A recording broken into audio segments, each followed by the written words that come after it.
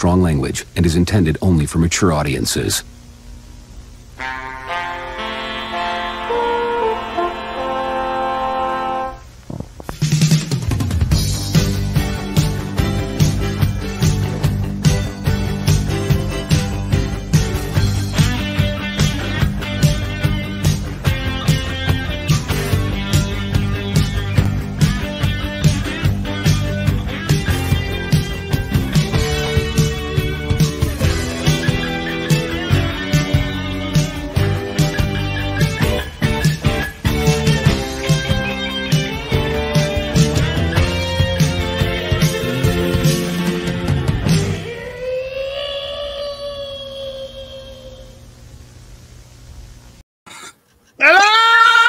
Hey.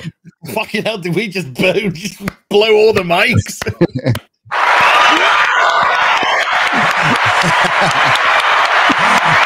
I sat down just in time, dude.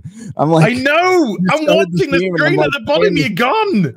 I'm playing the theme in my head while I'm running, going and taking care of business. Because I can see everyone at the bottom. Yeah. And I could see that you're gone, and I'm kind of like, where the fuck did Gary go? Where did Gary? He was sat there a minute ago. Now there's an empty chair. I turn around for 1 second. I turn back, and there's an empty chair. Gary's gone. And then Gary, I like that. I was singing it in my head. I like that. Yeah. Hello. That's what I do with How all you the doing? I'm good. I'm still waking up a little bit. I know. Groggy. Because I woke up early. Well, I was up a little late, like I always am, watching Babylon 5.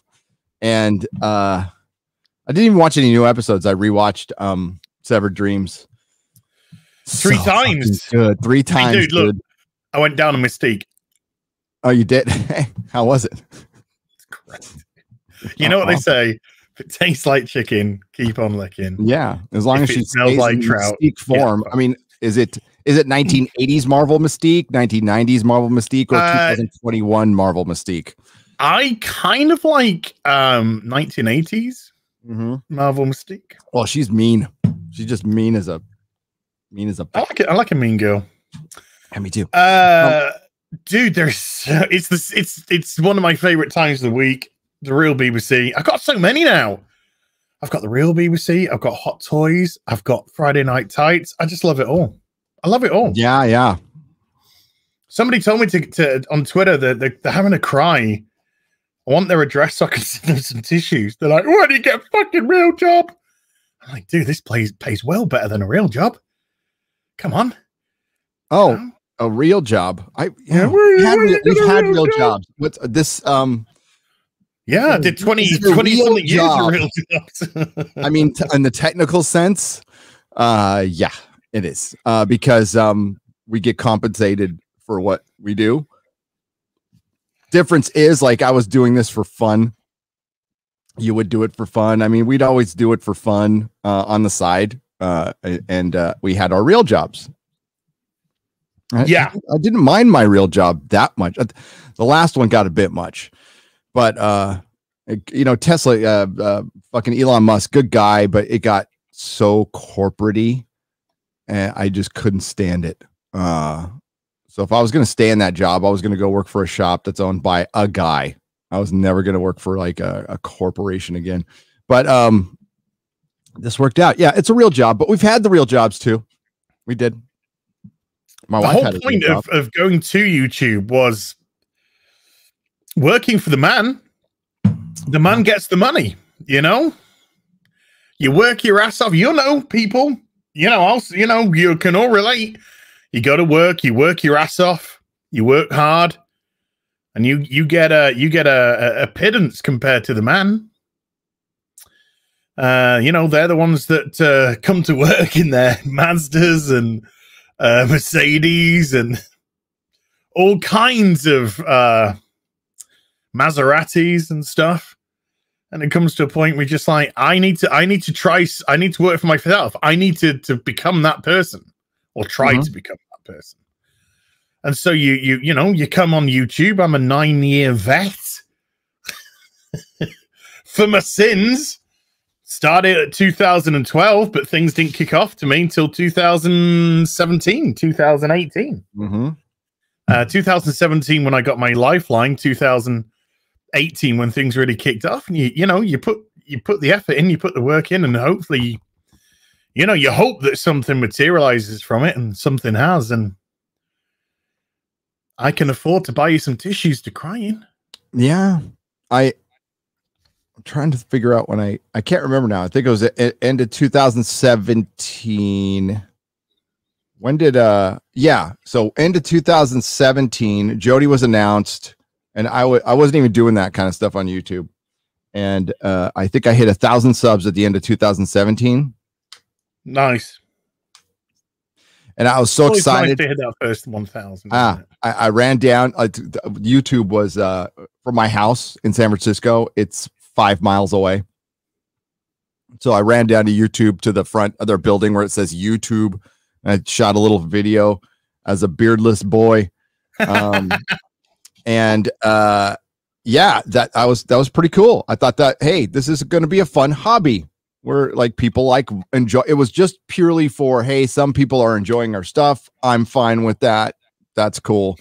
Then at the end of 2019, it was a lot different. And yeah, it's been great. Buy a Maserati. It would be a 1.6. No, if Az buys a Maserati, it'd be a 1.6. Yeah.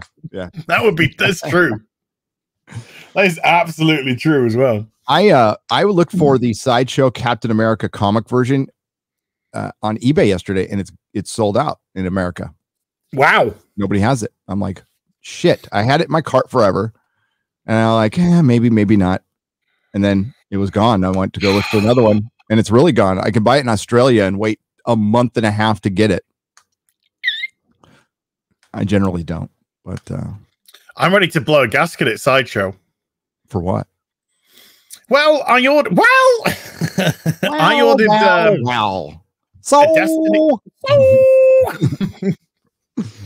ordered a Destiny 2 Hunter and a Destiny 2 Warlock. Same shade of color. That might mean not anything to you, but the audience know what I mean. Obviously. And obviously, when they sent it to me, they sent me 2 hunters. One of one color, one of the other color. And you needed a gatherer. And I wanted the Warlock. Oh, okay. You see, so I said, you sent me the wrong item. They said, okay, we're gonna go and collect it, and we'll send you the Warlock. The courier's never turned up to collect. It's now been like 2.5 weeks, nearly 3 weeks. And I said to them, about a week ago, I said, where's my Warlock? I said, you've cocked up. Where's my Warlock? Your couriers haven't come to pick, and he was like, well, we're going to wait till we pick up. I was like, no, you're the one who's mucking up the collection here, not me. Yeah. I'm in. I've got the boxes. They're ready to be picked up. They got all the paperwork on them, and all that sort of stuff. You're the one who's saying to me the couriers are going to come on this date, and the couriers aren't turning up. And so today I go on Sideshow because I pulled the trigger on the Bumblebee. Mm-hmm. And I look at the Warlock online, and it's like waiting list to purchase the Warlock now. So I sent a message to Sideshow. They can't get your Warlock. If you can't get me, I ain't gonna. You ain't gonna what? Buy from them anymore? I'm gonna, yeah. Well, yeah. I'm probably keeping that fucking thing afloat. I'm gonna keep all your Daredevils. I'm gonna keep all the Daredevils that you sent to me. Oh, and the other Hunter. Oh, how many you got the black Daredevil, the Shadowland Daredevil. Yeah, and they sent me a whole carton of them instead of just one. Sweet. They sent me a box of them. And you get 6 in a box. So I got these 6 of them. So what do they have? They must have like some depot in the UK or something. No, the ship it from sending them from SoCal, and they're just all of a sudden the people sending stuff to England don't know the difference between 1 and 10 or 1 and 6. Well, yeah, I mean, it's like down there. One box, apparently. They're just up there that way, about 70 miles. No, 80 miles. Well, I am still waiting to hear back. Because I said you have held my warlock for ransom because you haven't picked up your stuff.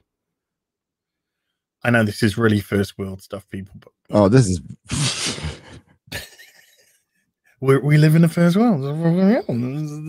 Western civilization. Yeah. I guess things are going to be that bad, but they are. I will burn the American flag. Oh, dude. Gavin Newsom is going to pay everybody's late rent. Or no, not Gavin Newsom.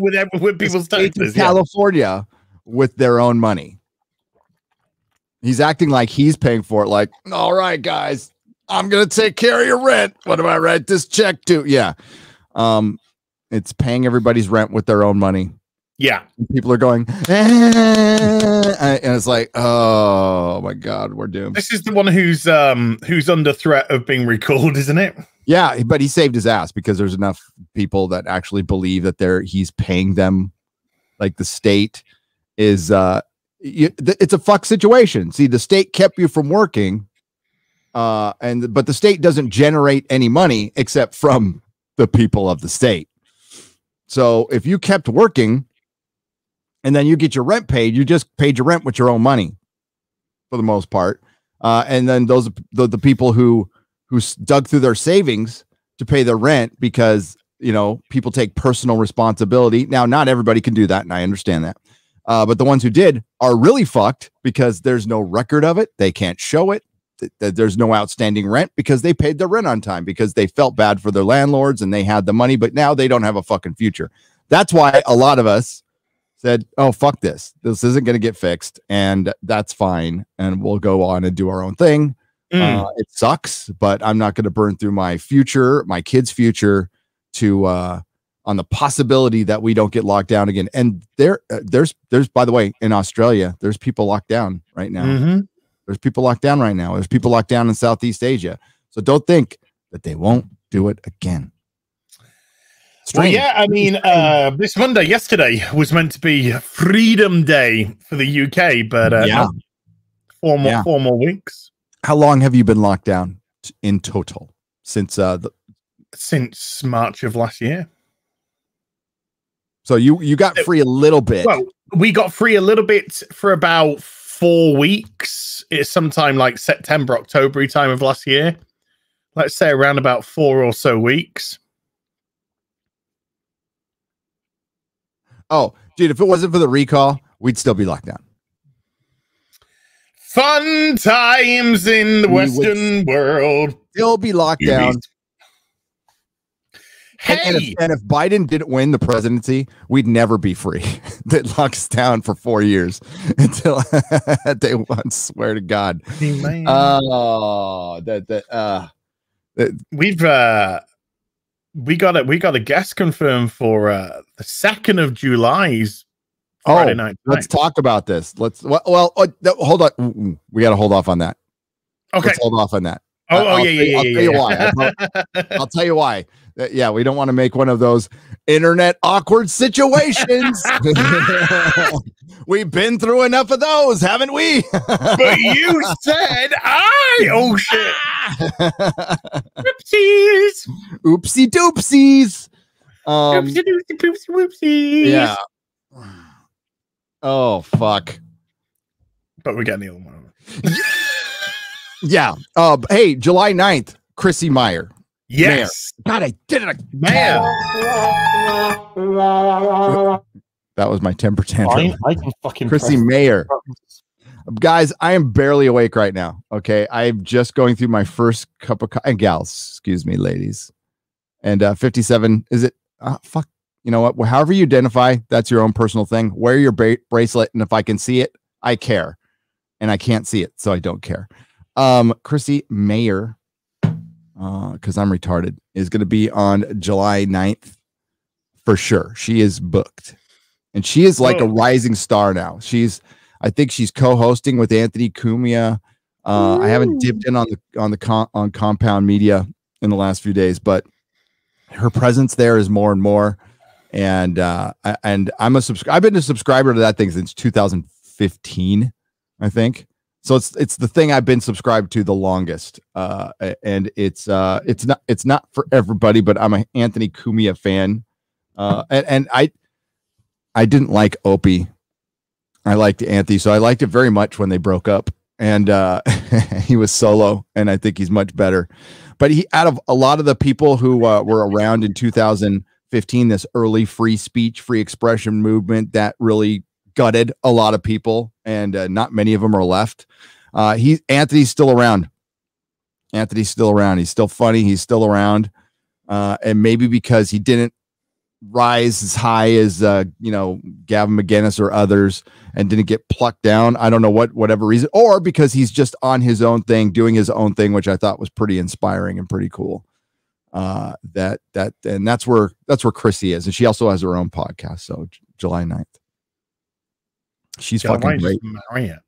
Dude, last show is, is gonna it could be the most watched Friday Night Tights. Woo!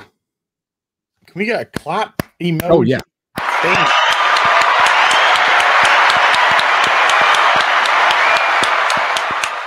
Eric July was fire. It was fire. Yeah, I came this close. I don't know why I didn't do it.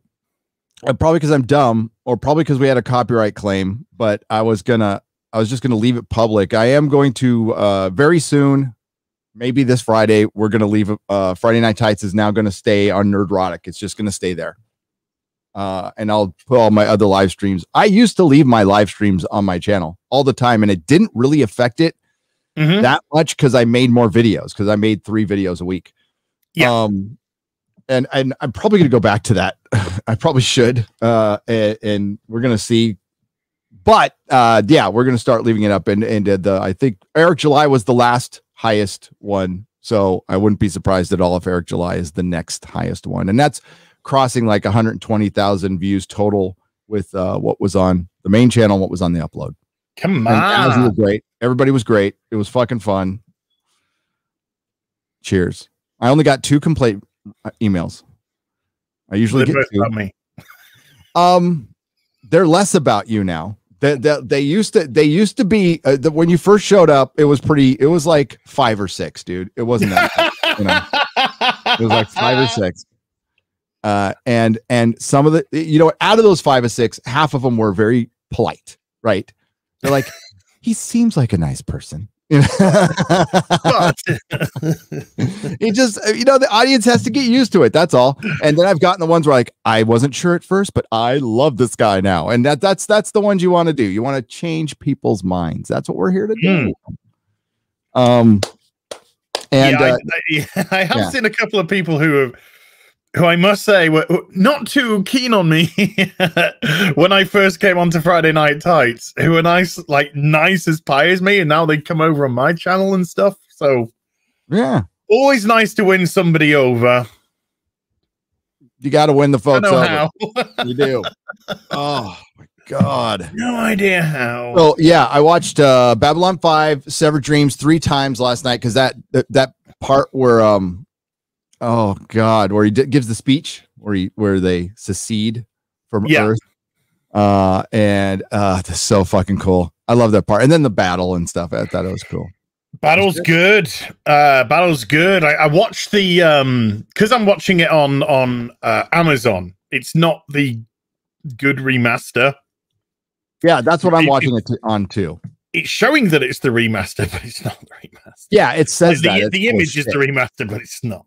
Yeah. So I actually watched the battle on YouTube, because on YouTube there was a 4K rendering of it, and it was actually pretty damn good quality. There was, huh? So I watched that, and because I wanted to, kind of see the battle a little bit better. And it was great. It was great. But that was a great battle in general. Earth versus Earth, dude. No, and it was it was very Battlestar Galactica. And I understand now. People are going Pegasus versus Galactica type of business. Yeah, and they even had what's his face from in one of the guys. I could have sworn he was in Battlestar Galactica. Maybe I'm confusing him with somebody else. But General Haig died and just off camera, which sucked. I was like, oh, yeah, man, he was a good character as well. He was a really good character, and they just killed him. They must have like had a scheduling snafu. I love how they replaced one character, the guy in the machine, and then the other actor who was the guy in the machine originally became the monk. Right, that was such a cool episode with the death of personality. Oh yeah. Bradley Dourif, right? Wormtongue was in that one.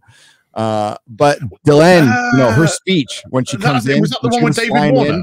When the Earth ships are like, when that Earth ship comes in Severed Dreams, and they're like, we can't do this anymore. We're fucked if we. And then another ship comes in, and then Delenn comes in and goes, if you value life, only one person has defeated one of our battle cruisers, and they're behind us. Yes. You are in front of us. I was like, got him. Oh, yeah, that was good. That was Nick of the Time is a cliche. I know, but that was a perfect Nick of the Time. It was Nick of Time. Delenn. And I'm where Nicker of the Time is. I must be watching too much. Yeah, it's Deus Ex Delenn. But it was set up. I wouldn't say Deus Ex because it was set up that she was going to talk to the Mabari that great council scene where she's just in there like, find your balls. Where are your balls? That's basically what she said. That's the way I interpreted it. She's all, everybody, stick your hand in your robes and find your balls. And fuck this great council. Bitches, I'm taking over. And she did it, and it was cool. Yeah. And I like the way that they, if you want to join me, join me. If you don't, go fuck yourself. Yeah. And then some people start going, and then one person tries to grab one guy, and he's just like, off. Yeah, that was baby. Cool. Get the fuck off me. I'm going.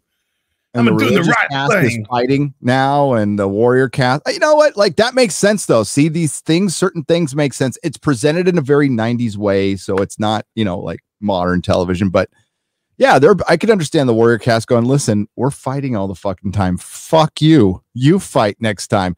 We're kind of seeing that here.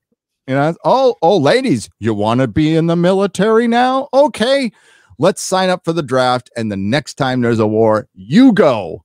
And we'll, you know what? Instead of us going through a meat grinder and seeing dead young men from 18 to 20 pile up in the thousands, give it a shot. We've done it for centuries. What'd you say? There won't be any wars if women are in charge. Yeah.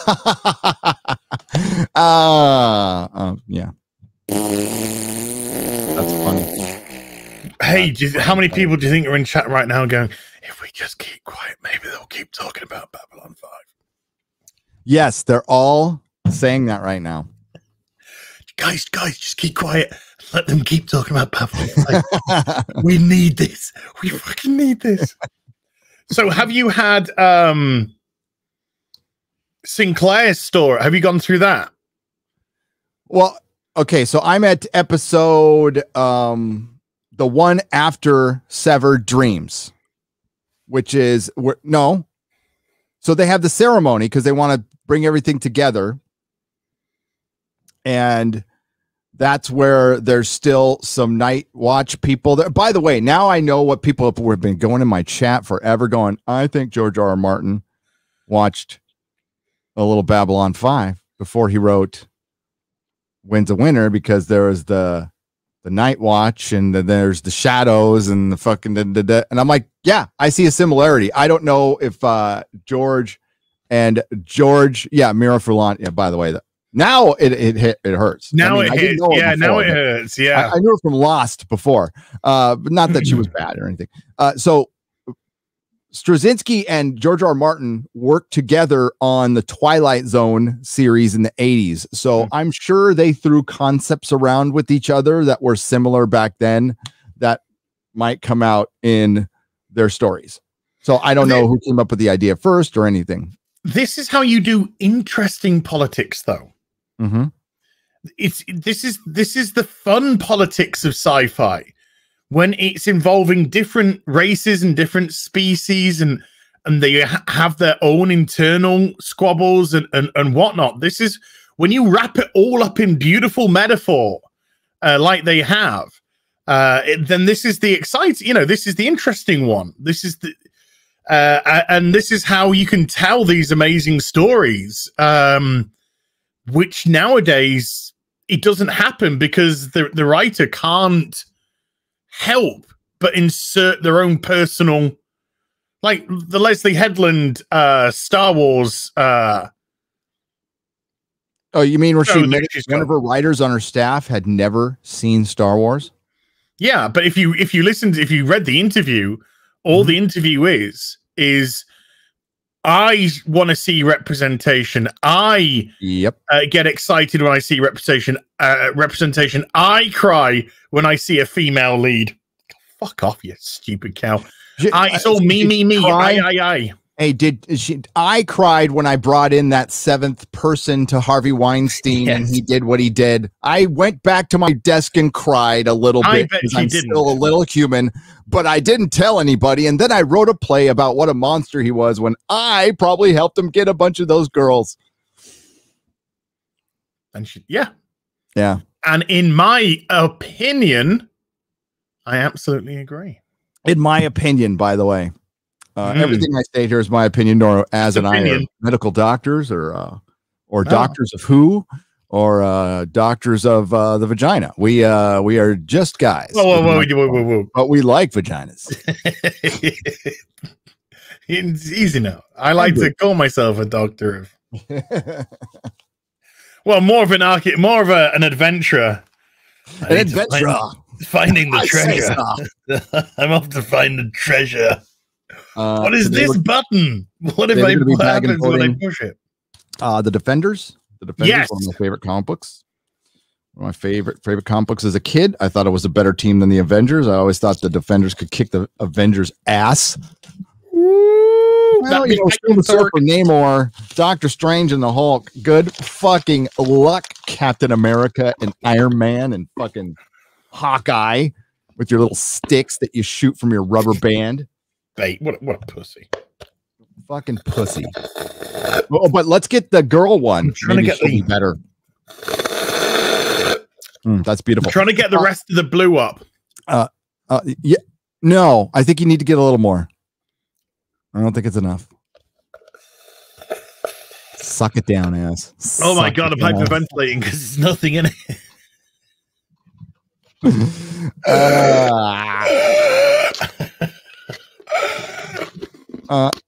Oh wait, I haven't even looked at the chat yet. I wanted something nice and cold because it's been moderate today, and then just the last couple of hours the temperature's sort of risen. So I was like, right, I'm gonna get myself a nice juicy slushy washy.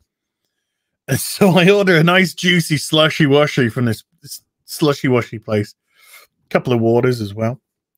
And when it arrives, it's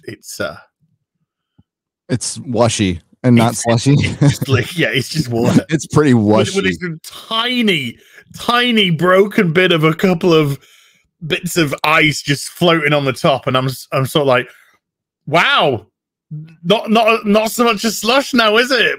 Nope. And the guy was just like, it's good, that one, isn't it? It's tasty.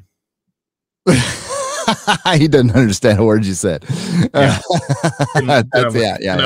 have a clue at what sarcasm I was spewing from my mouth. Hey, you're helping a guy out. You're helping a guy out. That's the way you look at it. We got a dilemma, though, dude. We got a dilemma. Oh, do not touch that monster. You hit that water, young man. Fuck that monster shit. That's bad for you. I mean, I'd almost tell you to do a line of Coke. it might be slightly healthier than that shit. Yeah. I've got a Hollywood, but it looks like they're out. Yeah, go get some Adderall or something. I don't know, but that's fucking no. Don't. Do not. Okay, don't. You don't want me to end up like Ethan Klein now, do you? No. Wow. Well, he's got Tourette's, right? So. I've never watched one of his videos. That's got nothing to do with shit, though. I've never watched one of his videos all the way through, but I've seen some of the nonsense between him and the quartering. Of course, we are good friends with Quarterblack Garrett. Quarterback Garrett is a friend, not just somebody who pops on my show. And I am a supporter of Crowder. I'm in the Mug Club. I joined when he was during the Adpocalypse when Carlos. Jesus, that guy was such a fucking pussy. Yeah, was a fucking pussy. And so I saw the bait, and the raw video shows like, I mean, Crowder even calls out the guy he's going to bring on before he does. So I think that kind of settles it. But see, Jeremy at the quartering is right. I understand why Steven Crowder called him out, and I think he proved his point. But did it prove anything ultimately? No. I mean, other than Ethan being a slime. But I think we knew that already, right? Yeah, it all just came across as I'll just say, okay, let me take that back. Slime. Dishonorable. We'll say, okay. Oh, that's way better.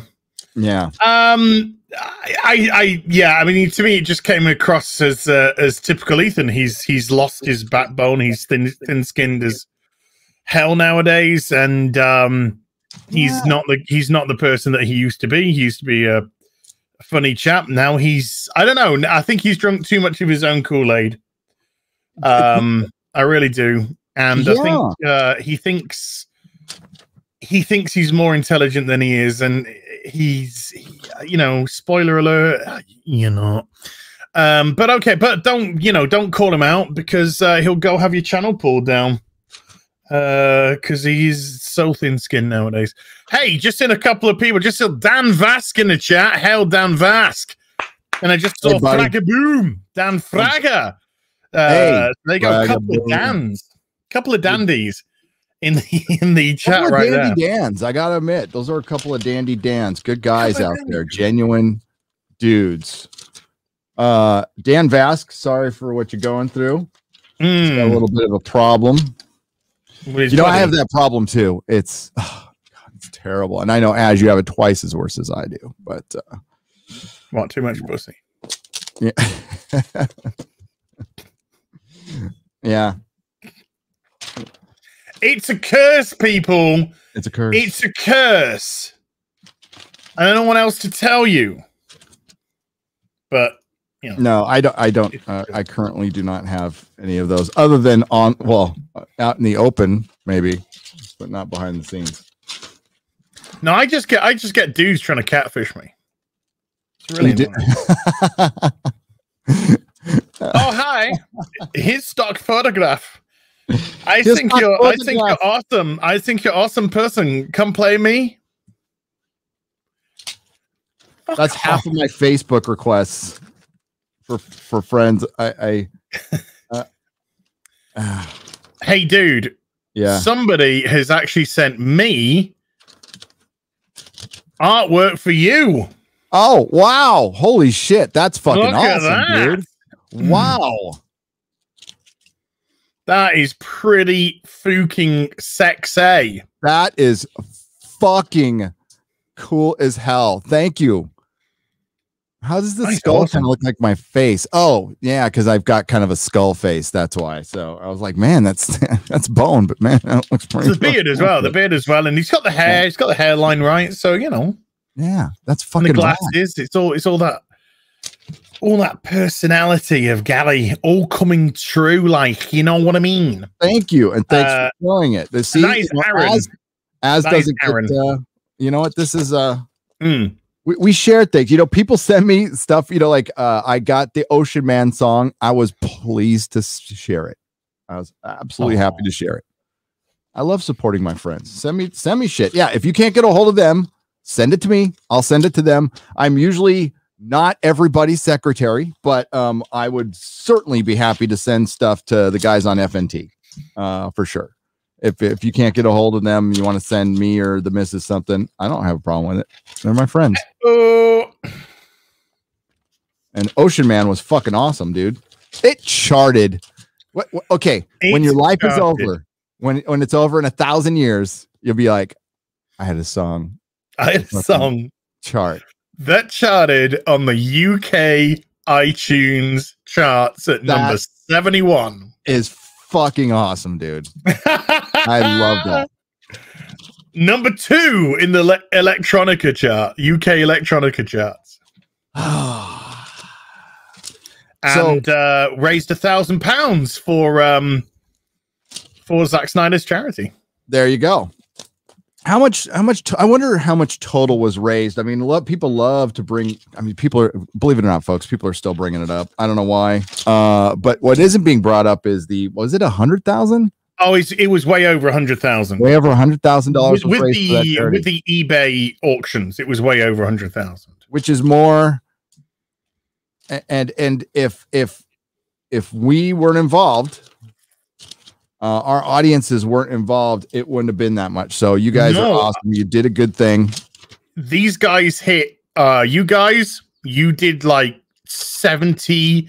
I mean, I don't know, if the people here went and won an auction, so based off just what the live stream was, you guys brought in like 70 fucking K, 80 fucking K. Yeah.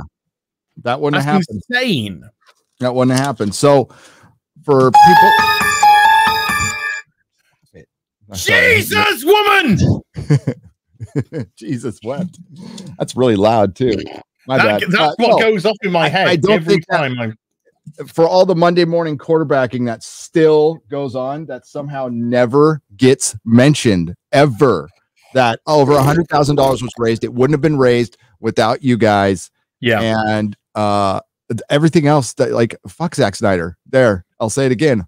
Fuck Zack Snyder. Army of the Dead was so shitty, I couldn't get through 10 fucking minutes of it. I haven't even tried. I love Watchmen. I like the Snyder cut. Zack Snyder is typical Hollywood douche. No problem. Thanks for using your name to raise money for a charity. I don't care what happens after that. Yeah, just think of the charity. That's all we have to do is just think of the charity, because the charity is a good charity and raised a lot of money for it. They're the people that need it, not some Hollywood fake. And you can still enjoy his, like, go enjoy his movie. Who cares? Like, it's not like he's out there spouting divisive shit. But when push came to shove, that's a great one. Yeah, he bent over. He bent over. So that's like putting that Joker meme up that, I want to know which one of your friends were cowards. I knew your friends better than you did. Want to know which ones were cowards? And yeah, Zack ended up being a coward. Yeah, he did. Which is a shame. It is a shame. Oh, it is a shame, because I really liked the Snyder Cut. I thought it was fucking great. I did too. It doesn't matter. It doesn't matter. I don't have to love the director or anything. Are they out there spouting the divisive nonsense and really pushing the narrative and going after fans, right? And but what he did he went after fans. He did. Absolutely. That's what he did. Yes. I agree. And I lost a ton of respect. Not that I had a ton. I respect him as a director. But look at this. Look at this. Look at this. Oh, dude. His first appearance on the Defenders. And they've all been killed off or race changed now. Or it's the origin of the Defender. Right. And they've all, yeah. So he's dead. He's dying. Yeah. He'll be dead. And he's a woman. They're all going to fucking, they're all going to be women or dead soon. Yeah, he's an Asian or a woman now. I'm not sure which. But it's the She-Hulk series, not the Hulk series that's being made. Oh, that better so much fun! But look at that team. That team is awesome, dude. Just the three of them. Just the three of them. Fuck this. I wouldn't want to face this. No. Sorcerer Supreme. No. The Hulk. Namor with his fucking tidy whities. So for the longest time, like, this meant hail Satan, and in the 70s during the whole the Satan worshiping craze that happened in America. That shit was real. There was like a real paranoia about that. And I'm sure there were somewhere, But it was after, you know, the whole Manson deal. People all thought there was a bunch of cults everywhere, and there were giant cults. There was Jim Jones, who was very well connected to San Francisco politicians, including Harvey Milk. The deified Harvey Milk was a big fan of Jim Jones, wrote letters in his defense. Jim Jones was... Yeah, but he was gay, so like, yeah, didn't matter. He was communist. I mean, like, look into the Jim Jones cult if you want to...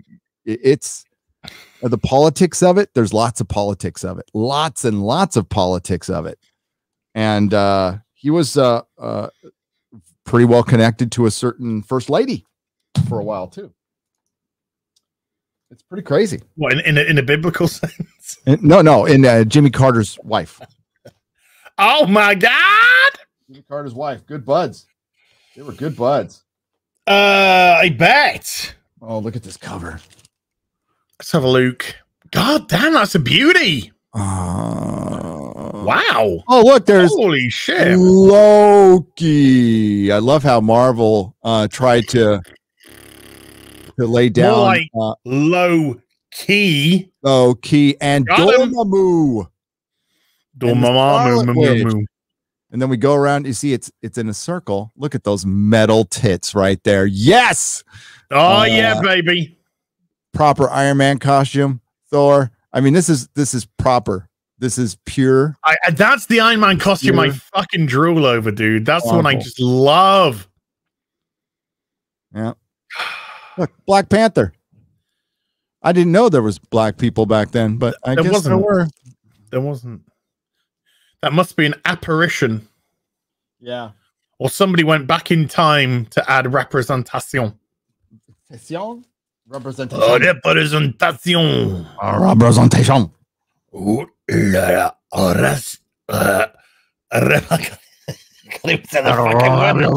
Representation. Oh, look at low T, more like low T Loki. Yeah, that's good shit. It is. You was just reminding me. Somebody, I saw somebody in the chat. They said, "Hey, Az, are you gonna review episode 3 of Loki?" And I nodded, and then I just realized, oh shit, that's tomorrow. Yeah, I haven't even. I'm doing the season review after this. That's yeah. For me to edit, like if I wanted to do just a live one, maybe, but maybe I'll do that. But yeah, no way. For me to sit down and edit and cut stuff. There's nothing there. There is nothing there. They had a conversation, and it's predictable, right? It's super predictable. I'm sure there's going to be there's mystery box bullshit going on right now. But hey, why do that? Have you seen the trailer for Karen? Yes, I have. Would you like to see it again? Sure. I may have done a video reaction to it, which I'm debating on putting out or not. Put it out! Put it out! Okay. Put it out! Stop yelling at me. I will. No, I'm just kidding. Put it out. Okay, well, I'm gonna bait and switch you, because that's what we can do in modern times. So instead of Karen, I'm gonna show you this this advert from China. Well, why don't you show? Okay, you can do. Okay, this is an advert from China. Tell me.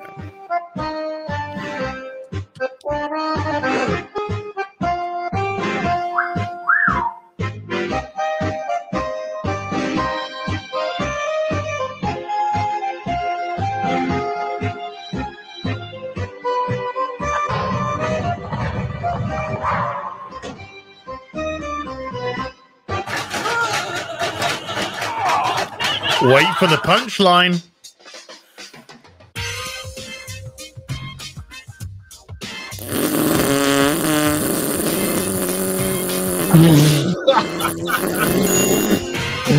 I'm just thinking about the replacement.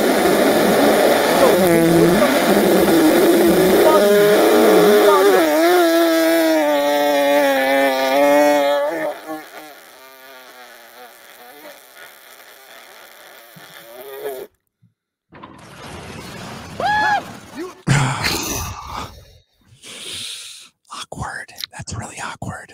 China. China. The advert is 5 years old. It's 5 years old. It's 5 years old. It's 5 years old. It's not from the 80s. It's not from the 90s. It's 5 years old. 2015 or 16. Around circa 15, 16. And the actor, I wonder if they told him that was going to happen. I don't know.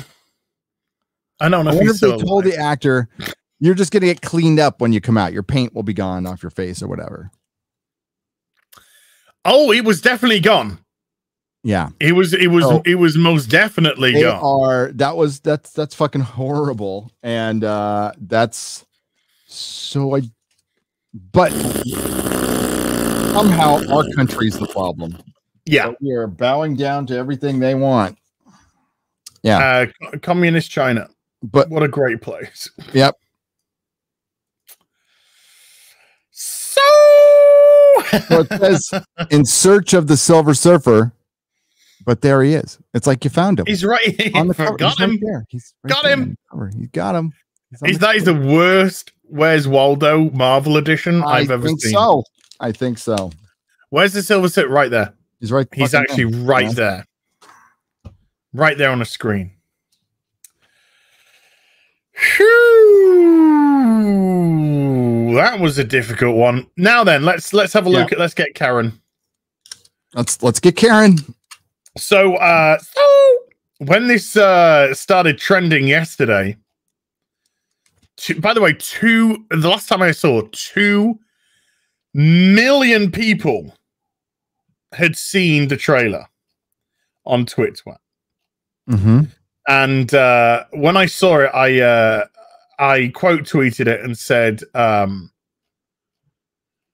so I met this girl. So I met this girl online. Sorry, folks, I gotta be really. Now it's up to 3.4 million. It's only at 133 views on YouTube. It's like, what? Share your fucking shit on Twitter, dumbasses. It's got 3.4 million. Direct them to YouTube. Otherwise, I mean, okay. All right, let's have a.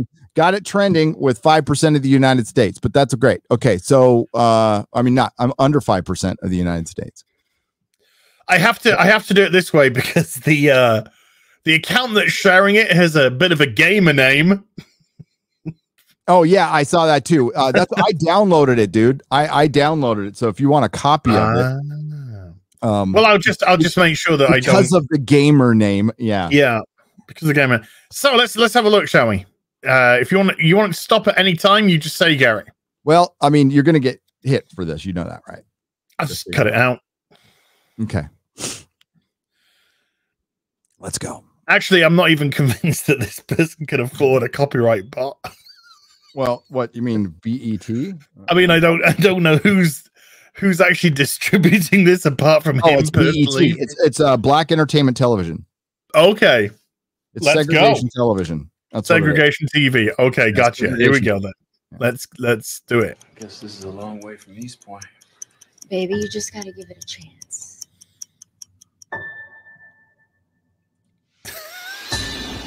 Tell me about your new neighbors. They're black.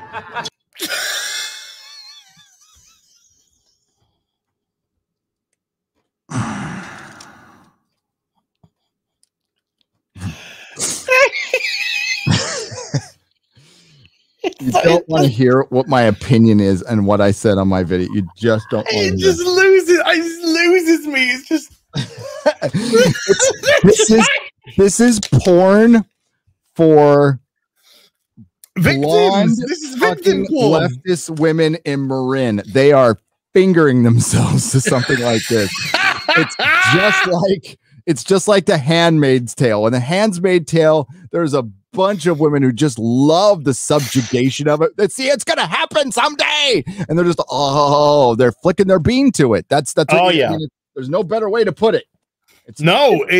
Leftist porn, and this it's just that this guy is clearly trying to be legit. This isn't folks. This, I swear to God, this isn't a parody.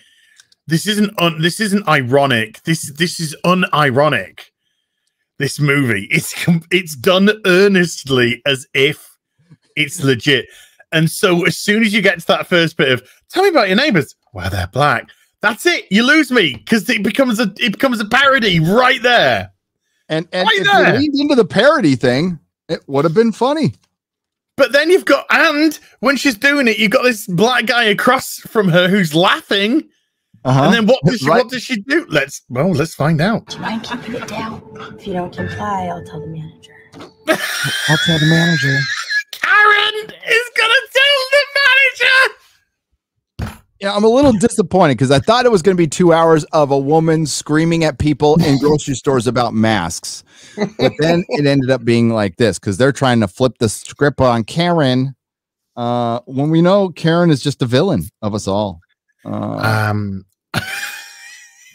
gonna tell the manager on you. I'm gonna tell the manager. Excuse me, my name is Karen. Can I see the manager, please? Manager, this man is laughing too loud at the restaurant. Excuse me, no. This black gentleman is laughing too loud in the restaurant and disturbing me from my frappuccino. Oh boy, let's carry on. Shall we? Oh my God, she's installing cameras. Hi, I am Karen Drexler. I'm your neighbor. You need to be taking your trash cans off the curb right when the trash is picked up.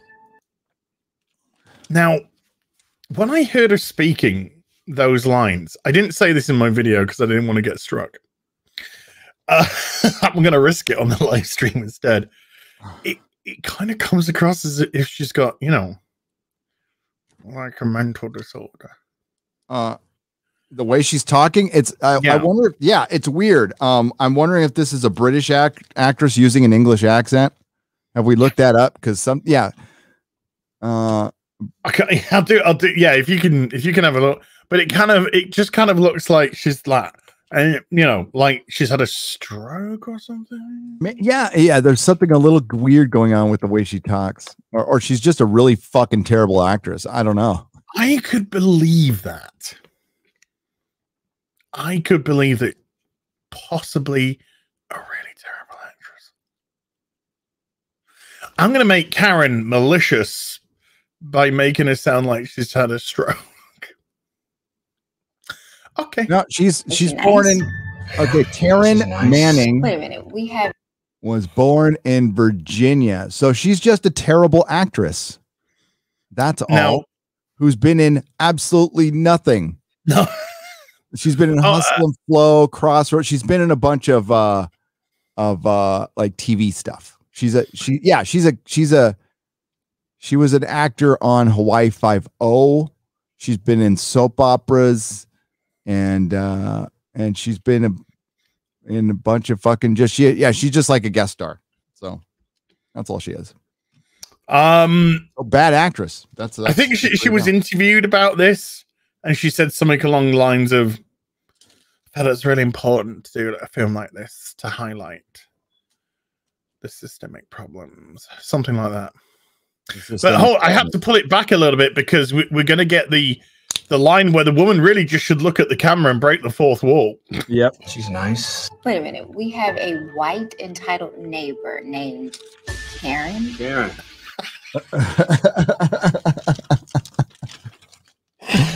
No.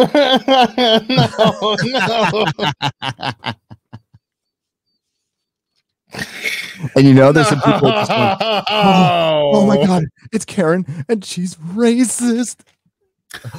We've got a white off on this shit. Secretly, and she's called Karen. Oh my God. I already don't like her. Not Karen, I'm talking about the other woman. Okay, here we go. Enjoy yourself. There she is, slaving away in the kitchen. I like the way that she like gives her like a real dirty look. Slaving away in the kitchen is actually just a regular term of phrase. I remember my mum used to say it all the time, like if I was out playing and I was late home, she'd be like, "Be back for 5:30." And then I'd like crawl in at like 6:15, and she'd be like, I was slaving away in the kitchen making you tea, and you're late and it's cold. You're gonna have to put it in the microwave now. I'm like, sorry, Mum. But you can't even say slaving away in the kitchen because she's a black. So that will be inappropriate. That's inappropriate, apparently. Yes. But she knew it. You see, she was saying it to get their goats. I didn't know they made a second season to Watchmen, but they did. So exactly it was so good it got renewed into cancellation. Oh, dude, Watchmen is the worst case of divisive race baiting, fucking intersectional feminism bullshit I've ever fucking seen. Out of anything, out of everything I've seen, and all the time in this channel. Very suspecting teenagers.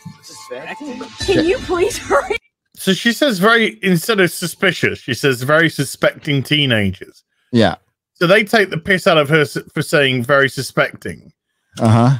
And it actually got to this part, and I thought to myself, I kind of thought to myself, actually, it does feel like this woman has mental problems, and not in a like necessarily malicious kind of way. She could have mental problems which make her behave the way that she does. Uh-huh. Because now she's clearly out of control, can't rationale her thoughts. So it just made me think, what if this poor woman's just got a mental disorder and she can't process things? Maybe she can't process color. Maybe she can't process. As the people who behind this might have a mental disorder. They can't process that they believe so much of their authoritative sources, and they don't really get out and live real life in the world, that they might have there might be a lot of people in this country with a fucking mental disorder. You're right. I think there's a lot of mental health issues over there. This lockup has broken a lot of people, man. And I don't know if they Galahad, this is a legit film. This is a legit film. This isn't a mistake. This isn't a trailer that's been put together for shits and giggles. This is a legit film. Oh my god.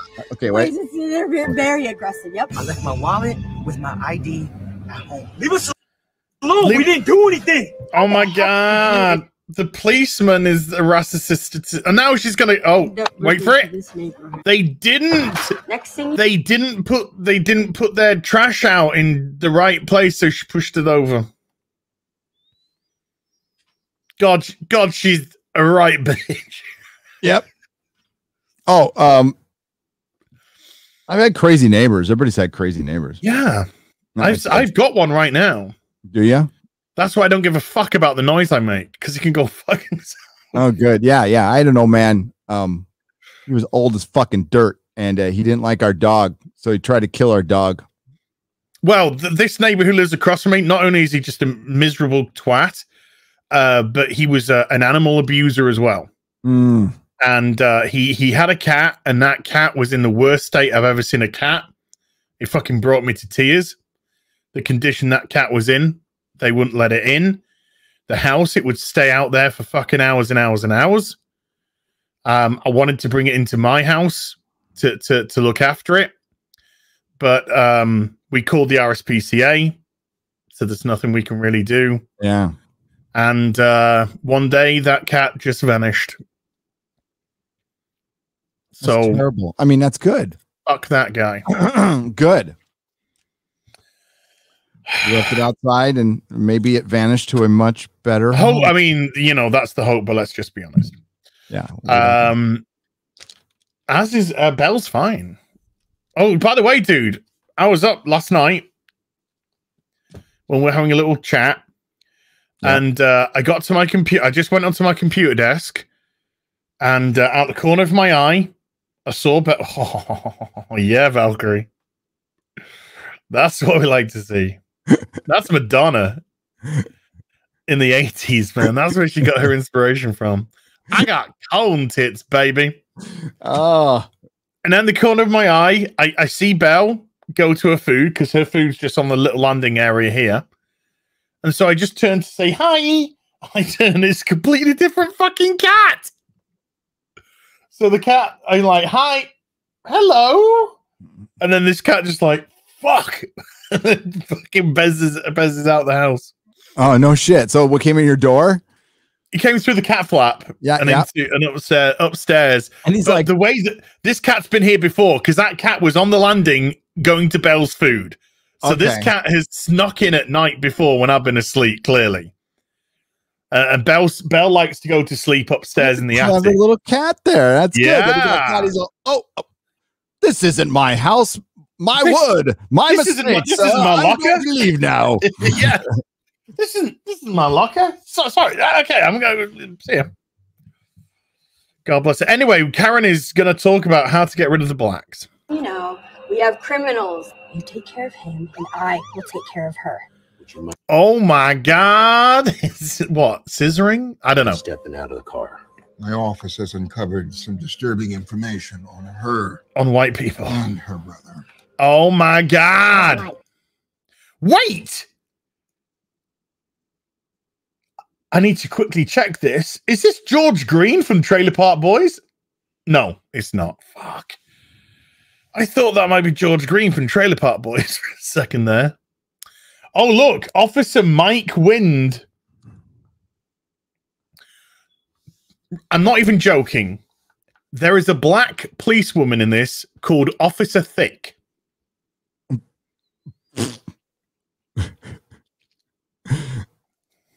A black female police officer called Officer Thick. You know what I mean. Thick. You know what I mean.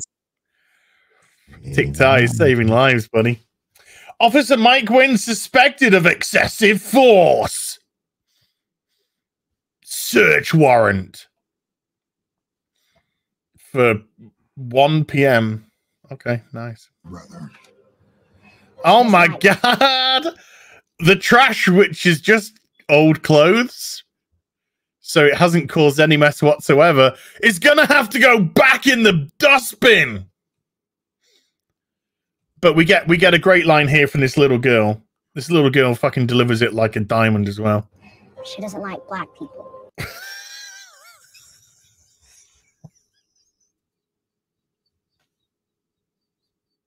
Hi, I'm a little girl. She doesn't like black people.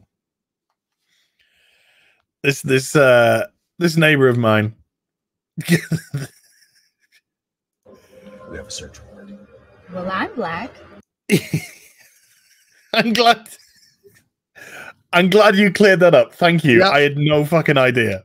And I'm glad the kid has to verify it for you. Yeah. That I'm black. Are you? Yeah. Okay. I am just an innocent young child. I do not see through the lens of color. Look at this extreme close-up for it as well.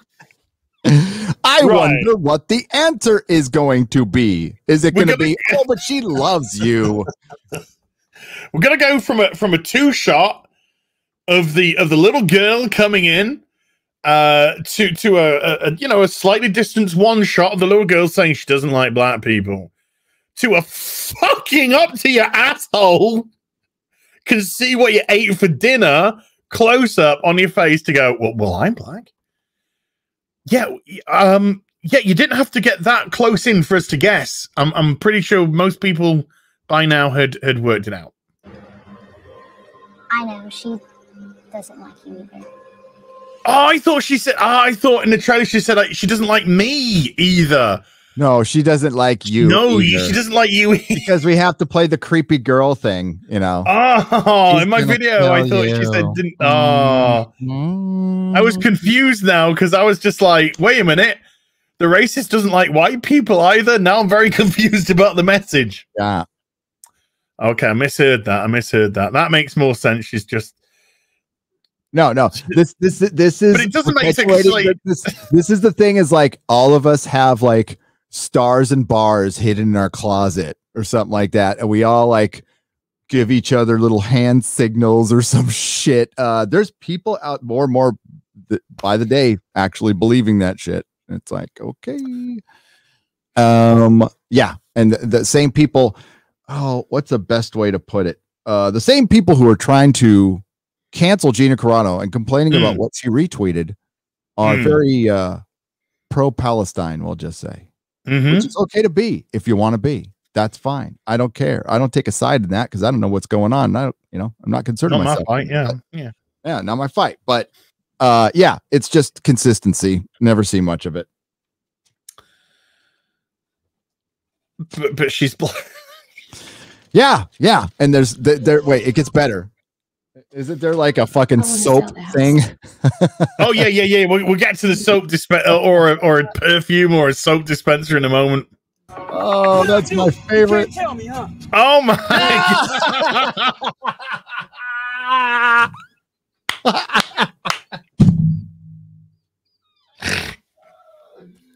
Oh my god, that's right when the leftist mom came when she was masturbating watching this video. She saw this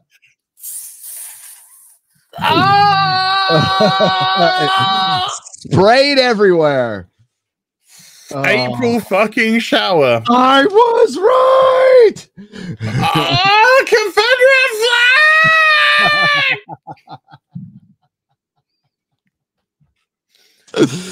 Oh. If you said Orange Man bad, it would have gone into multiple orgasms. Oh, that I don't know if she would have survived. And that is the greatest orgasm I have ever had in my entire life. Like J. By the way, here's a good cover for Marvel. But you know, look. Oh, that's a beauty. It's a beautiful thing. God, that's good. I like the way that they've just like found some like Confederate thing and stuck it on. I know. Stuck it on it. It's Confederate hand soap. You want to smell like General Lee? Well, rub this on you. When fighting in the Civil War, the Confederate Army was known for having clean hands. I don't know. Smell like a racist today with our new Confederate soap seed. Yeah.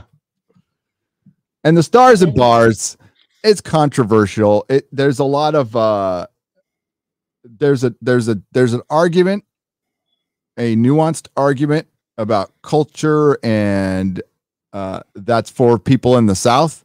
And some people don't see it like that. Some people do see it like that. And it's complex. But we instead of talking about it, we just tear shit down now. That's just what we do. So I'm gonna get slightly controversial now. Okay. I'm not at all. But black people in the audience, go with me on this one, or not. But I'd like to hear from you. But I'm gonna call this out right now. This ain't a black person's house. This ain't a fucking black person's house. This is a fucking 80-year-old white woman's house. Yeah, that ain't my fucking house. That ain't your house. That ain't my parents' house. This isn't a young fucking couple's house. With the china cabinet? China cabinet from fucking 1824 and a fucking... Nah, man. Nah, I'm calling it out. This is Aunt May's. Roderick says, nope, you're right. I can confirm that.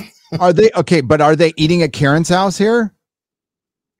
No, I think they're at their house because look. Oh, okay, there's just two of them. Okay, they've got two of them here on the table. You know, across from each other.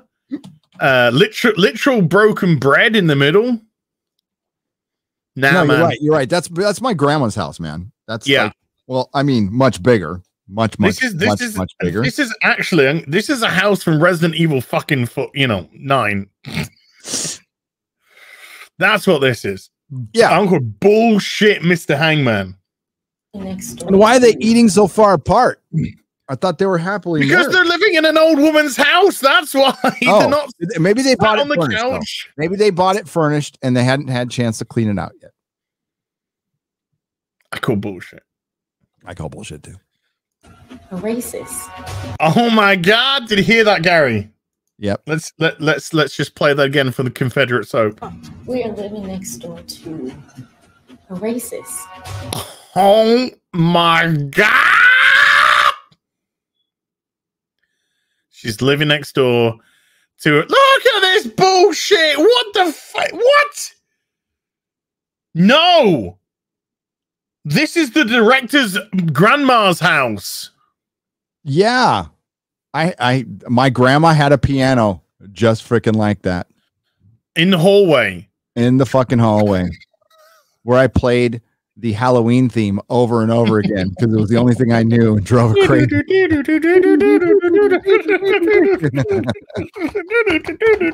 Some fucker walks in the house, just some little boy on a piano in the hallway going. I'll be like, fuck this, I'm out. I'm out. I ain't going anywhere near this fucking house. It's cursed. That boy is from Satan himself. Grandma drank a lot of vodkas and filled through Lucky Strike cigarettes. And lived to be she comes out holding a bottle in one hand, the Lucky Strike in the other. I'll be like, fuck this. If I don't leave now, I am dead. I am going to be fucking playing this. I'm going to put the cigarette out in your eye. yeah. Michael Myers is going to pin my fucking ass to the wall with a kitchen knife. You went in her house? You wouldn't want your wife to know our little secret, right? What? You went I don't think That's why I'm like, this feels mocking mental illness. Yeah, because she's not like finishing her words. She's just like talking. It's almost like a puppet talking, right? No, this is an actress, so we can take the piss, folks. This is not a real disabled person, but she's literally like, so what the fuck? I want to hear that line again. No, go back. I need to hear that line again. Okay. A racist. You went in her house? You wouldn't want your wife to know our little secret, right?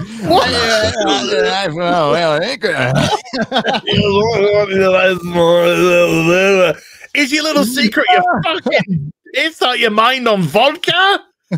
Is that your little secret? What the fuck is she doing? You're fucking gurgling gin for a laugh? What is... She's trying to go method on us, like lifelong guest star on TV shows. Like, this is my Anthony. I was on the Hawaii Five-0. Anthony Perkins, Anthony Hopkins. Yeah. I know what I'm doing. I'm just gonna like this, you know, like your wife to know our little secret, right? My tongue doesn't entirely work. If he fucked her, that's it. I got no sympathy. If he did, oh, he did. He's a man. He's a man. See, this is. Yeah, she's gonna have to kill. It's just gonna be the wife standing at the end. It's just gonna be the wife. The strong black female will be standing at the end. She'll have killed the entire. And Mikey Burnham will turn up and go, "I take credit for all of this."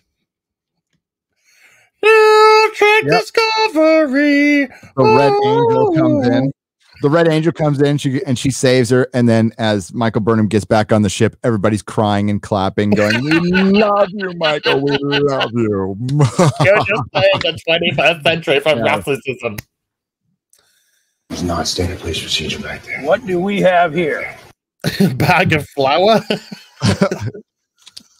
An obvious bag of fucking flour because you couldn't afford even fucking sherbet to make it look half decent. Yeah. YouTube, I'm saying this is pretty transformative. Just saying.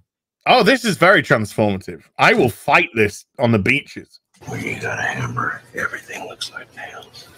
What? What? When you've got a hammer, everything looks like nails? What does that even fucking mean? What does that mean? It's hurting my head. It's hurting my head. When you're a hammer, everything looks like nails. What? Why would you say that? Because I'm going to pound everything with my patriarchal oppression penis. And I call it the hammer. Oh, dear God. What is going on here? No, that is fucking... No, that is the wrong table. Sorry. You people are very angry. Oh, wow. But the thing is, maybe she's just saying you people who are in the room. Yeah, maybe they got mad at her. Yeah. I'm thinking not. I'm thinking not. I'm thinking she's a little racist. Shut your mouth, boy. Oh my God. Shut your mouth, boy. Oh my God. Racism level over 9,000. Bad things happen to people that don't comply. Bad things happen to people that don't comply? Yeah, see, this was made last year, and bad things happen to people who don't comply has a whole new meaning in 2021. Don't you love how scripts flip so fast that you can't keep up with topical shit anymore? Woo! You're right. Bad things happen to people who don't comply. Make sure. I think, by the way, I think this is meant to be blood dripping. It looks like a fucking tadpole. It just looks like a tadpole slipping down. It looks like a sperm. That, you know what? Yeah. No, that's not actually there. That's the that's the jizz from the leftist guy who was fapping to this because it's the director calls himself his real name is Darren, but he calls himself Coke. And I was thinking that's probably what he was fucking sniffing when he made this. That would at least be an explanation. I would expect amounts. Copious amounts of coke make people do really extremely stupid things. It enhances the personality, kind of like opiates do. So, and I mean, enhance it. And that doesn't mean in a great way. It elevates everything. It elevates your euphoria. That means if you are in an asshole mood, it makes you 3 times as much of an asshole. It makes you act out. Yeah, it's bad stuff. But wait, yeah, hey, look at this. What the fuck? This is from Problem Being. That's awesome. I love it. Look at that. It's just the fucking best. That is just the best thing I've ever fucking seen in my life. It's fucking great. That is great. That's what you need. That's what you need to raise your spirits after a Karening. After a Karening? After a Karening just happened. That's what you need in a couple of bunny rabbits. You need a couple of bunny rabbits to wash the cringe off. Oh my God. Oh my God. I am actually embarrassed for the person that made that. Yeah, I'd be pretty embarrassed, and we're gonna have to fucking watch this now, right? We're gonna have to actually watch this. Do it. She'll do it. She'll do it. She'll watch the cringe. I'll pay Jay Longbone. I'll just say, hey, Jay, can you do this solid? Can you just watch this? To review the whole thing. Yeah, that would be... Give me the cliff notes. Difficult. That would be difficult. Here's a quickie while we're here. This is Disney's casting for Snow White. Are you surprised at all? No, I'm not surprised at all. Snow White, who of course was named Snow White because of the whiteness of her face. Yes. Well, it's not anymore, and it's okay. Hey, who are the 14 downvoters out there? Are you fans of Karen? Maybe all the women named Karen in the audience downvoted. I'm trying to share this on my Twitter. Yeah, you know, so okay, it's getting boring. It's getting boring now. It's getting boring now. There are now, what is the nationality of this young lady? I believe she is Latino. Oh, Latino. So okay, so they've discovered Latinos now. They're basically moving on from black people, and they're going to, because Hollywood is stupid. So they're like, well, we'll do black people, and then we'll hire some Asian people. Now we're on to Latino, and then it'll be Southeast Asian or something like that. Yeah, it'll move around. And it's the Latino Snow White. Okay. It was Jack, by the way. The bunny rabbits was courtesy of a person called Jack Maine, and that is brilliant. Brought it to our attention. So Jack, That is absolutely ruddy fantastic.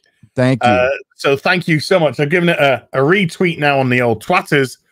And that is just beautiful. Yeah. That is just beautiful. So thank you for those gorgeous bunny wabbits.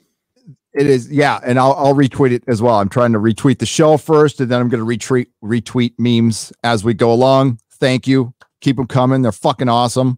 Now, is this going to be released in the theater, or is this a Disney Plus thing? I don't know. Probably known Disney. It might be a bit of both, since that's what they seem to be doing, a bit of both, isn't it? Yep.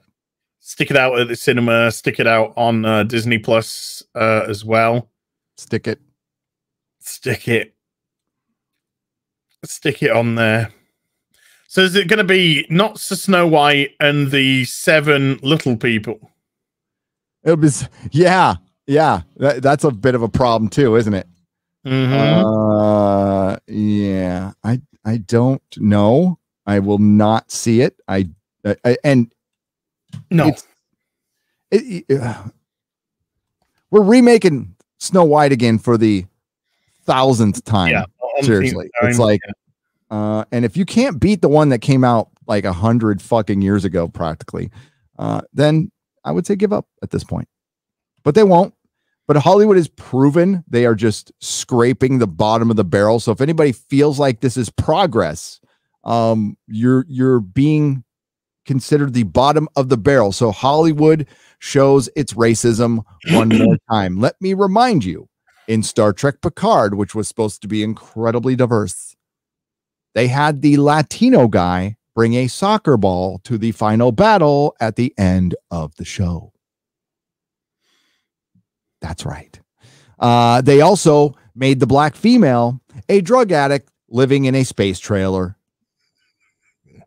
They made her a crack whore. They made her a crackhead and put her in a space trailer, and they called it progress.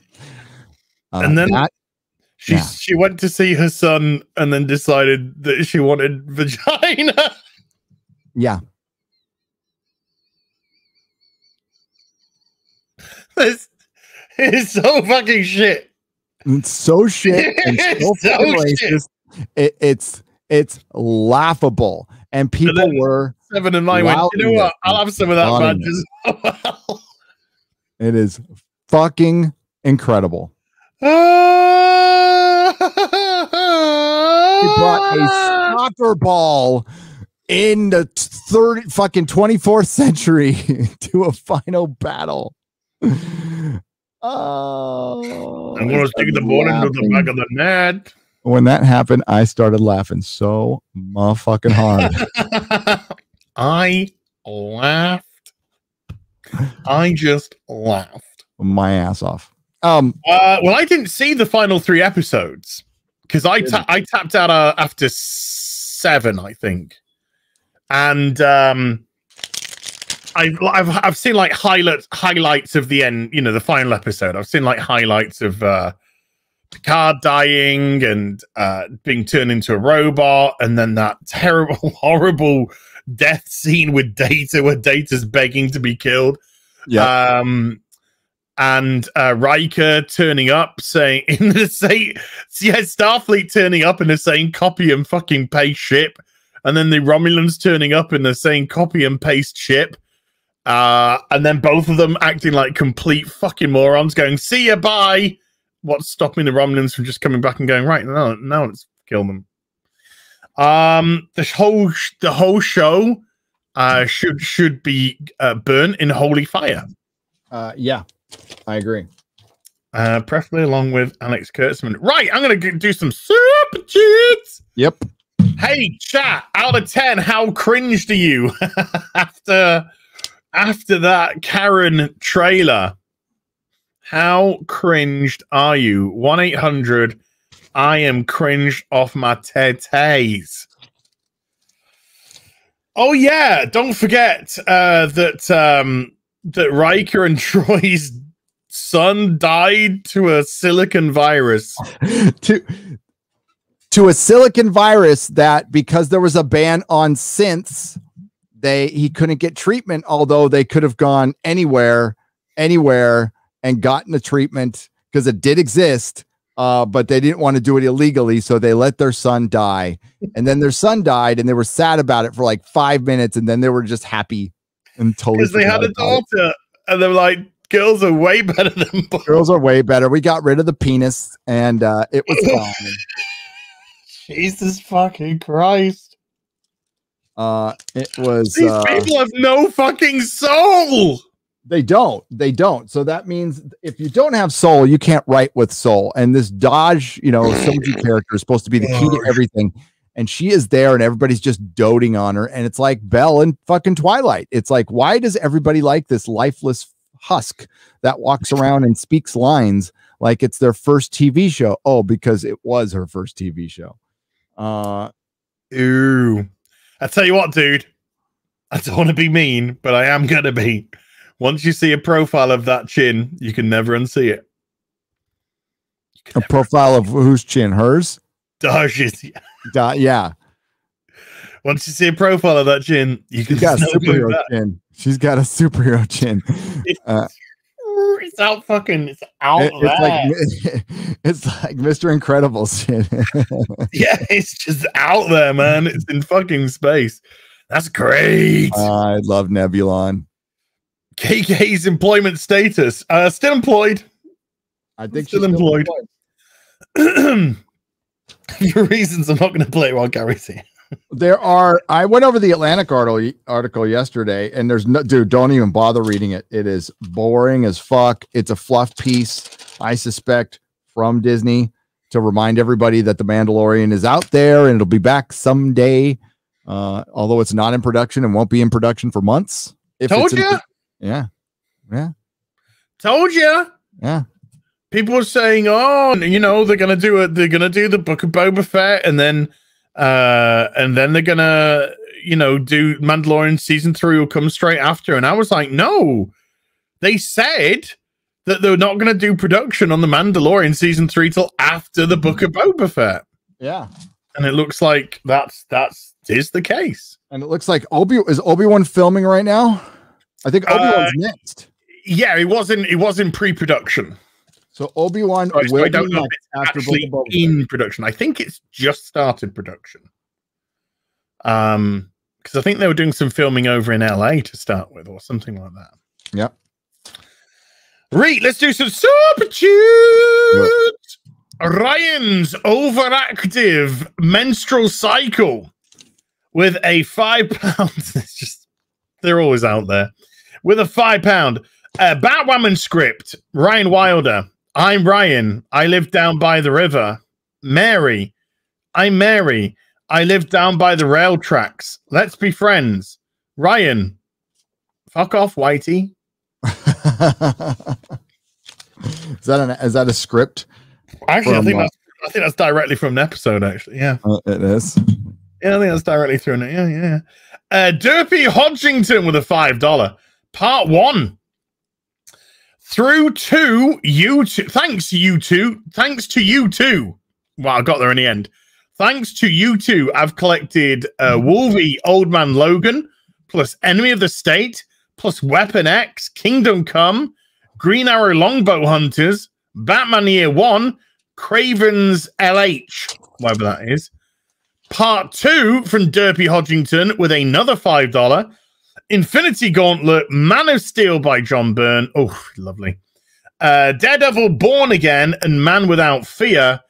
Any more arcs or minis, one-shots to recommend? Both answer. I'll say if you want a nice mini/maxi series, the Long Halloween. Batman, The Long Halloween. What about you? Nice. I thought I'll do a DC one because you'll probably do a Marvel one. Maxi series. I can't remember all that he named off there though. Mini or maxi. Mini or maxi, don't matter. That one doesn't have one shot or even one that has a good ending. Anything with Captain Marvel. No. I don't think I could ever end with her in anything. I would go with That one's too long. You like Daredevil? Something more modern. Oh, that doesn't have an ending either. I would read Ultimate season 1. I think it's called season 1. It's pretty good. If you, I mean, that's enclosed. It continues after that, but it's got an ending. It's Brian Hitch, and it basically launched the MCU, so it's an alternate reality Avengers. It's by Mark Millar and Brian Hitch. It's good. It's good. It's got some interesting things like Hulk, and how Hulk is in that is very different. He likes to eat people, and Cap is way more of a soldier. So there's the famous, what is that A on my head? Does it stand for France? No, it stands for America. So yeah. And that's where they got Nick Fury as Samuel L. Jackson from. Oh, right. Oh, yeah. Ultimate. Boink. Right, Nikki D with a $10. It's depressing to watch Loki be unnecessarily reduced to an incompetent, spineless doormat in his own show. Nothing against anyone who likes it, but the writing is awful. Thanks for the funny reviews. Yeah, I mean, the reason why the writing's so bad is because the writer has no credits to their name apart from that episode. That's the only writing credit she's got. I think there's there's an assumption that Loki's going to turn things around and flip the script, and the only way that'll be happening is if he's working with the female version of him. Yeah, this is the same stuff. It's like, that's why I said it's ostrich memory. So the ostrich, your average ostrich's memory lasts 10 seconds. So if he looks at you, looks somewhere else, 10 seconds later, looks at you again, he's seeing a whole new person. That's a whole new person that he's seeing. So sometimes Marvel stans and fans can have ostrich memory. So they'll watch WandaVision and go, this is starting out great. This is going to a lot of places. Here are the Easter eggs. Here are all the things it's going to drop. Here are all the things it's going to do. And then it doesn't do that thing. Then here comes Falcon and Winter Soldier. And it starts out promising. And then there's all these things, except it gets really racist in the second episode. Then it's all these things it's going to do. And then Falcon doesn't even fight at the end. And Sharon Carter fools him and kills Freckle Jesus. And you're disappointed. Loki starts up. Oh, it's kind of promising. I mean, like, do you think it's going to be any different at this point? There's a pattern. There's an obvious pattern that there is with these shows. These shows are essentially commercials where big things aren't meant to happen. We'll set up things, but only slightly set up things. Will drag out time with having. I have no problem with good dialogue. I think good dialogue is the linchpin to most of your movies. I can watch a Quentin Tarantino movie, and for the most part, I can sit down and watch two characters talk in a Quentin Tarantino movie because the dialogue is fucking fantastic. Yeah. Joss Whedon, when he was in his prime, his dialogue was fucking fantastic. Rod Serling had some of the best dialogue ever fucking written in television with The Twilight Zone.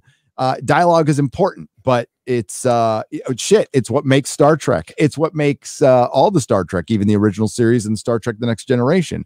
But yes, because the script needs to go somewhere.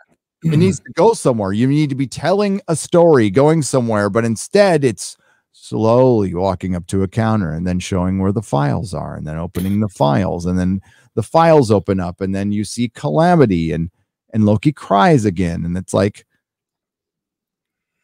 and I'm supposed to read while he's crying. I'm talking about it. And I'm supposed to read all this shit on the screen, everything. And it's like, I'm not feeling the emotion right now. I read that on the screen. I see why he's crying, but I don't know. I don't feel sad. Am I supposed to feel sad because he's crying or what was said there? And we're supposed to connect on a human level. No, they didn't care what was written there. They just had Loki cry, and we're supposed to cry because he's crying, but we're actually supposed to be crying because we read what was on there and we were sharing the human experience. That's where it falls short. I will disagree on one thing. I didn't think. I thought WandaVision did start off well. I didn't think Falcon and Winter Soldier did, and it never took off for me. Well, that's what the pattern was. And Loki the same to me. It started as flat as a fucking SJW who drew a comic female. Most of the audience, they were dialed in at first. I would say most of the audience was pretty dialed in the first episode. As far as what I saw on YouTube, like people giving it a chance, and not everybody, but I'd say the majority of people, based on the strength of the brand, give it a chance at first, right? But you and I recognize bullshit. I recognize bullshit immediately. So like, I know when like, oh, this isn't going to go well. I try to give it a chance, but it gets pretty obvious. To the chase. Again, I watched fucking Daredevil recently, and it is alarming. It is shocking how bad writing is now and how good it was just a few years ago. Go watch Daredevil, and then watch any Marvel TV show afterwards and tell me they are fucking in the same universe, because they're not. No. It's all gone to shit. It's all gone to shit. But yeah, you know, I ain't got time to be fluffy, or like I said a few times, I'm not here to give you the benefit. You are here to entertain me. Yep. So I'm not here to go, well, the first couple of episodes haven't been that good, but I'm kind of holding out on hope they're going to turn it around. No, you got to fucking entertain me, bitch. You got to entertain me, and you haven't. In the first 2 episodes have been fucking terrible. Yep. And you know, keep hiring unproven females. It's really working out for you. Yeah. Hey, Loki season 1 review. That's like probably the most dislikes I've gotten on a video on my channel in a since early reviews, since Game of Thrones. Yeah, my Loki episode 1 review did well in terms of viewage. In terms of ratio, it's 80%, 20%. Yeah, that's positive, and that's the lowest ratio I've had in years on a video. Yep. Years and years. But that's good. That's fine by me. You know, that's fine by me. I love the fact that people are not afraid to have their opinion, but I think it's trash. And I think it's absolute trash. And I think the people who write it are trash. I think people are expecting something that's just flat out not going to happen. This is going to be disrespect to Loki from through and through, beginning to end. Yeah, I think a lot of people, this is just my humble opinion, but I think a lot of people are just like, but Tom Hiddleston. Yes, Owen Wilson, Tom Hiddleston, and listening to them act is it's entertaining. They're very good at what they do, but the writing is so bad, they're covering for most of it. Like I'll get into it when I slice and dice my season review, where I take my time and play with my food a little bit. But yeah, I'll get into it. And listen, I'm open. It could get better. It could change, but it probably won't. Jesus, what's that? But hang on. Look at this cover real quick. Look how much awesomeness they fucking pack on this cover. Son of Satan, Daredevil, Doctor Strange, fucking Yellow Jacket, Nighthawk, Valkyrie, Hulk, Power Man. Fuck yeah.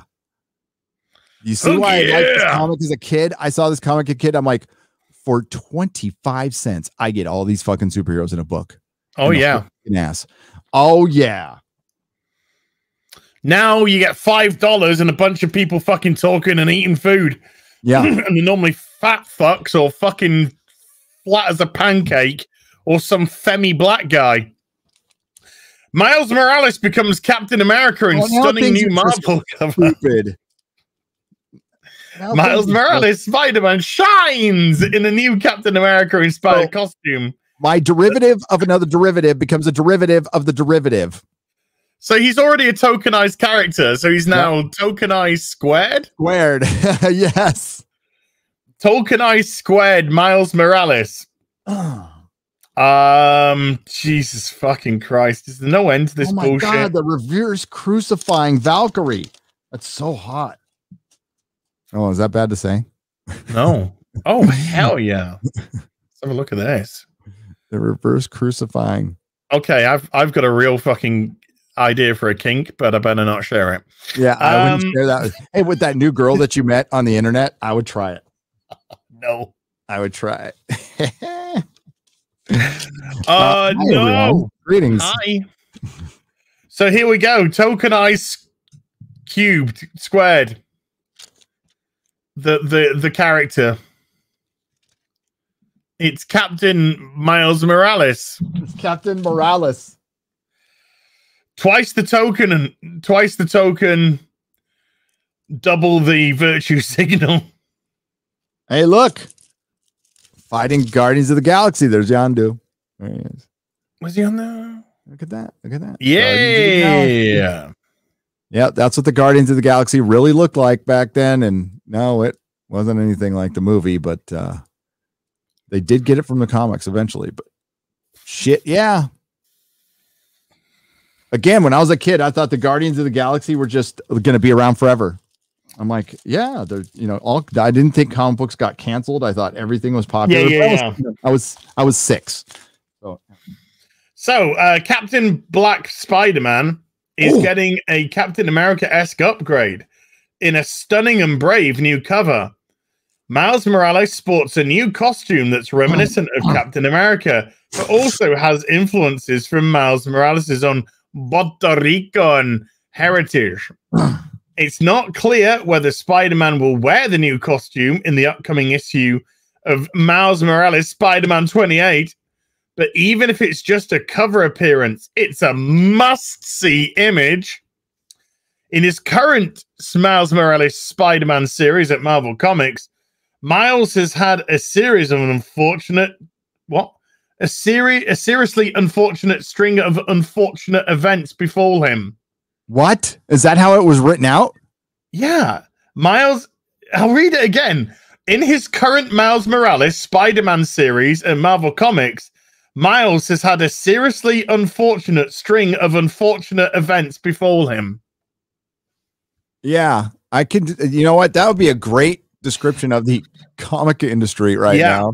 A seriously unfortunate string of unfortunate editors have befallen Marvel, and they're all work girlfriends who have connections to daddy and useless fucking paper BAs or AAs, and they need something to do. So fuck up an entire comic industry is on the menu, babe. Dude, the stories I could fucking tell you, man. Baby. Oh my God. Okay, wait. Now we mixing goodness. Okay, yeah. That's good. Palette cleanser, please. One of the best covers. Oh, that is amazing. Look at this. Hell to the fucking yeah, man. Damn. Valkyrie's looking like hot as well. I know. I fainted, but you can touch. Hulk will smash that pussy once he gets out of smash that ass.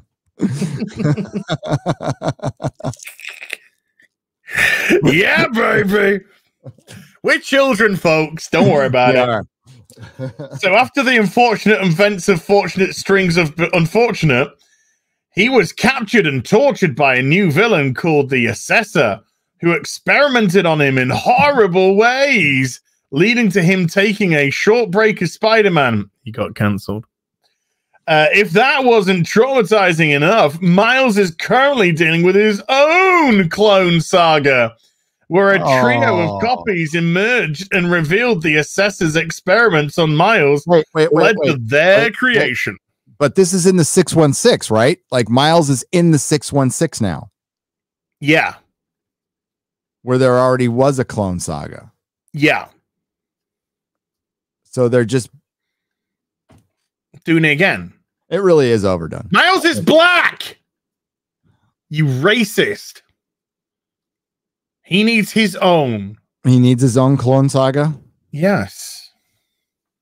You mean the saga that everybody fucking hated when it came out? Okay. I love all this revisionist history. I love the Clone Saga. I like parts of it, but I was like a hardcore Spider-Man fan. I lived and breathed Spider-Man. I bought everything fucking Spider-Man at the time. Yeah. So I didn't like it. And I was reading it. There's parts of it I like, but it went out of fucking control. It was stupid. And everybody, to every comic shop, to every fan, fucking hated it. All this, I loved it. Bullshit. You weren't even alive when it came out. It's bullshit. All of it. It's all bullshit, man. Bullshit. It was so popular. How come it almost fucking bankrupt fucking Marvel? Marvel should have gone bankrupt already because it had a fucking CEO. Yeah. It's only Disney that's propped it up. It was. If Disney didn't own Marvel would be fucking done. Yeah. Done. Yep. DC are fucking done. They're struggling to keep the lights on at the minute. Struggling. A major. And what they're doing, just give everything to Vita, right? Eric Larson, which is, one of the founders of Image. I meant to say Marvel. Enough of that. Wow, the fuck, my brain fucked on that one. It was one of the founders of Image came out and said that the big two are thinking about running reprints. And those reprints they're running right now are outselling their new comics. They could just reprint this shit all fucking day long and put a $4, $3 price tag on it and not to have to pay any artists. Probably, and I don't doubt they probably would pay any residuals the way Disney's acting right now. They probably don't. And it's pure profit after print, and they could print it on fucking pulp again and make it cheap. Dude, I don't understand why they haven't gone back to printing on pulp. Because they need to pad their expenses to circumvent the losses. Yeah, they need to pad their expenses. They need expensive paper. It needs to be higher priced because it's very hard to explain. But if they went to like $2.50, it wouldn't be enough it wouldn't be profitable enough because of volume and everything else. So it raises that by let's go a higher paper, and that way we could add fees and stuff. Well, Alterna does it just fine. But that would mean Marvel and DC would have to rethink their entire business models, which I don't know why businesses don't do that. It's like, we can't go back. Yeah, you can. Sure you can. So it's better to just die. Well, no, they can't go back because if they were to go back, they would have to go back with the same attitude of back then, which would be the same quality of writing, the same quality of art. Yep. They're not prepared to do that. We've seen Ninjax, for God's sake. Well, I've never seen. That was a video I wanted to do today, but YouTube only gives out 3 notifications a day, and I'd done 2 videos and the live stream, so that's 3 notifications. So if I did another video, it would do nothing because there'd be no notification that went out that I put a video out. So I might do the Ninjax video tomorrow, but as well as Loki. So too, but that artwork it's the Emperor's clothes. I heard somebody say, I can't remember who. I'm so sorry. Somebody say online. They said this is the Emperor's clothes, where places like Screen Rant gaslight you, and they go, "Oh, this is brave and daring artwork," and it's fucking dog shit. I put a tweet saying, "No, this is not daring and bold. This is dog and shit artwork. It's absolute childish shit." I could draw better than that when I was at fucking school. I haven't drawn in 20 years, Gary, and I've got an art pad downstairs. And I could just buy some art pencils tomorrow, and I could just take a couple of hours a day just to try and draw a better fucking picture, and then try and show it off on Friday Night Tights. It won't be great, but I guarantee you it'd be better than the fucking Ninjax fucking comic, because that thing was fucking embarrassing. Mm-hmm. So you get gaslit by this stunning and brave and bold. No, it is the Emperor's clothes. It's people trying to bullshit you into thinking that absolute fucking garbage that you should wipe your fucking ass on in the fucking bathroom and flush it down the toilet is worthy of being put on page. I've never seen such fucking trash in a comic in fucking years. And I've seen SJW comics. I've seen America fucking Chavez and shit like that. And Squirrel Girl and all that shit. That Ninjax, considering how cool fucking Ninjax used to look. And I don't know about the character. This has brought my attention to the character. And I see the artwork that came before it, and I'm just like, shit, I could get into this character. I could give this a try. This artwork looks great. This character looks interesting. And then I see the new stuff, and I'm just like, you can fuck right off. They could do something with it if they have a good enough writer. What little I know of the character, it's fucking Batman Ninja, basically. And that's, I remember when Valiant came back around, they did really good when they came back, when Valiant came back in 2008 or something like that, 9, 10, I can't remember. They were calling my shop every day. What can we do for you? What can we do for you? What can we do for you? I'm like, make good comics. Just make good comics. I don't need freebies. Just make good comics. And then we talked to the publisher a little bit, and they sent me some stuff, and I committed to like, hey, all right, make good comics, and I'll commit to a certain amount of books per year, or for a year, per month for a year. I'll give you shelf space. I won't put you on the bottom, because everybody puts Valiant on the bottom because you guys start with V, and usually they go alphabetical by publisher. Yeah. I'll put you in a special spot, and I appreciated that. And at first, the stuff was pretty good. People were liking it quite a bit, and I was making money. I was making money off Valiant. It was minimal, but we were smart and we worked together. But now you hire Heather Antos and you get this shit. And I don't mean to shit on the artist. Okay, I understand. There's modern art. It's modern art. Basically. I cannot agree with you there. Hang on. There's modern art, and there's people who like modern art. I am not one of those people. I don't think modern art belongs in comic books. I don't think it's something that's interesting, that it has mass appeal. That comic book looks like it got dropped in a fucking urinal. That's how the coloring on it. But the artist was offered a fucking deal. He said yes. I'm not shitting on him. I'm not going to shit on him because he cashed a check. That was fine. They sought him out. They let his art. They didn't go back to him and say, fix this. That's on Valiant. That's not on the fucking artist. If the artist isn't talented enough, he's not. And if you can't stand not to hear that, that's too bad. But he's not. He should have never been given the gig. But it's on Valiant. It's on Heather Antos, who's the fucking editor there, for giving him the job. And the original tweet showed like how much it had digressed. And that's what it is. It's like modern art. That's for selling to a whole different crowd, which again doesn't buy fucking comic books.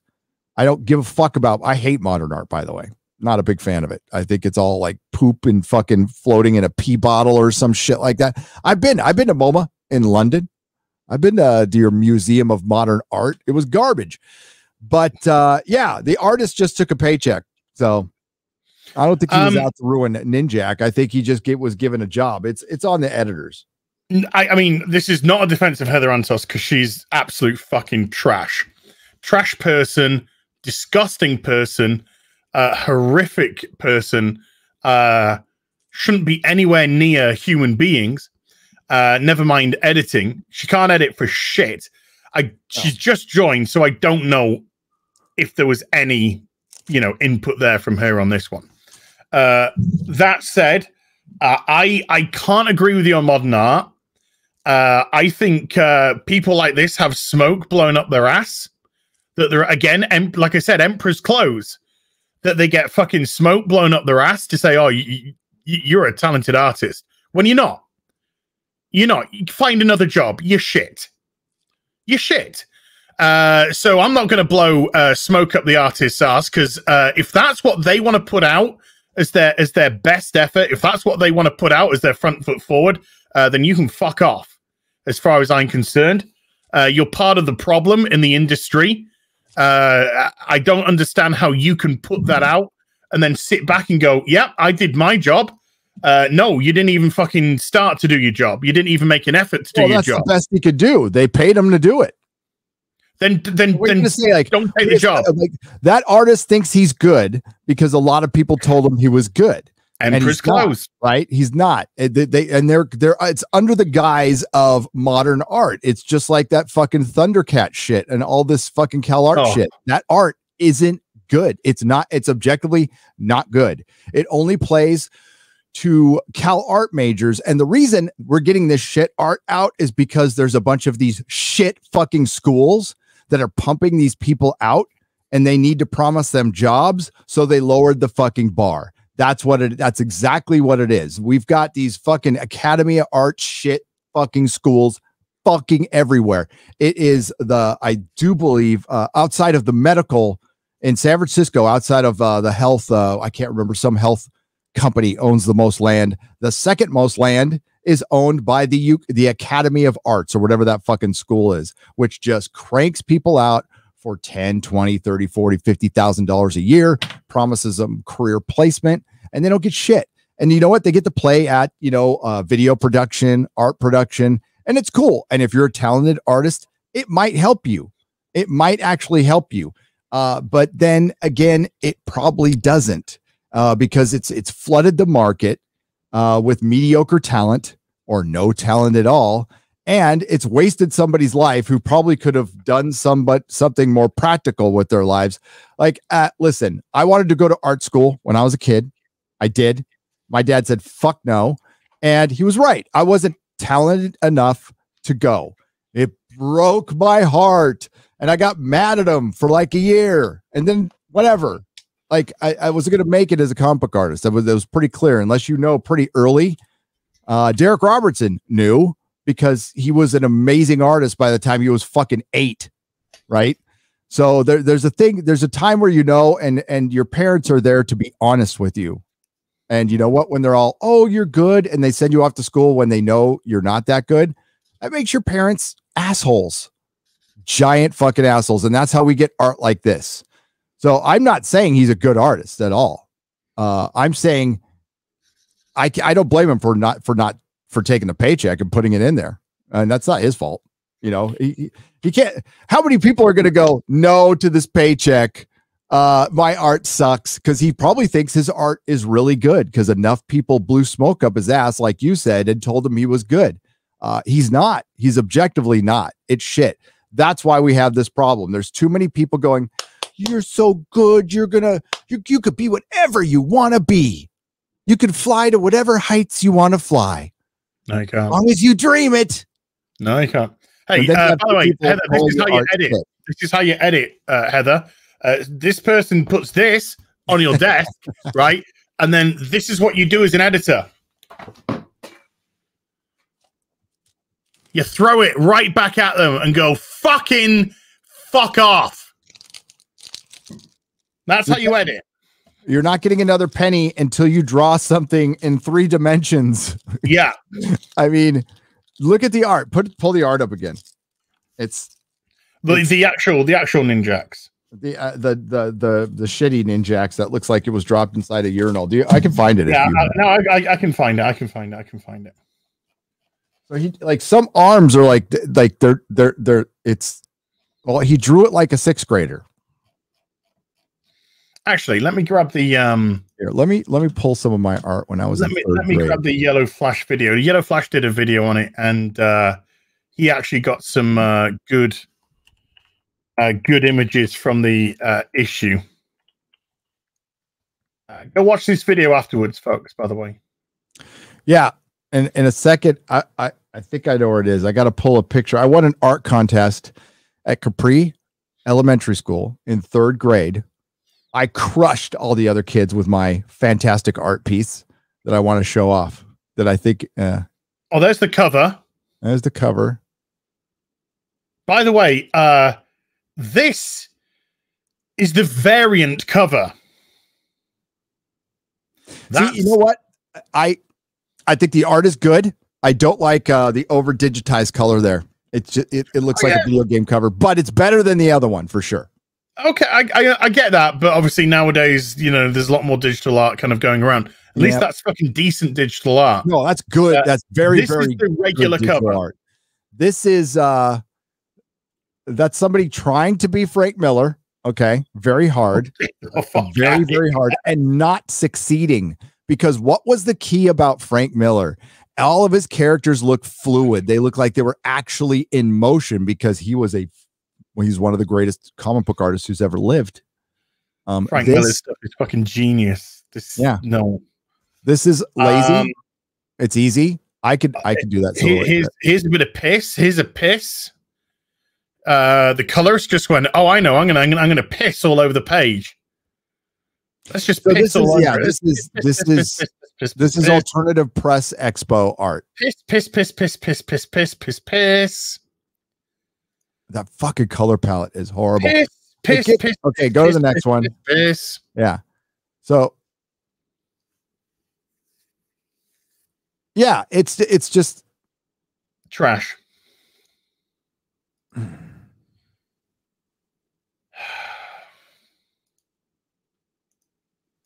It's like Love and Rocket, but not as good. Like Love and Rockets was fucking great. Okay. Love and Rockets was great. No, that page right there is shit. Now let me compare something. What I think they're going for is this, but this is good and the other was bad. So Tom, who's this? This artist's name is something or other. So Tom Scioli did Grand Design. They've done X-Men Grand Design. I think that was Piskor, right? I think it was by Piskor. Yeah, by Piskor. So check out the inside of this. This is fucking awesome. That's great. Yeah. That's kind of Kirby-esque. Yep. And they did it with the X-Men too. And this is brilliant. I love it. And they tell the story of the they tell the whole fucking story of they've got, the Watcher in this and because frankly, everybody went through the Fantastic Four magazine at first. It was Marvel's first family. And they were the number one thing in the here you go. Like, look how fucking badass this is. Yeah. Like, that's what they're probably going for. Highly recommend this, by the way. Cool. And it's called Grand Design. You can get it, and this is Treasury Edition size. They also do an X-Men one. I don't like the covers very much, but like, check this shit out. That's very Kirby. Stuff. Yeah. But that's got proper coloring, That's not got a colorer who is fucking the laziest bint in the world as well. Yep. This is what Ninjax was just 2 years ago. Yeah, see, that's 1,000 times better. And I'd read that. When I saw this, I was like, oh. That's a great page right there. That guy did such a good job. Really dynamic. It tells a story. I can tell that he had to go through a bunch of defenses. Yeah, like I have read this comic once. He went through a bunch of defenses, got down there in a second, clicked his little thing, back in business. Fucking off. Melt the lock. That might, it's probably got him. Yeah, go check out that video on Yellow Flash 2's channel, folks. Yeah. I'll probably do one. I'll probably do one myself tomorrow. If I can fit it in, if I've got the will to live after watching Loki. No, like there's a place for the artsy fartsy comic. It's not in a Ninjak, like in the middle of run or something like that. You make it a special edition, and like, but Valiant. I mean, they hired Heather Antos. So how fucking dumb do you have to be to hire fucking Heather Antos? Well, isn't the head of Valiant is a massive fucking far left twathole, isn't he? Yeah, and I don't remember him being like that. It's so weird how many people have changed. But I mean, Heather Antos quit Marvel supposedly to go work for some gambling site. She thought it was a better opportunity. She was fired. I have very good authority. She was fired. She was fired. She was absolutely fired. Yep. And she was fired for talking too much shit on the fucking internet and going after and going after fans. And internally in Marvel as well. It wasn't just online. It was within the company too. No, and it had a lot to do with you forget that ultimately the boss at Marvel, it's Kevin Feige now, but Perlmutter had a say for a long, long time. Kevin Feige is now the Jai Lee. Yeah, she was going with Jai Lee and Tom fucking King to try and cancel Jai Lee because he did cover for Cyberfrog, and Jai Lee just so happens to be Jim Lee's best mate, and so that's why she's blacklisted from DC. She won't ever get a fucking position there while Jim Lee's there. No, and surprisingly enough, you shit talks. Someplace they shit talk everywhere. Apparently, she shit talks about her coworkers all the time, and she's just entitled. Yeah, she's part of the Whisper Network. Yeah, she's just a bint. She's just a absolute bint. Kirby. Wow, Kirby. That is freaking awesome.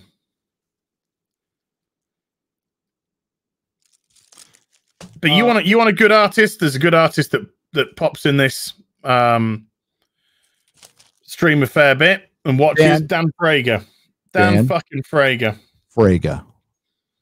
That guy's fucking lit, people. Lit. As an artist. And that's the person that spent his time just honing and honing and honing and honing his craft. I got over my upset. Like, I made my peace last year with the comic industry. Like, it's just fucking done. And when we gave up buying new comics, and it's now we're seeing them come out. The same people who were telling us to go fuck off are now coming out and saying there's real trouble coming. And I mean, how many times does this need to fucking happen? How many times does this need to happen? You know, I get asked a lot. I got asked on the live stream yesterday. I get asked in emails.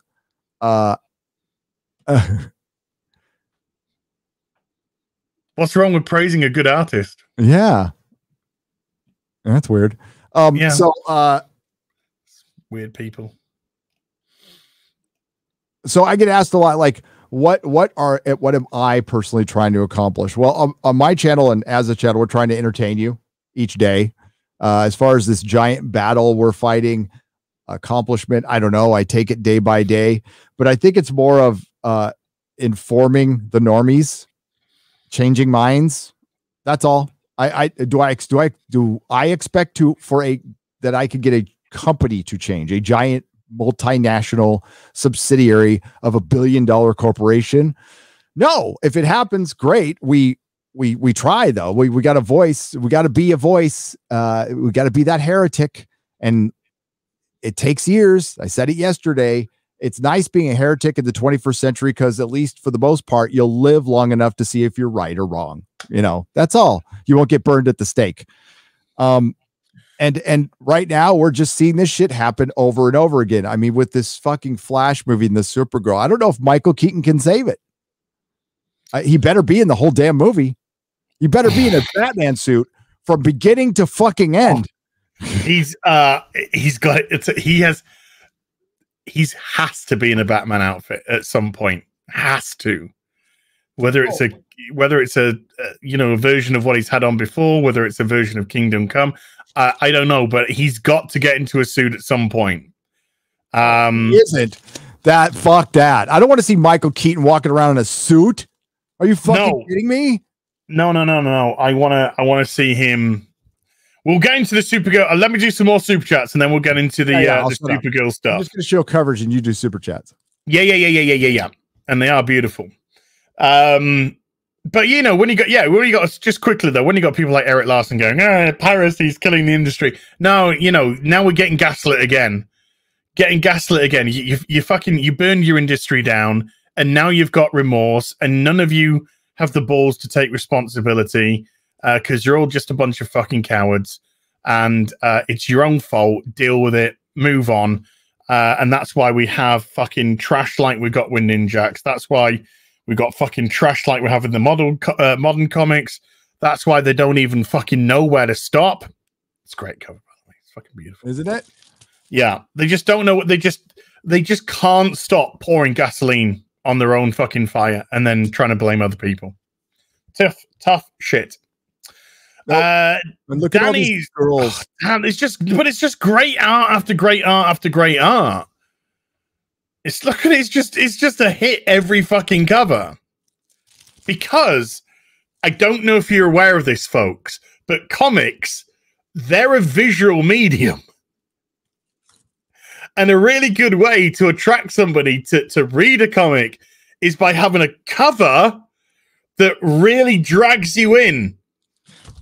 Okay, so you got a guy capturing Nighthawk, and then there's 3 fucking unattached heads looking at it in surprise, and it works. Yes. And it fucking works. You can't do that in a film. You can't. It's fucking incredible. I love it. By the way, England scored against Czech Republic. Good. Go UK. Go. God's on the Queen. Danny's ASMR Gaming with a £1.50 phallic. Is he mad at me? Oh, okay, folks. I got some bad news. What? My soundboard is not working properly. I'm going to turn it off and turn it back on and see if that works. There's an error, so I'm going to turn it off and turn it back on. Do you need me to no, it's gonna take me 2 seconds. Let's see. Well, because yesterday I said ASMR is a fetish because Lady Greymaster asked what it was, and I just said a fetish. I don't mean that as a bad thing. If you got a fetish, man, get your freak on. You mean it's a good thing? Yeah, it's look, I mean, we all have our things, you know. We all got our little quirks that we like to do with us women's. Yeah. Let's see if this has worked. £1.50 phallic. What? Yeah, baby, it's working. Oh, that's good. Dog. Yeah, we've all got a little, you know. There's certain things that I'll ask a girl if I can do. Would you mind if I did a little bit of this and a little bit of that? Did it with the wiffle ball bat. Terry Spilsberg. Oh no! She was an obnoxious, horrible. It's Ms. Marvel. Awesome. When she was awesome. Wow. Look at all the there's girls everywhere. Days are gone, my friend. I thought they'd never end, but then they did. Abruptly, because fucking morons didn't realize who their target audience were, and said, "Hey, let's pander to the 3% audience, where we can't even sustain the industry if every single one of them actually bought a fucking comic. Never mind the proportion within the 3% that actually buy fucking comics." Because these people are idiots. And then, of course, it was all our fault. And then they just took to Twitter and told us all to fuck off. And we were this and that and the other and fucking eat my anus. Terry Spilsbury with a £2. Get to end my birthday watching you guys. Happy birthday, Terry. Have a great day, dude. Or I hope you have had a great day. It's easy, folks. You too can be a defender for a day. Is that me with my wig on? doing a thing. Warlock King with a $4 super chat. Hail Az and Gaddy, my first super chat. Huzzahs!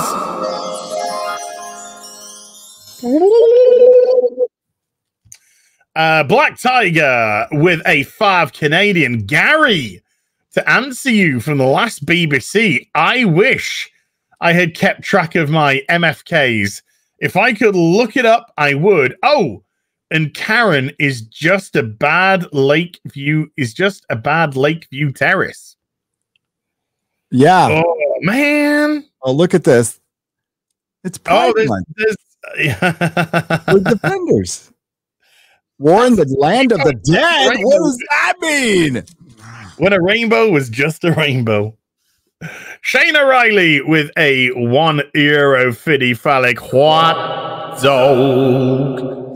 And Shayna Riley with a €1.50 ice creme for Gary. Oh, nice. Thank you.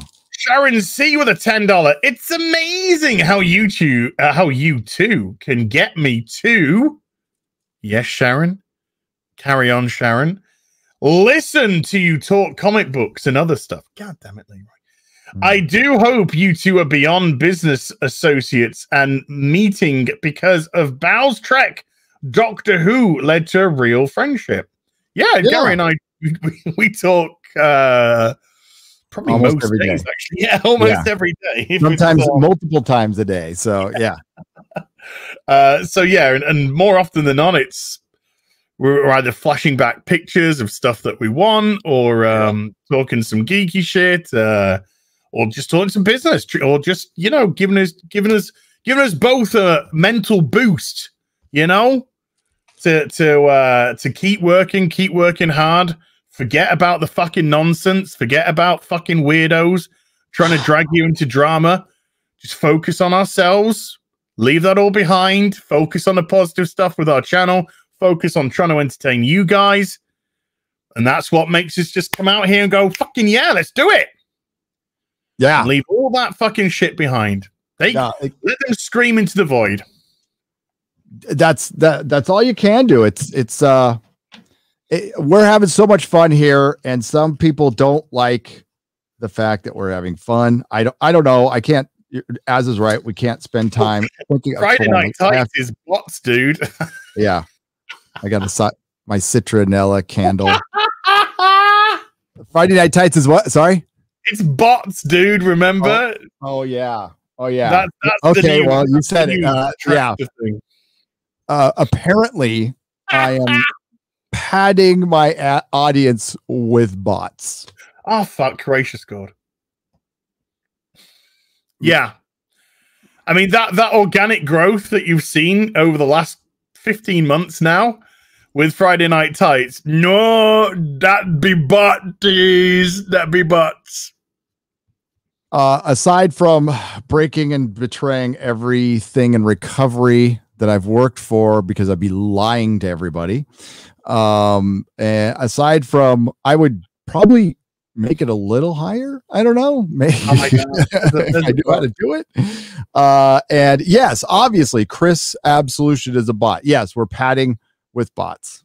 Russian bots now. Russian bots. So the Russian bots that we were accused of being, now it's happening within. And you're right. As you just gotta let it go. There's a point where it gets into crazy town, and you just There's a lot of jealous people, a lot of envious people. They see how Friday Night Tights has grown. They see how we banter, because it's just a bunch of dudes. We're just a bunch of friends shooting shit. We ain't fucking putting any rocket science shit out there. It's just a bunch of mates shooting the shit who get on with each other. Yeah. That's why we can take the piss out of each other. That's why we can rib each other. That's why we can have a little bit of a tantrum with each other now and again. And because we're friends, we that's what friends do. You guys have been the ones who have created the memes. You're the ones who have engaged us, not just on the show, but in the chat, sending us all kinds of stuff, artwork and all that. And that, I think that's what's kind of grown a show, really, is just the mixture of the personalities that we have. And then you mix that with, great guests, and we have had some phenomenal guests on.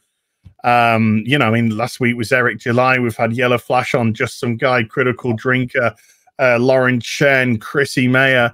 We've had some phenomenal people. Adam Krigler, as opposed to Andrew Krigler. As opposed to Andrew, which you called him last night. Which I said yesterday. I had to resist to type because I was lurking, because I watched the whole Gary's whole stream last night. And I lurked from start to finish. But when he went Andrew Krigler, I was just like, I did actually type out Adam.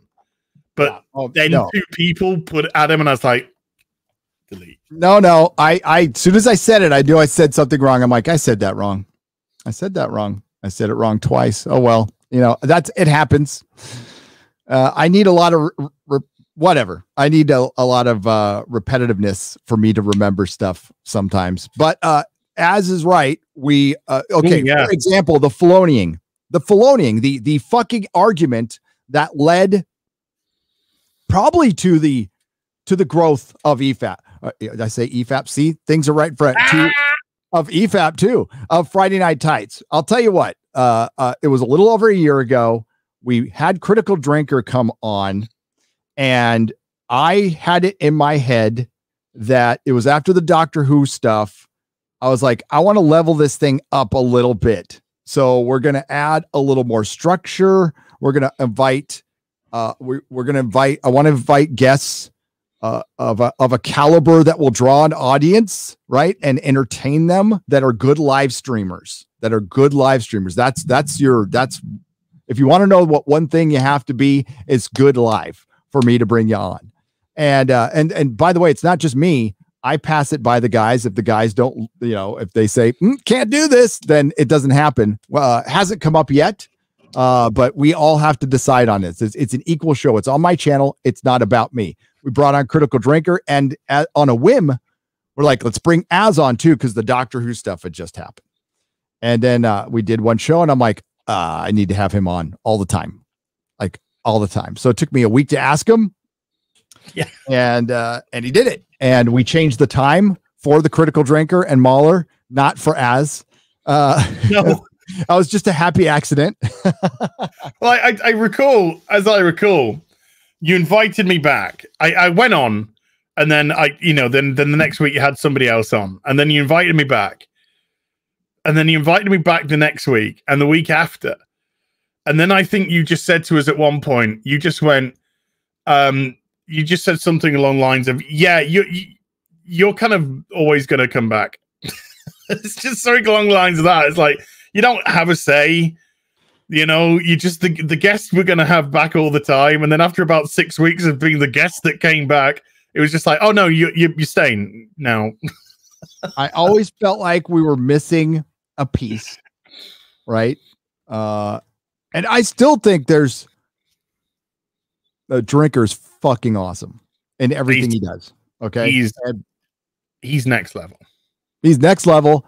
As good, a better dude than he is a YouTuber. We'll just say that. Oh, he's a lovely guy. I know he's such a sweetheart in real life. So, but like Az was the missing piece. It felt right. And we changed the time. And there was a lot of reasons I changed the time, by the way.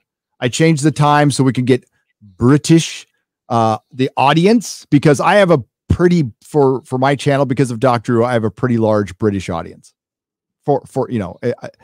Larger than your average YouTuber by a few percentage points because of the Doctor Who thing.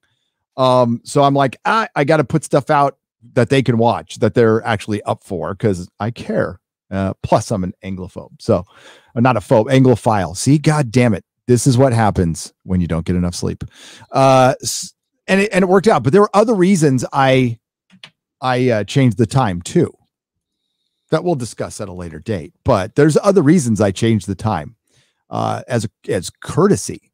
And when I don't need to, right?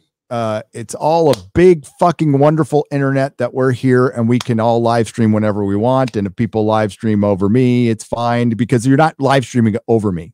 You're live streaming with me on the same platform that's got 2 billion people going to it, and it makes no fucking difference. And we try to afford each other courtesy whenever we can within our realm. But then again, there's times where we have to just live stream when we can, and it's nothing personal. That's the way it is. But nobody sits around and goes, I'm waiting for so-and-so to go live. Okay, let's go live now. All other YouTubers with hundreds of thousands of subscribers. There is a channel out there with 20,000 subscribers that went live. Let's stomp them down. Like, come on. Hey, can I just say, I think a big part of the puzzle is Perry Chan.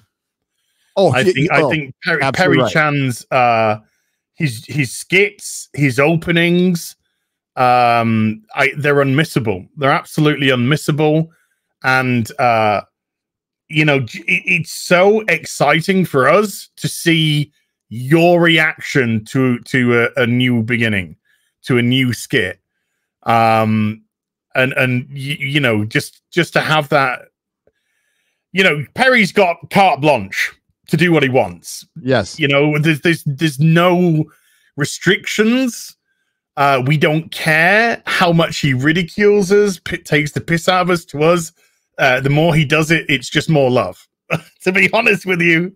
And for Perry to have that freedom just to absolutely eviscerate us every week, to me is just hilarious, because I can't wait to see what he's created. I can't wait. So it's you know, I can't either. I can't wait to see who I'm going to be doing something very inappropriate with. Somebody will be doing something very inappropriate with me, and it gets worse and worse. And Ryan gets it the absolute worst on our channel. Okay. Ryan gets it the worst. At least he's clothed. I don't know the last time I the last one he was spinning around on Christian Bale's penis with the freaking Nerdrotic logo. Young Ripper 69 came in. Young Ripper 69 interrupted it, and Young Ripper fucking laughed at that shit, right? So the ability to laugh at ourselves is very, very, very important, because you know what? It helps us take the piss out of ourselves too, because we need to. Don't take yourself too seriously. You know, it's like, dude, we're fucking YouTubers. All right. Nobody knows who the fuck we are. We're just fucking YouTubers. We are the day we take ourselves seriously is the day bottom of the fucking barrel. And I love it. I love being bottom of the barrel, by the way. But you're right. No, Perry, I was looking just the other day at the evolution of Perry, and it just started out with clips on Twitter that I started using before the show. And then Perry's like, hey, you want me to do intros? I'm like, yeah. And then he did a couple intros, and I started the clip channel. And he's all, can I do that? I'm all, how about I give you half the channel? Nice. How about I give you half the channel? We split it 50-50. Plus he's got, you know, he gets paid. He gets compensated very well. And because I recognize like fucking talent when I see it, and I want Perry to make a career out of this. So I think with some work, because Perry's a very busy guy, and it's, you know, he's got jobs, like day jobs, and he's again one of the sweetest guys. How brutal he is on those clips. He is the nicest, most polite person you will ever meet. Yeah, and a wonderful, wonderful fucking person to work with. No headaches whatsoever. Those are my favorite types of X-Ray Girl and Perry are great, because they get a task. I guess the worst thing they could complain is they don't hear from me enough, but I'm not a taskmaster. I don't tell them what to do or say. They get their tasks, they do them like that. And I don't have any complaints at all. As a matter of fact, I have nothing but praise. And he has been a huge part of it. He is a member of Friday Night Tights. Yes. Perry is a crew member. He is a team member. And yeah, we couldn't have done this without him. But it's just, you know, Odin Comics, Jeremy, who was only supposed to be at the first couple of Friday Night Tights and not come back because he hates fucking live streaming, and has pretty much been at everyone for a couple of years now. And Ryan coming in, it's been fucking great. I can't be happy. It's so much fun to do, and it requires a little more time now, but I don't care. I don't care. And we evolve and we change, and there's things we're gonna, you know, move and shake once in a while when the time is needed, usually after something happens. But you know, everybody's been involved. Friday Night Tights goes back a couple years. All this love making. Yeah. Well, I've gone through hosts. He's making Kevin Smith cry. I've gone through hosts. I've had to tell hosts to internet breakups suck. They do. They're not as bad as real life breakups, but they suck. And feelings get hurt, and that's the way it's gonna go sometimes. And you don't want to hurt anybody's feelings. But shit's got to happen to because you can't let anybody slow your roll. That is applicable in all of your lives. I've talked about this before. In recovery, you got to remove people from your life who are not helping you go. Don't remove the people who are honest with you and are trying and have your best interests at heart. Remove the people who want to go out and get high, want to or who are jealous all the time, or you got to walk on eggshells all the time, or who are envious all the fucking time, which is the same as jealousy. Yeah, that kind of shit. You don't need it in your life. Life is too short. Yes. I just drank a lot of very strong coffee. Can you tell? Well, when I'm getting talked off the page, yeah. Oh, dude. I will talk your ass off anything. What's the commonality between a good live streamer? Oh, yeah, when to talk, when to shut up.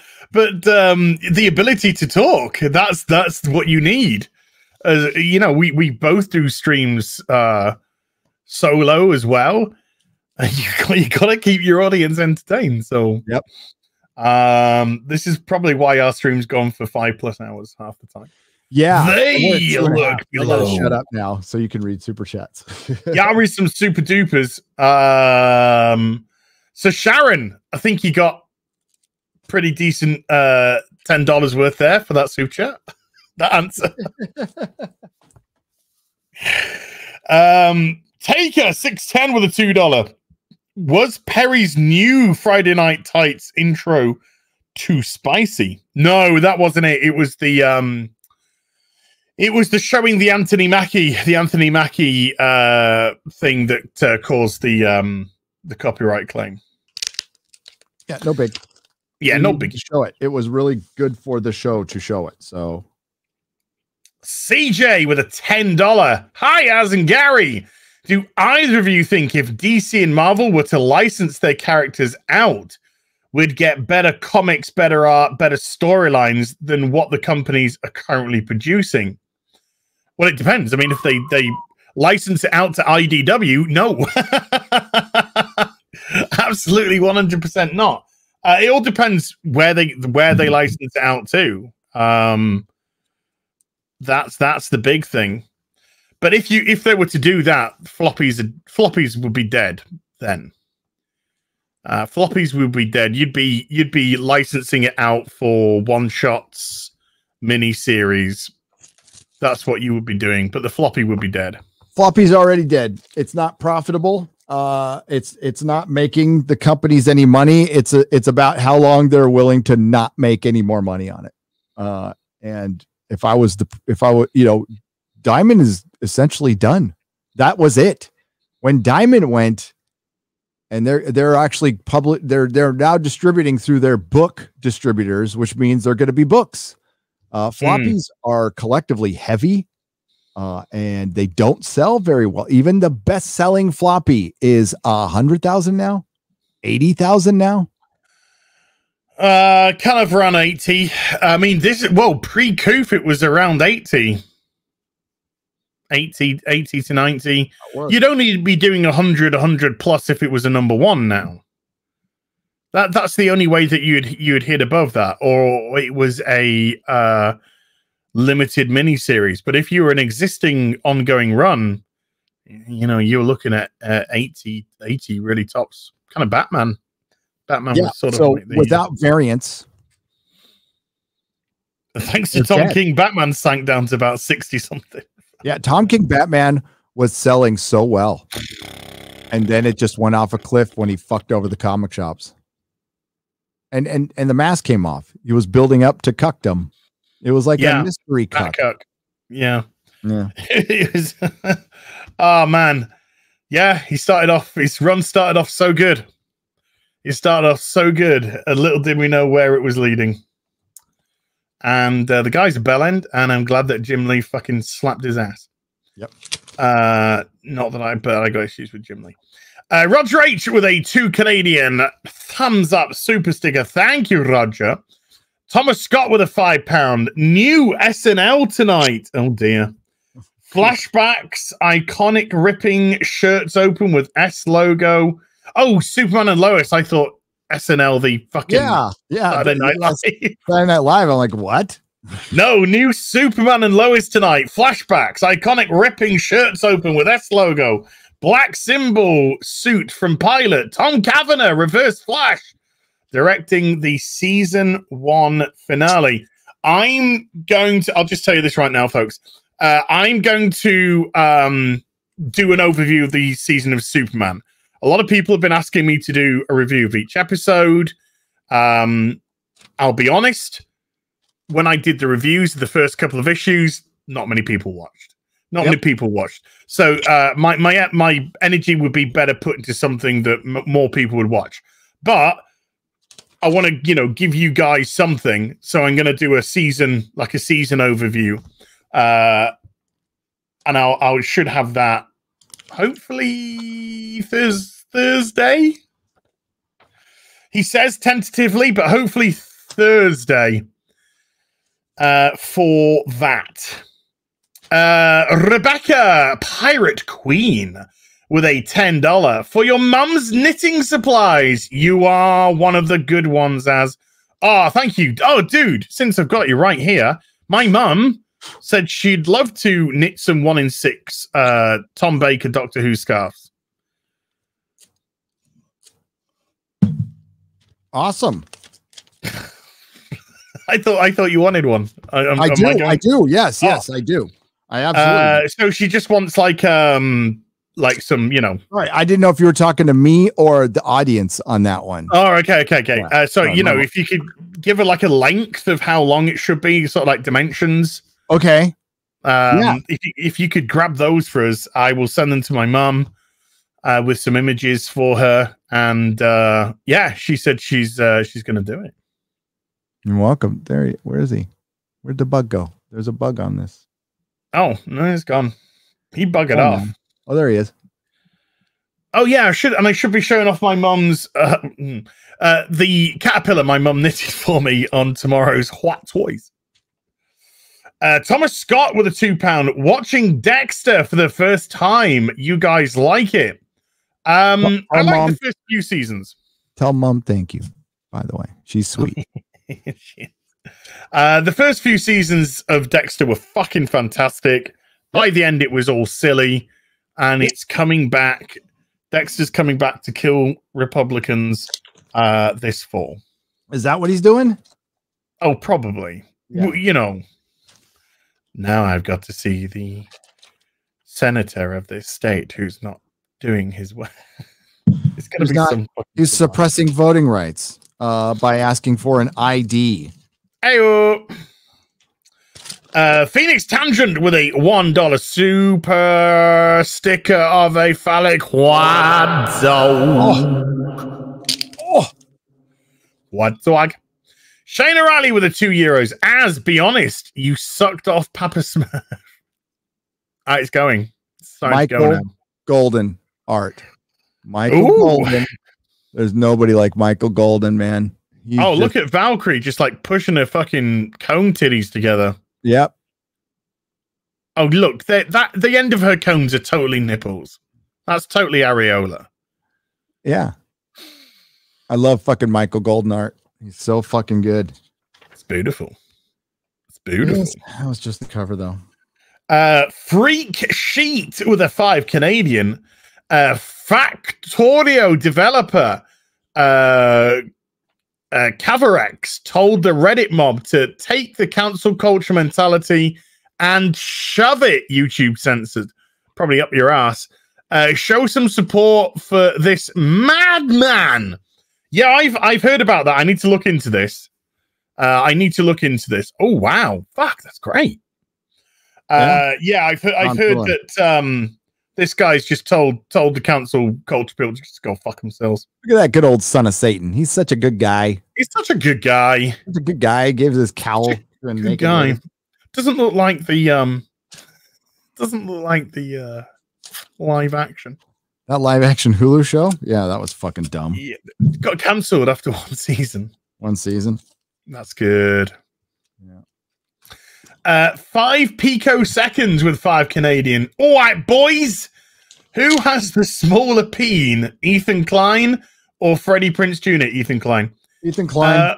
Also, for future reference, it's pronounced 5 picoseconds.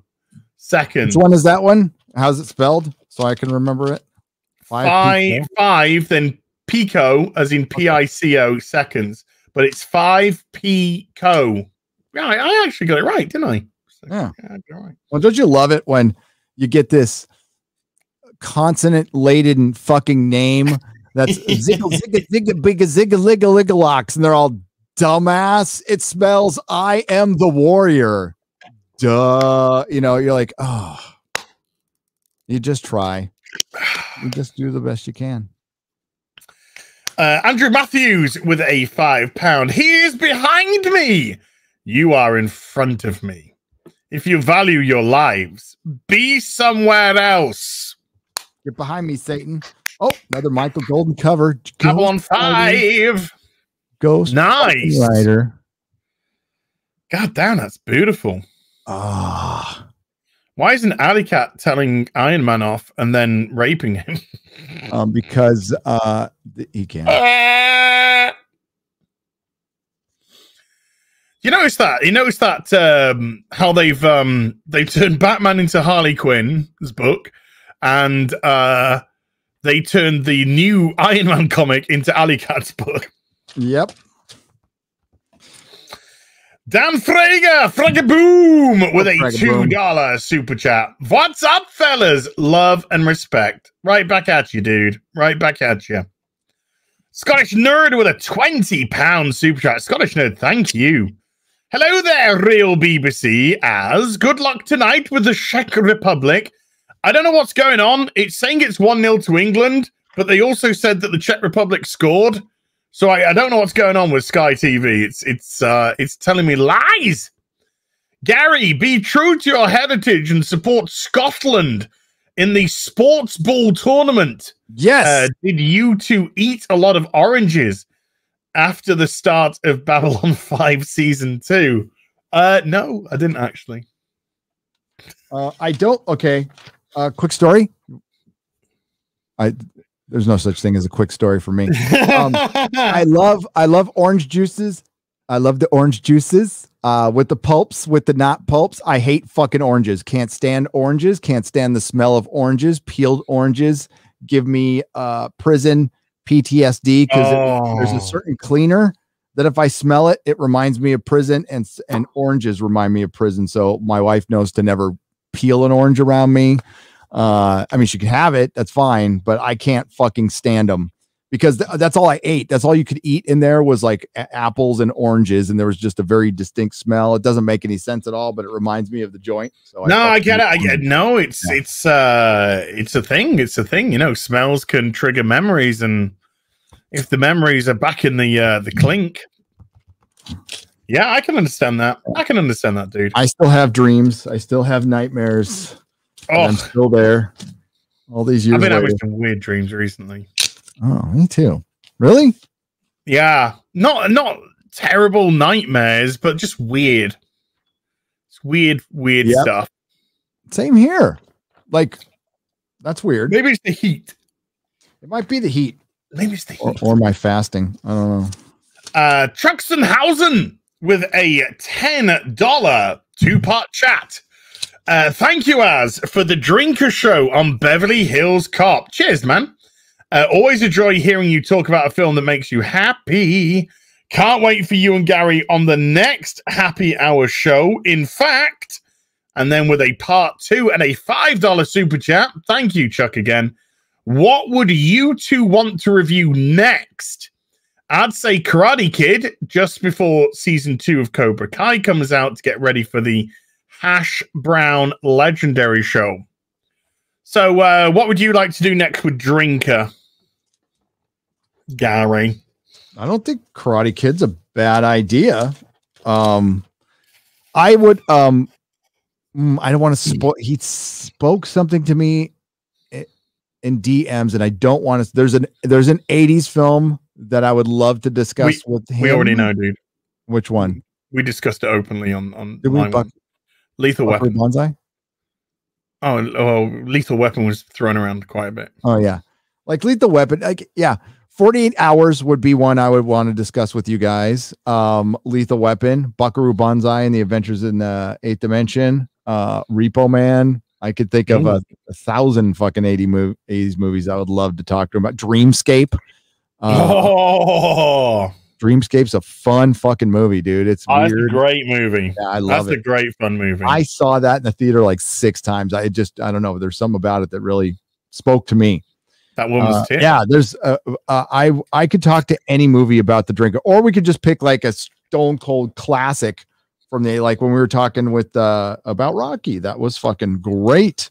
You know? Oh, I love it. Yeah, I said to Drinker, you know, next I'd like to do something like Bloodsport. Yeah.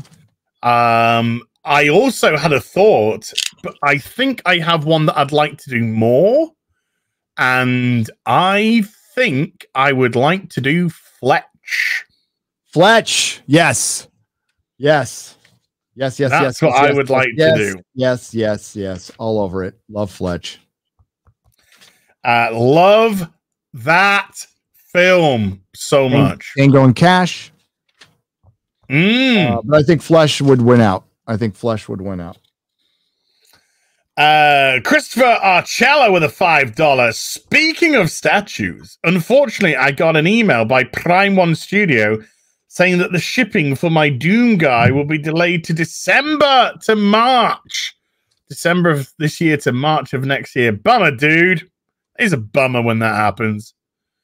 Don't worry, I've had plenty of emails recently from Sideshow pushing back. That's a well, do you think there's something going on with them at the manufacturer? I don't know, because in Toys Wonderland, and they get them from, you know, direct from Hong Kong down to Australia, they're coming out even when Sideshow are delaying, which is really weird. So can't really work that one out. Super Nate with a $5. Got our first look at the Shazam family's new suits for the sequel, and all I can say is, hello, Mary Marvel. Right, Super Nate. Number one, the costumes I think look great. Yep. Number two, I am gonna fucking have dreams about Mary Marvel all fucking night long. All night long. All night. She looks fine. Yeah, I like Shazam. Woo! I'm gonna do this for the audience. Let's go. I thought the movie was fun. For what it was, thought it was fun. I said as much in my review when I said it's the real Captain Marvel. Here we go. I hadn't watched Shazam. I was kind of thinking it was just going to be stupid and goofy. It's goofy. And Fun. then I watched it and I actually thought it was fucking great. Yeah. Ladies and gentlemen, if you haven't seen it, let me just dooka.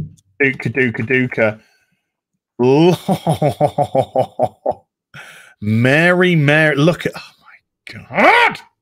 That's how you do a fucking costume for a woman. Yep. That's how you do a fucking costume for a woman. She both. I mean, I can't look. I know this is a full-grown woman here on the left, but she plays this like little girl. I know. That's why I can't. But she's, you know, she's very pretty. At least her character's like 18 in the fucking night. No, I think she's actually 20, something like that. About 20 years old in the show. I think she's at college, isn't she? This one, no. This character, I can't, you know, because this character is like a 6-year-old girl, 5-year-old girl. So no, not going there, not commenting on that. Because of that, it's fucking weird. But we got OC Boy over here on the left. The costumes look great. And remember, when we first saw the Shazam costume in the photos, it didn't look great. It didn't. And the costume came out pretty good in the movie. It did. I got my Steelbox Blu-ray of 4K of Shazam. Oh, okay, cool. Yeah, there's a Steelbox version out there if you want to go get it. I think I will. I definitely will, because I thought the film was just so much fun. Just felt like an 80s film. Yeah, it was a romp. It was a romp. There was no identity politics or anything like that. None. And all the kids are adopted. I'm like, that's fine. Like, make it work. And that's fine.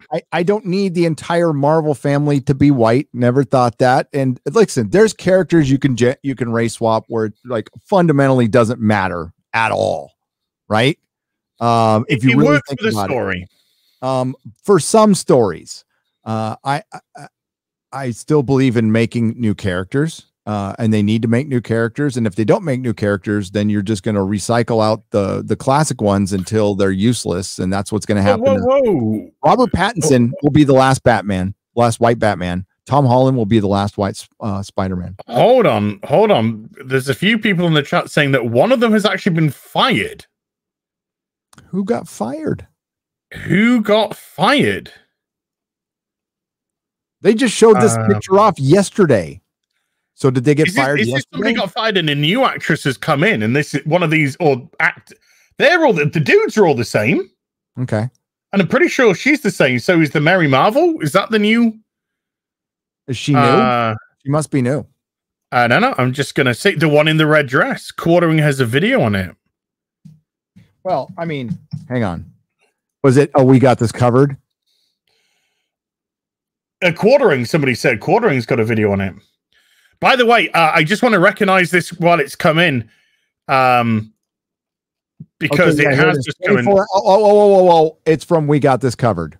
Oh, fuck it then. Okay. Fuck it. A $100 super chat has come in from Athenan. Athenan, thank you so much indeed, dude. I'll read this out, but I'll read it again when I get back to it. So thankful that I found you, Gary, Ryan, and the whole Friday Nights crew. Love your content and insights into all things I have loved for more than 40 years. By the way, Kitty Pryde Wolverine Mini is amazing if you've not read it. Hail to both of you and the chat. Athenan, thank you so much indeed, dude. This guy's been popping into my Subnautica streams, and he's just been the other actress, according to David F. Sandberg, says yes, Grace now plays both parts because she's old enough, but her hair and makeup are slightly different when she's super, so nobody will ever recognize her. Hey, it works for Wonder Woman. I don't know if that's true or not. I'm going off a tweet. It could be a bullshit. But even if it is, I mean, maybe they knew that going in, like, hey, you're only going to be playing this character once because the other one's older and she can play it in the sequel, whatever. Okay. Apparently, another Suicide trailer has just Suicide Squad trailer has just dropped. I'm going to have a look to see because the first trailer did nothing for me.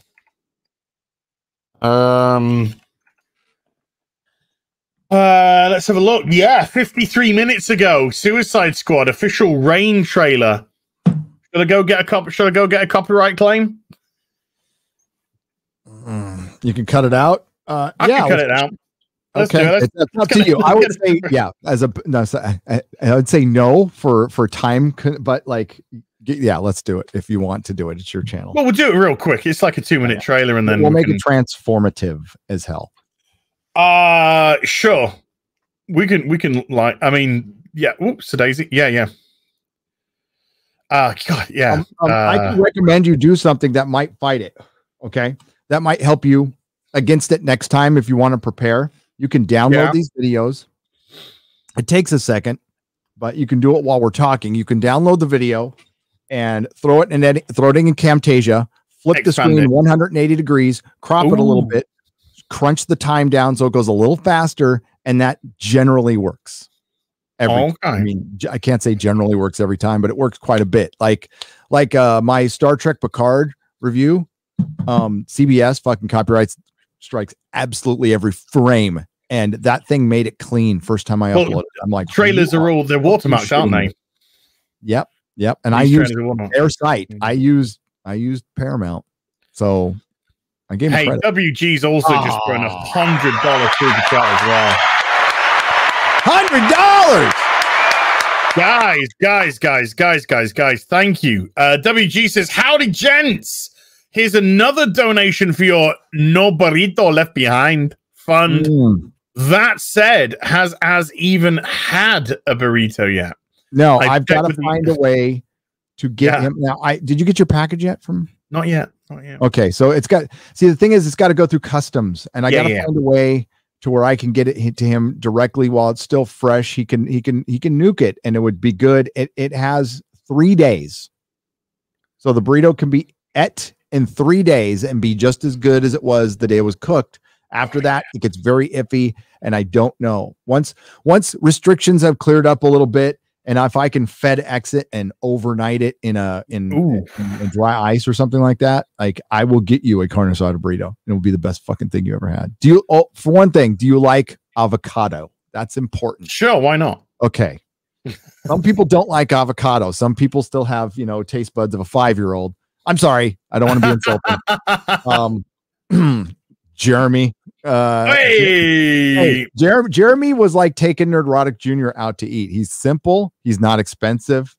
He's a cheap date, Jeremy from Geeks and Gamers. I'll say that. Thank you, WG. You're fucking awesome. Yeah. Has I even had a burrito yet? I'm not gonna have one while I've got the potential of getting a Gary burrito. I've checked with the UK's highway agency, and they assured me there's no established speed limit to getting a burrito. As stay calm and burrito on. Thank you, WG. Gary, everyone's talking me into this burrito. I mean, when I say talking me into this burrito, I mean they're talking it down my throat, They are talking it down my throat. Everybody just shut up about it because I'm still fasting. Sorry, think dude. About me. Could you think about me for a second? Oh my god. Hey, dude, I did an intermittent fast this week. I did a day yesterday. I fasted yesterday. You did? Yeah, I just wanted to see if I could. You could. Yeah. And I did. I have I'll send you some stuff, an email of information if you're interested. Because my fast good news. What's that? Not my gym hasn't reopened. It's not reopening. But I said there was another gym a little bit further down that has been bought out by another firm that's turned it into a gym. Oh, good.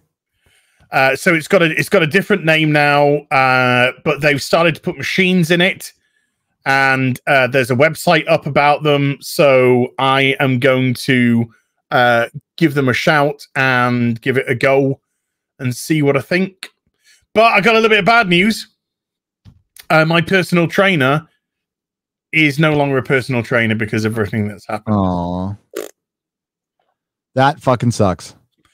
Yeah, considering he was my PT for 2 years. So you kind of build up a rapport with your PT. So bit gutted about that. Yeah. But I gotta find another. I know, look, hey, everyone, laugh your ass off at me in the gym. Please do. But I gotta try. I gotta try. So don't, when you go to a gym, it's tough. Give no fucks. That is the place where give no fucks. It's your health. I gotta try. And I promise you, nobody's laughing at you.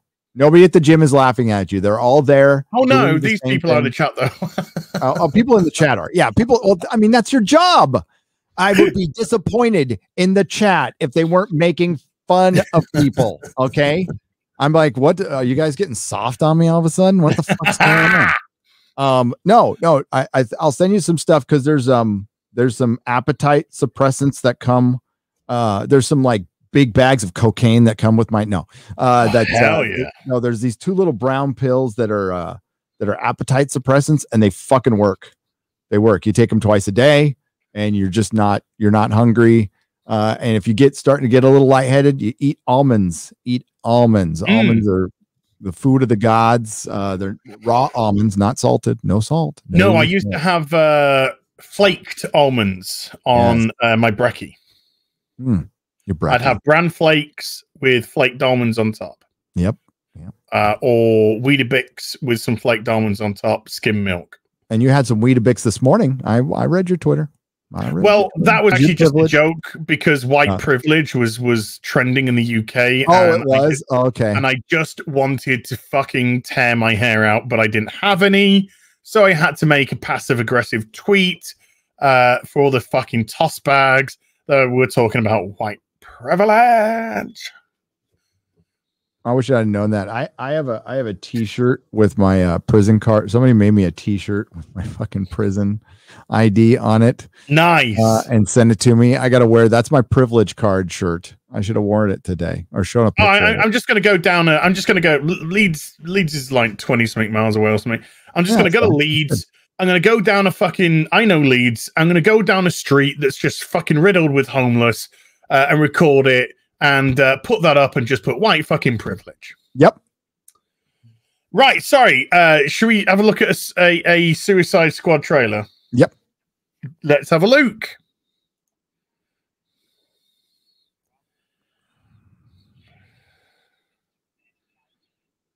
I don't hear any sound.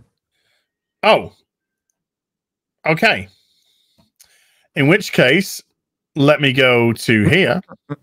Go to here. And then turn that to there, and then take that off. See, you know what? I thought Will Smith's Deadshot was good in Suicide Squad, and I think we're gonna miss Will Smith's Deadshot.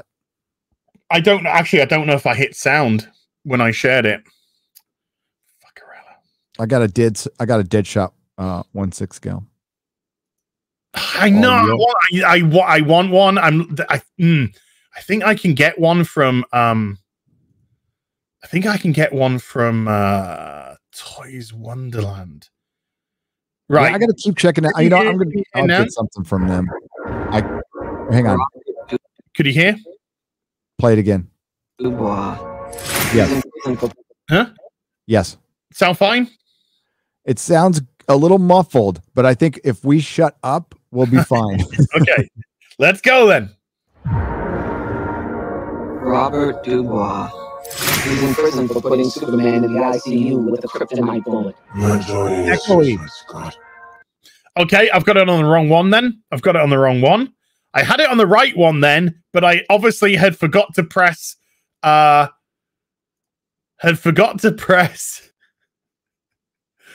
sound.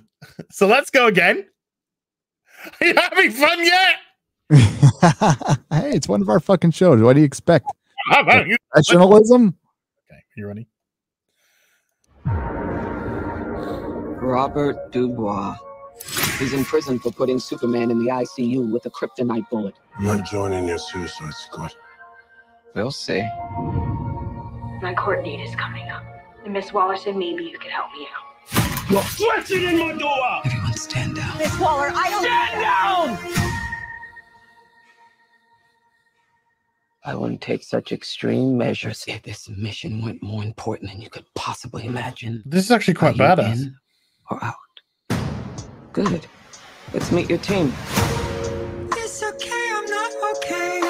Each member is chosen for his or her own completely unique set of abilities. I need to feel the raindrops on my head, on my head. Hey guys, sorry I'm late. Had to go number 2. Good to know. Is this thing a dog?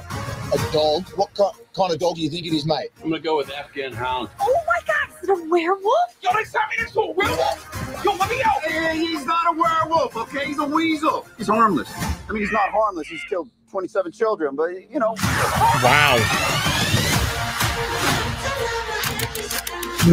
James Gunn making a kid's joke. To destroy every trace of something known only as Project Starfish. I bet James Gunn's eating 25 kids. Okay. Any questions? Starfish. What's a slang term for a butthole? Think there's any connection? No. No. All right. Let's get it. Oh! Howdy! Howdy. This is suicide. Well, that's kind of our thing. I'm a superhero! He's gonna die right after that. Yeah.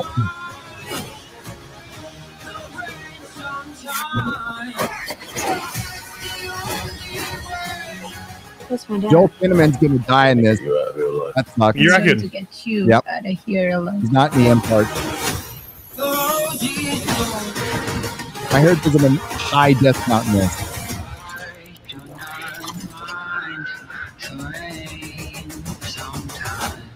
Ratatouille, what do you got? Bird. Now it. Stay off the comm. Okay, I thought that was fucking 100 times better than the first trailer. Yep. That I'm interested in seeing. The first trailer I had absolutely no interest in seeing after the trailer. This film is going to probably be the best DCEU film. Okay, James Gunn, like him or hate him, damn good fucking filmmaker, knows fucking superheroes, and he is well placed in the Suicide Squad. I wouldn't have James Gunn make a Superman movie or a Batman movie, but a Suicide Squad movie, yes, I would. I think it's a good fit for that asshole with talent.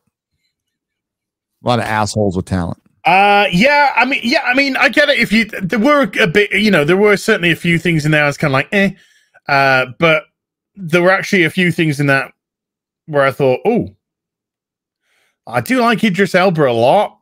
I'm a Brit. Maybe I'm kind of biased.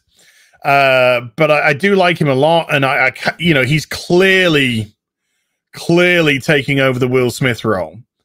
I kind of, my heart sort of went when Harley Quinn appeared. Yeah, I'm over her because of Birds of Prey. I think she was good Harley Quinn. I think she was good in the first Suicide Squad. She was the best part of the fucking movie. That's weird about that movie is you can tell there's a good movie in there somewhere. Somewhere there's a watchable good movie that got fucked up by producers or whatever. Yeah. Will we ever see the haircut? I don't know. Maybe. I don't know. Joel Kinnaman is a good actor. I dare say he could even be a leading man more than Anthony Mackie can, and he's proven that in Altered Carbon season 1. And I think he was one of the better things in Suicide Squad as well. I thought the leads were fine. They just didn't have shit to work with, and poor David Ayer got fucked over, as far as we know. Oh, he got big time fucked over. Big time fucked over. So people asking about John Cena. Fuck John Cena. That's in. Yeah, I mean, fuck him. He's a bitch. But he's a bitch. But I didn't find his joke particularly funny. Starfish, that slang for a butthole. That was not funny. It's too obvious. The funnier thing about the joke was actually just Amanda Waller's reaction. Like, what a fucking read. Yeah. What could go wrong with this is if they do those jokes, if those are like, if that's the whole fucking movie, if it's one of those jokes every couple of minutes. Well, we know his beach joke where he's just talking about dicks on a beach, and I will eat every dick on the beach if I have to say, I was like, yeah, that's humor from 2012 that the whole bag of dicks thing, and like, yeah, I'm tired of the humor taking away from the seriousness of stuff. Like, Guardians was a good balance. Like, they took shit seriously. It had a lot of heart. That's what made the movie, was the heart, not the fucking humor. Had a good soundtrack, but it was the heart. And now Marvel and DC apparently are going down the road of, let's just make them laugh and take the heart and the earnestness or whatever, the seriousness, the gravity of the situation. Like, it's going to be a giant starfish, silly Billy, silly Billy. Well, those things are fucking dangerous, by the way. And we took them seriously as a fucking kid. But I don't know. I think it's kind of a waste of them. We'll see. But it looks like a very competent, decent movie. We'll find out when it comes out. It doesn't look like complete shit to me at all. No, I wouldn't be happy if Joel Kinnaman got killed in it. I wouldn't be happy with that. No, and it looks like he's going to be. Because that's Rick Flag, dude. Fucking badass character, and I thought he would be well cast and good for future things if they bring him in. He should always be there as like a linchpin. Yep. No, because he could be your Nick Fury Punisher type, because he's a little bit of both, Okay.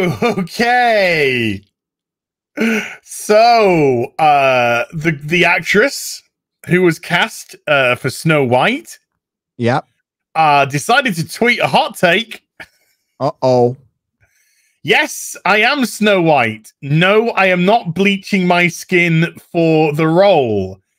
You're never going to believe this, but she deleted the tweet. Oh, but however, it's the internet, darling, and too late.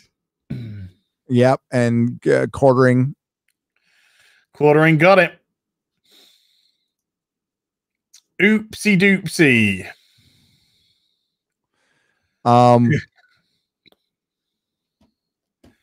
Who would ask her to bleach her skin? I don't care. I mean, like, listen. It's hard for me to get upset about this shit because I know it's death by 1,000 paper cuts and it's part of the culture war, but I don't give two fucks about an animated Disney movie. I never live action. This is gonna be live action. It's live action, but it's a remake of an animated whatever. It's their 50th remake of a fairy tale that they don't even fucking own in the first place, but they act like they fucking own. Fuck fuck Disney every fucking hole. I can't stand them. They're creatively bankrupt, and this is so predictable that they were going to do this. I mean, let's line up their next 5 movies, and maybe we can all make a game out of this. Let's do potential remakes from Disney, and have the guys on Friday Night Tights potentially guess the sexual and racial parts of the human being that they're gonna cast, because it'll be fucking easy. I got a good one. Why don't we, instead of doing Disney, why don't we put our predictions in for the Fantastic Four? Okay, yeah, let's do that. I agree. I'm looking at this. I'm in the book of hold on. I'm in the book of Eric July here. If you think the Fantastic Four are going to be 4 white folks. Oh, I've been saying that. We've all been saying that for a long time on our channels. You got to be blue dye high plus sack of potatoes equals that costume. Sun rising. That costume is plus pure gold awesome. Equals. Okay, costume on top wouldn't buy 1/6 scale. Costume on bottom would buy 1/6 scale. Would buy all the 1/6. As share this problem being shared this on his Twitter. It's this is fucking cool. I hope I'm going to the right one though, so don't share. Yeah, there it is. All right, it's on YouTube. It's a Doctor Who anime.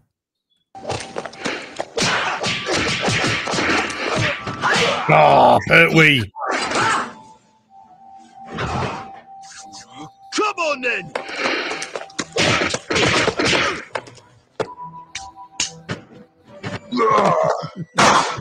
Yeah. Yes. Yeah. 警視庁公安7課よ。騒ぐんなら自分の国で騒ぎなさいよ。 This is why manga's killing it. Yep. Oh yeah. Oh my god. Holy shit. Oh. Way.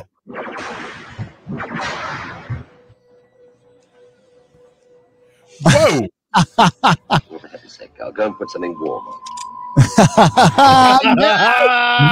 That was cool. Oh, well done. This is a 12-minute anime. Go check out Problem Beings. Well done. Can't watch it all right here, but holy shit, that looked great. That was awesome. I loved it. Those Cybermen looked incredible. I am. They look I'm more Cybermen. Derp, derp, derp. Fucking stupid. Don't you mean cyber person? Cyber persons now? Oh, because we're not my pronouns are they themsies? Nope. Or we could talk like Karen and say cyberman, cyber person. You don't want to tell anybody about a law secret? I'm a cybercan. A cyber. Can you put the link for that in the chat, please? I can write. So people can go to and watch it after the stream. After the stream, people. Don't be bailing out on us. Don't be bailing out on us. Reach. Am I a mod on your channel? Hmm? Am I a mod on your channel? I think so. Reach. Oh, yeah. I am. Oh, look at that. There we Should go. be. There we go. There's the link. Okay. Where do we get to? Did the Super Knight do the Truxenhausen? Man of War 665, Neighbor of the Beast with a $6.65 super chat. Alternate Collector's Bundle just showed up at the door. Now got 30 plus books to bag and board along with you nerds. Pete Samedi delivers. Yep. Hey, on Final Fantasy 14, your character can have a title. It's an MMORPG. My title is the Postman. Do you know why I like the title The Postman, Gary, on that game? Why?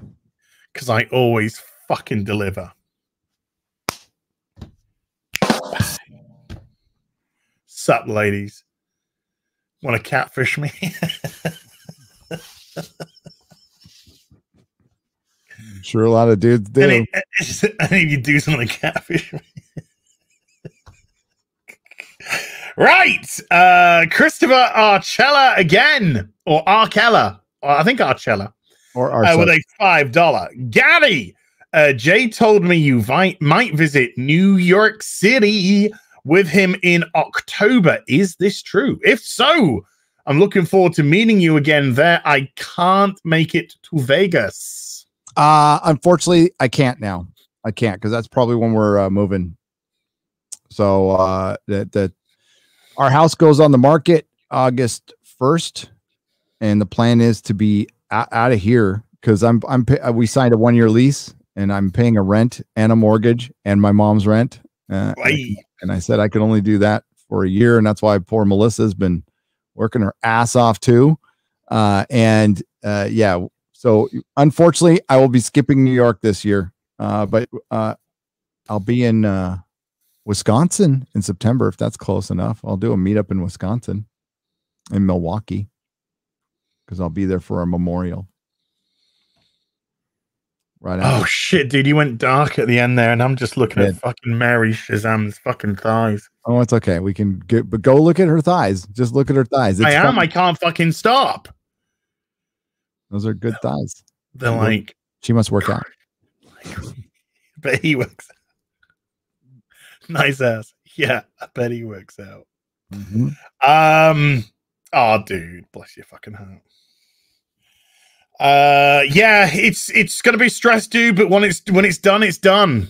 When it's done, it's done. Then the fun begins. Yeah. And during all that time, I need to keep a channel going. So the missus is like, she's fucking awesome. Unstoppable, that one. That's right. Cool. Sorry, I was looking at them. You're just looking at her thighs. Well, just put the thighs up. Share it for everybody. Okay. I'll put it back up. I'll put it back up. Super chats. Read super chats and share the thighs.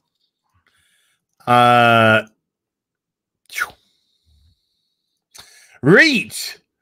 Remember in the end of the first film where she got tackled by a tentacle? Anyway, anywho, right. Where did we get to? It all? Anti-derivative Jill with a $10 super sticker of a super flying pair. Thank you, Jill. Super flying pair, yes, please. Chris Raposo with a 5 Canadian.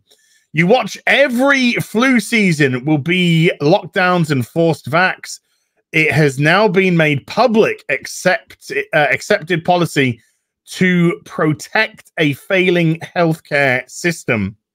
Yeah, flu season is going to be interesting from here on in, isn't it? Flu's now been conquered. Flu's now been conquered, folks. Yay! No more flu for anyone from here on in until the end of time. Such bullshit.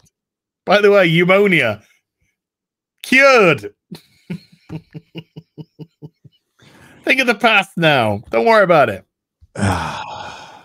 Reet, Shayna Riley with a €2. Any news on KK? Yeah, still employed.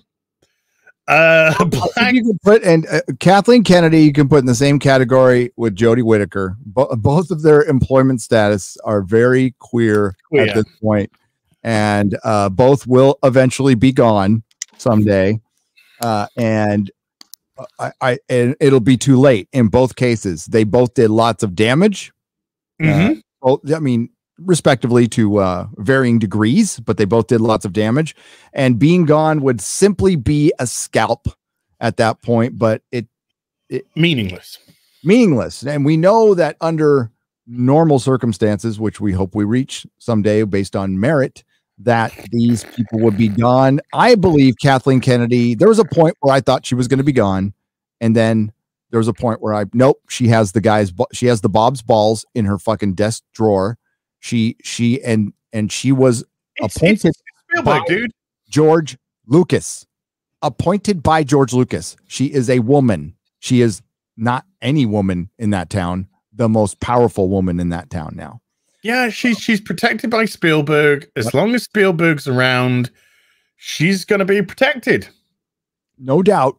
They're still going to him, even though he's not doing much. They still go to him for fucking, It's unbelievable. But there's I absolutely agree with everybody's opinion that she is completely incompetent, stupid, run this country run the company into the ground. Did that as well. She ran the country into the ground, Kathleen Kennedy. And she should be gone. I think she should be gone. And I would be glad when she is. Yeah. Employment status is quick. Okay. Black Tiger 001 with a 10 Canadian. Remember, there's a lot of people who run with rumors, like a lot. Okay, there's a lot of channels and a lot of places that run with rumors. Yeah, and I don't want to hurt anyone's feelings. It's all about, that's what you choose to do. That's what you choose to do. That's cool. It's your channel. I have no say over that. I never muzzle people. I never have. And it's just we'll see. I think there's certain things that we know will happen, right? It'll eventually be over. I don't know. I just watched Nerd Cookies put up a response to Leslye Headland's interview yesterday. It was on Data Racer. Did a great job. Great. Hell, Data Racer, by the way. He doesn't get enough credit. Put up a great tweet and highlighted that one of former Harvey Weinstein assistant Leslye Headland admitted that one of her writers had never seen Star Wars. Right. And then Nerd Cookies responded with a video from Jon Favreau and talking about, hey, I wrote this to connect with the fans. Star Wars is not mine. And if you're not connecting with the fans, then what's the point? I don't want to do this anymore. And I think you should really listen to what he said there.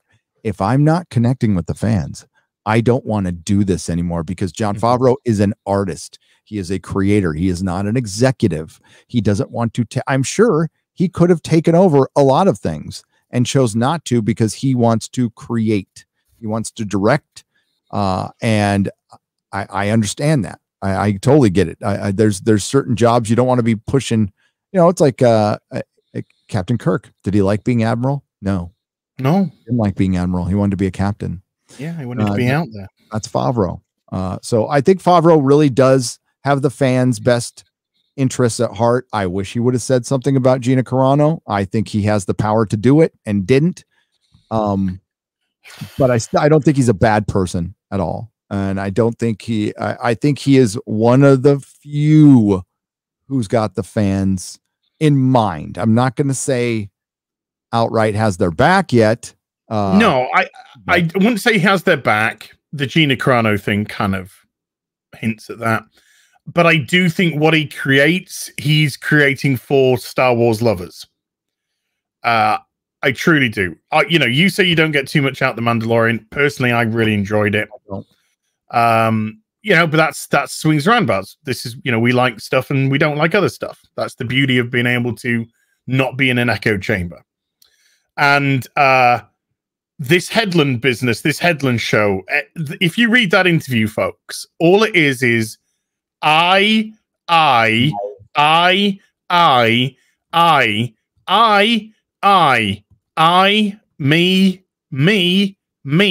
I. That's all it is. She's making a show for her. She's not making a show for fans. She stresses that she's not interested in feedback, and even mocked that it's even feedback. Because remember, even if somebody puts something like Drinker, let's just say Drinker or a Mauler, that will take a very well-reasoned critical argument and put it to them, they'll just pass them off as toxic people, because they don't have the gumption, as my grandma would say. They don't have the gumption to respond to that. But she's making a show for herself, for her politics, for her representation. She's not making a show for you. She's not making a show for me. And ultimately, that is why it's going to fail before it's even begun. Mm-hmm. Because if you're not making it for the fans, if you're not making it for the audience who's going to appreciate it, you've lost already. I think it's going to be an absolute fucking joke of a show. Athenan slipped in with another $100 super chat, by the way. $100. Thank you, sir. One more before I go, he says, once more into the breach. Here is hoping that they never make a remake of Babylon 5. Some things never need to be because they are perfect the way they are. Oh, I don't think we will. No, I don't think we will. You can't. For one, you couldn't even do a reboot because half the cast is dead. Yeah. Which is shocking. And I got to remember. But if they rebooted it, they'd reboot everything, though. You know what I mean? It would. But Andre, how do you say this? Katsulis? Well, he passed away in early 2000s. Yeah, 2006. He is and Peter Jurassic. They're fucking great. They are great. They are what makes the show to me. They're the personality of the show. Mira Furlan too, who just passed. Yeah. Jerry Doyle, who passed in 2016. Even the Richard Biggs, the doctor, he's dead. He died early on. Yeah. He died in his early 40s. Yeah. Yeah. There's a lot of people fucking dead from the show. Jerry Doyle, I liked quite a bit. He was a libertarian. He had a radio show, and I was listening to some of his old stuff, ripping on George Bush. And I was like, nice. I like this guy. So yeah, and he married for a second the first telepath who went when her, oh my God, what a fucking flip of the script that was. That was so good, wasn't it? That was so fucking good. She's hot. I want a piece of that. Oh my God. And I was like, oh my God, they're lesbians. They're lesbians. They're doing the lesbian. And then I'm like, I remember, first telepath. Yeah. Because they existed in the 90s and it was cool back then. So it was, I don't know. And it wasn't a big deal. And it wasn't fucking worn like a badge of fucking honor. They just, they're into each other. And just did it. Probably did some fucking here and there. They weren't in a relationship, but they did some fucking here and there. You could kind of get that. Well, they were in bed together and they got out. Then she admitted to being in love with her when, they were given their secrets. They were saying they had to say one truthful thing, didn't they? Yeah. And that was fucking awesome. That scene. I thought it was really well done. Really well done. Brilliant. That's how you do it, folks. You do it like it's just normal. Like it is. In the middle of fucking Pride Month. I don't know if there's a picture I could show, but I don't know if I can. It's your channel. Tell you buddy. what, Gary. Tell you what. I will send this picture to you on Twitter. Oh boy. Okay. And you tell me if I can. You think I can show this? Or not? Okay. And Athenan, dude, thank you so much indeed. Again, exceedingly generous, man. Thank you so much indeed. I really appreciate that. That's incredible. As Gary goes to check out the picture I just sent him. Oh, I think you could share that. I don't see the I mean, like, it's true, right? There's a truth I think to it. so. There's like, I think I'm Pride is month is old. I mean, I lived in Hillcrest in San Diego, so that was the gay neighborhood, and that's the gay neighborhood in San Diego. There was Pride back in the 90s. It was something that happened every June, and it meant summertime was here. That's all it meant to me, was summertime's here. I love summertime. It's Pride month. There's a street I can't drive down for like a month in my town. I don't care. So yeah, I would share the picture because that's mostly what it is. It's, I mean, they're having their fun. Have your fun. Go. That's cool. I'm okay with it. I don't mind the inconvenience of not having. I can't drive down now in San Francisco. Half the town gets shut down now, but that's fine.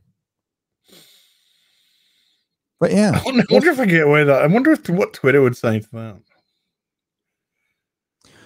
I don't know. It's just, yeah, you're not saying you hate it. You're saying, no, you're just trying to get I can't move. I can't move from being shouted at about some fucking virtue signal. Yeah, I think that's what it is. That's really what it is. That you go get your Skittles and it's there, yeah. And you go, which is fine. You know, it's not like I'm not going to buy Skittles because it's got it's every what logo did I see? It's on my bank logo right now. It's like, okay, great. Yeah, try and play a video game. There's fucking statements out from video game companies. This month is so important for representation. Representation. Hi. Representation. Why is your Saudi Arabian branch not change the colors of their logo? So you're representing an aspect of somebody's life, right? An aspect of somebody's life, a single aspect, but there's no representation of neutrality. There's no representation of even common sense right now. We've consistently got actors painting an entire group of people, an entire party as racists and Nazis on a daily basis, and they don't see a problem with that. Oh, I know. I tell you what, dude. Let's see. This could be my final hurrah on Twitter. If I'm going to go out, I'm quite happy that this is the. I don't think that would be your final hurrah. Now, if you put like the R word 3 times in a row in that, I think oh yeah, ended for a week. Okay. No, I've already had 3 misdemeanors. So I went from 3 days to 7-day ban. So I've had my 7-day ban. I think my next one is permanent. Okay, I've tweeted it. Fuck it. I don't give a fuck. It's Twitter. It's a piece of fucking shit. Right. There you go. Can't say I ain't got no fucking stones. Now go for Croatia. Okay, I get what's going on. They're telling the goals that's going on in the Scotland match. So yeah, okay, right. I got it. England is still winning 1-0. Got it. There we go. Right. What am I supposed to be paying attention to for my heritage? Who does Scotland playing? Scotland are playing Croatia, who have just made it 3-1 to Croatia. Oh, fuck Croatia. Scotland had to win to qualify, so they're not gonna. Well, you know, sorry. Didn't we have a chance to be a free country a couple of years ago? And said, you're always fucking doing it. Yeah, something we've been fighting for forever. And then when we had the chance, nah, it'd be fine. Yeah, I went to the vote and the vote went, nah, stick with England. Stick with British Isles. Yeah. Bet you regret that now, don't you, Scotland? Okay, we got Black Tiger with a 10 Canadian. MFK round 42 Summer Slam Edition. Rank these wrestling matches. Oh my god. Best to worst. Steel Cage. Oh, Eric July versus Brianna Wu. Okay, this got interesting now. Yeah. Ladder match. Mark Wade versus Just Some Guy. Yeah. 3v3 tag match as Jeremy and RK Ryan versus Troy Baker, Cockman, and Greg Miller. Oh, I don't get to fight anybody? No, you got the day off, dude. I got like left out of there. Jesus. Yeah. You're probably a referee. Okay. Well, what am I supposed to marry fucking kill one of these matches? No, you got to rank them. Which is going to be the best match and which is going to be the worst match. I personally think it's lined up. No, I think I'm going to take my Friday Night Tights crew as the best match. Because, I mean, Eric July, it would last a nanosecond with and Just Some Guy another nanosecond. And I know somewhat about Just Some Guy's build and stuff, and he could still take out that floppy, flabby freaking Mark Wade, who's got, I think, mental health issues, major mental health issues. Oh yeah, that guy is never getting a deal in Hollywood, by the way. No, I never was going to get one, and I'm fully aware of him as a psycho. Yes, that I've got that on. I'm sure you did too, from a very good source. Very good source. That man will never get a chance at Hollywood because he fucked over the wrong person. And there's one particular person he fucked over, and that was a Plus, there's a bunch of baggage following him around that I cannot believe has not come out yet. Yeah, ton of bagage. Okay, so Friday Night Tights first. Who's second? Just Some Guy second, and Eric July third, because Eric July's just pulver. Eric July knocked Brianna Wu the fuck out. He just destroyed her in that Twitter thread. Absolutely fucking destroyed them. And then when they tried to change the narrative, he was just like, no, and then just posted what they had put originally. So Brianna Wu said something about like you have Luke Cage back there because you identify with Luke Cage, and that's the only one you identify with. Something to that effect. It was something. Yeah, he had the cover on Luke Cage's first appearance in whichever Marvel comic it was, and Brianna Wu said, "You have that because of representation, because you see yourself in Luke Cage because he's black." And Eric July just went off, and annihilated her. It.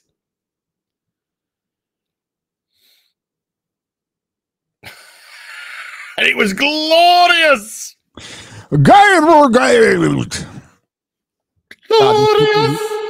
There's people who cannot let go of Gamergate, and Gamergate was a hot mess. It was entertaining to watch. It was hard to understand because I was like, what really caused this? And I heard it's the journalism integrity, and then Five Guys burgers, and it was the culture war. Okay, it was the fucking culture war. It was SJW. Brianna Wu has nothing but Gamergate, dude.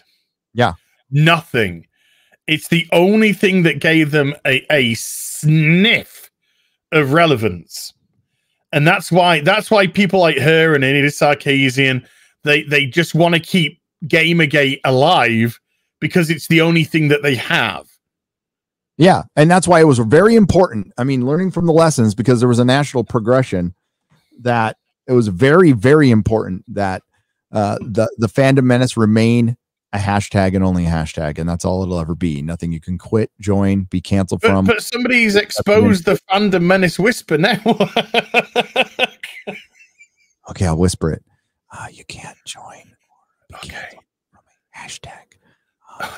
It's just a hashtag. You can actually use it whenever you want. It's not an organization with any leaders or structure or any dues or fees or any rules, but each individual channel might just not want to hang out with some people based on behavior. I don't know. That might be it.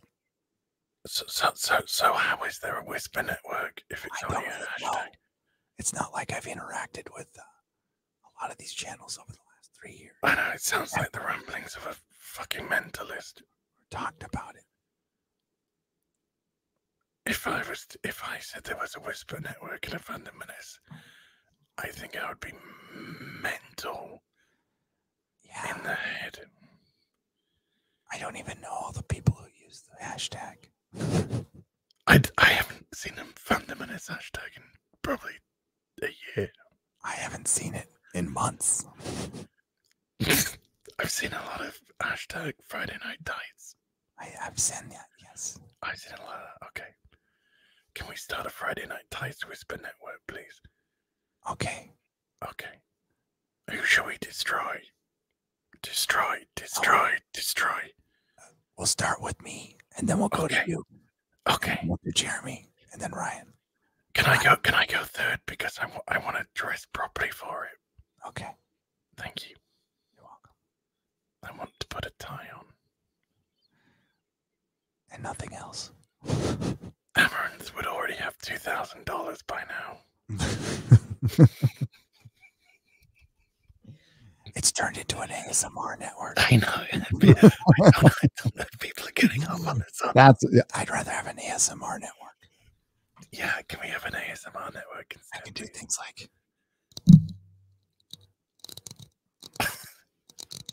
That's my comb. This is entertainment.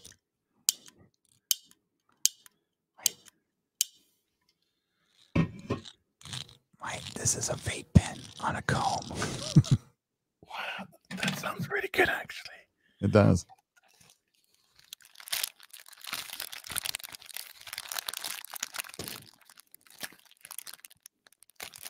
Those are cotton buds in a plastic wrapper. I just let it match.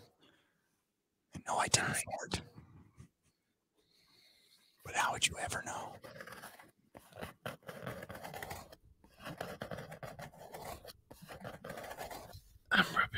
I'm raking nails on cardboard.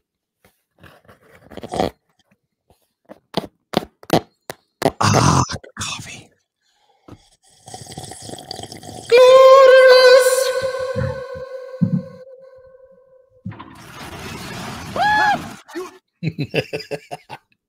Right, now that everyone's got themselves off, Forever Sci-Fi with a $5. You guys are a great / terrible influence. I've started collecting Final Fantasy VII Remake figures from Play Arts. Awesome. Through HLJ, got Tifa, Cloud, and Barrett so far. Ditto. I got my Cloud because I got the collector's edition, the super duper collector's edition of Final Fantasy VII Remake. So I got Cloud on the bicycle. Oh, yes. And then I got Tifa and Barrett separately. I have no idea what you're talking about. I know. It's okay. It's okay, dude. I'll just start looking. SJ Almighty with a £1.50 Diamond Geezer super sticker. Thank you, sir. Brian Kim with a $5. I watch Batwoman out of curiosity, and the show has drained me of my will to live. With Vina Fox and fucking scissoring. Watch Acid Review. They're therapeutic. Dude, it's are you telling me the season's ending this Sunday? This coming Sunday is the final episode of Batwoman.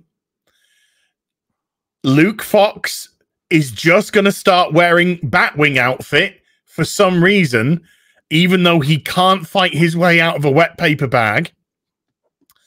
Javicia Leslye has no Batwoman costume at the moment, so maybe they've designed another new one for her. The racist guy, I forget his name, Russell Trevorrow or something, Trevoroth. He's going to be Bane, new Bane, because they're going to soup him up with Venom. And Kate Kane who's had her personality changed into Cersei Sionis, Black Mask's daughter, has created a Bat woman who laughs costume. I saw that. So a lot of this stuff is rights retention. I don't know if that's what's behind this, but they have to retain rights to certain things and they got to show them and they lay claim. And these shows are in competition with each other, by the way. So there's that going on. And it's absolute garbage. And I promised a season review, as I did with Superman and Lois as well. And now I have to catch up on Batwoman. And I don't know if I want to. I don't know if dude, I just saying that makes me. Oh, dude, I'm so sorry. That means I have to binge it. It means I have to stop. No, you can't binge this show. It's impossible to binge. You can't do more than an episode before wanting to throw the fuck up.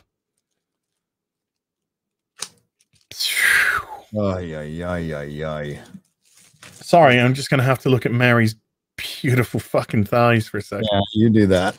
I gotta get my comics together. So yeah, I bagged and boarded Avengers 2 through 100 something. Coco Crazy Fangirl 17 with a £5 super chat. Whenever Az goes on an awesome impassioned rant, my buttered croissant gets even more buttered. Oh my God!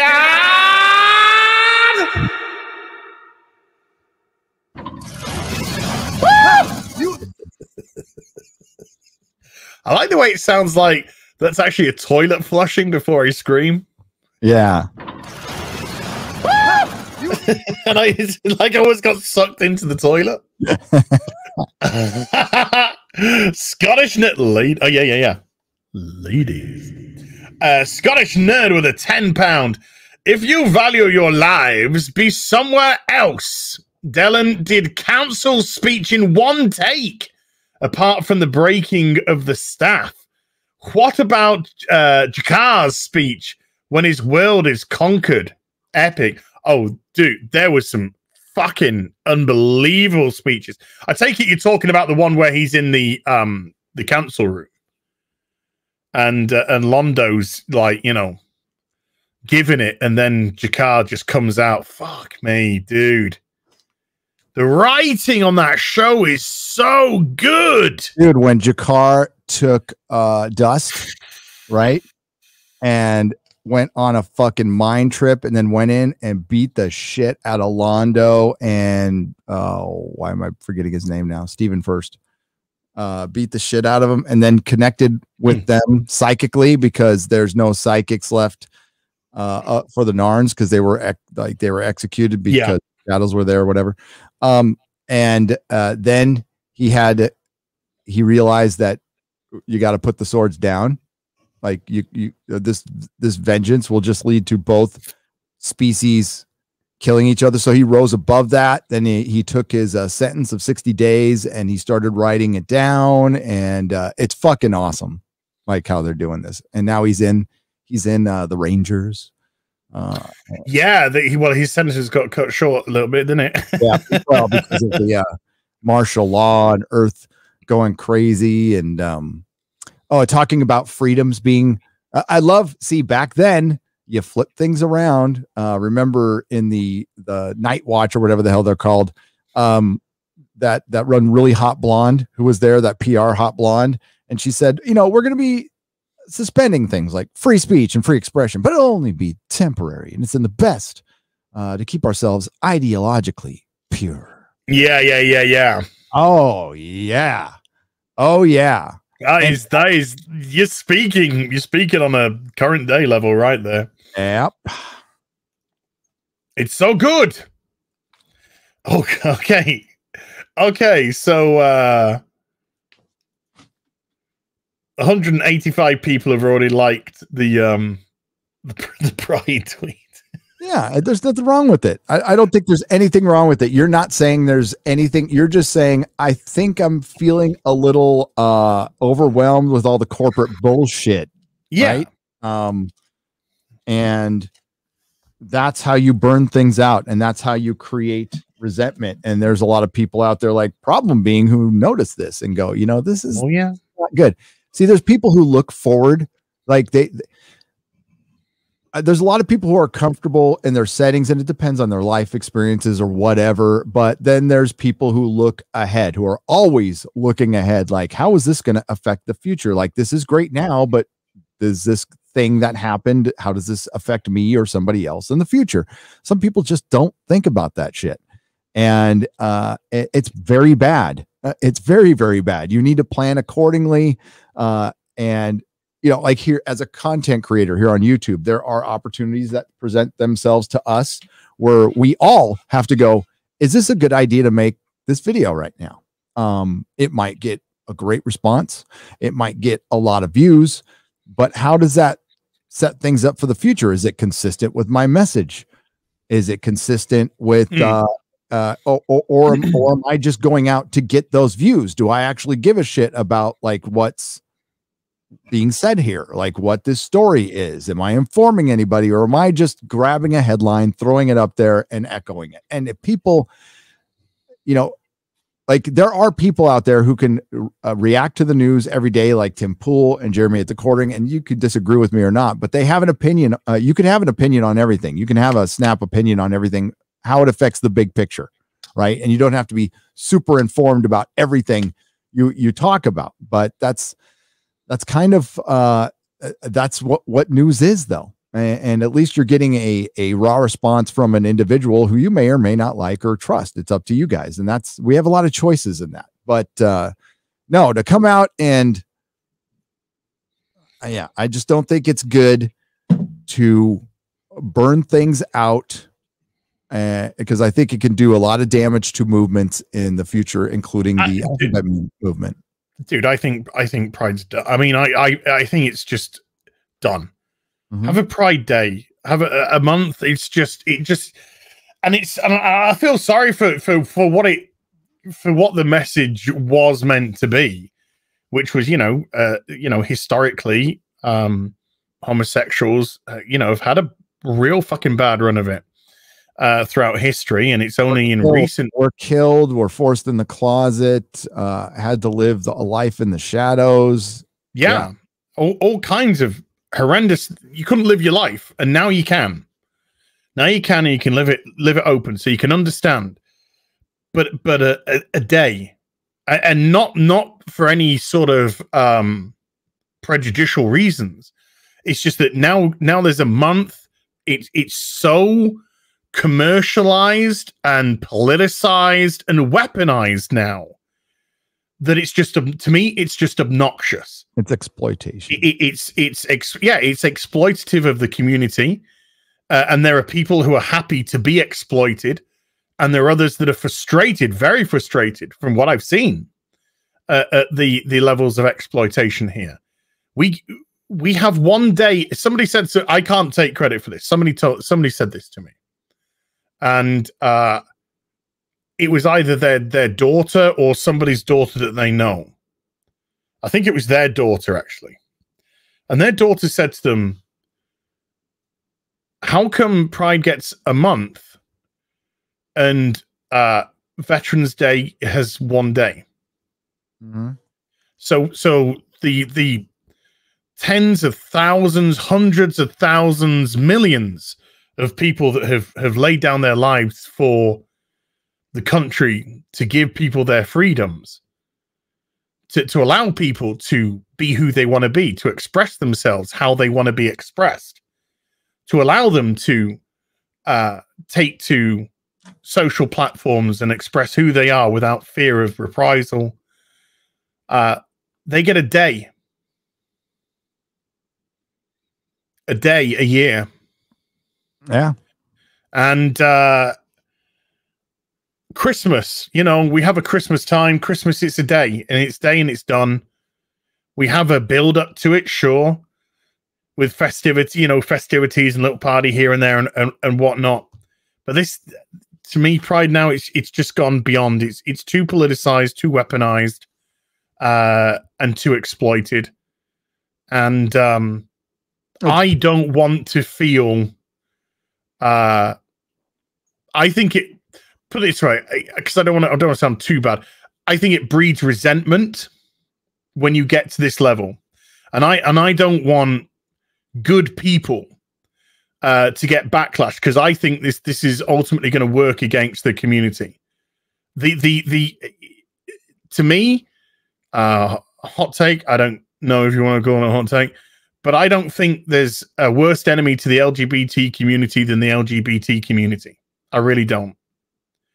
When you see the behavior online of just a few people who are claiming to represent, and I think they're doing more damage than they're doing good.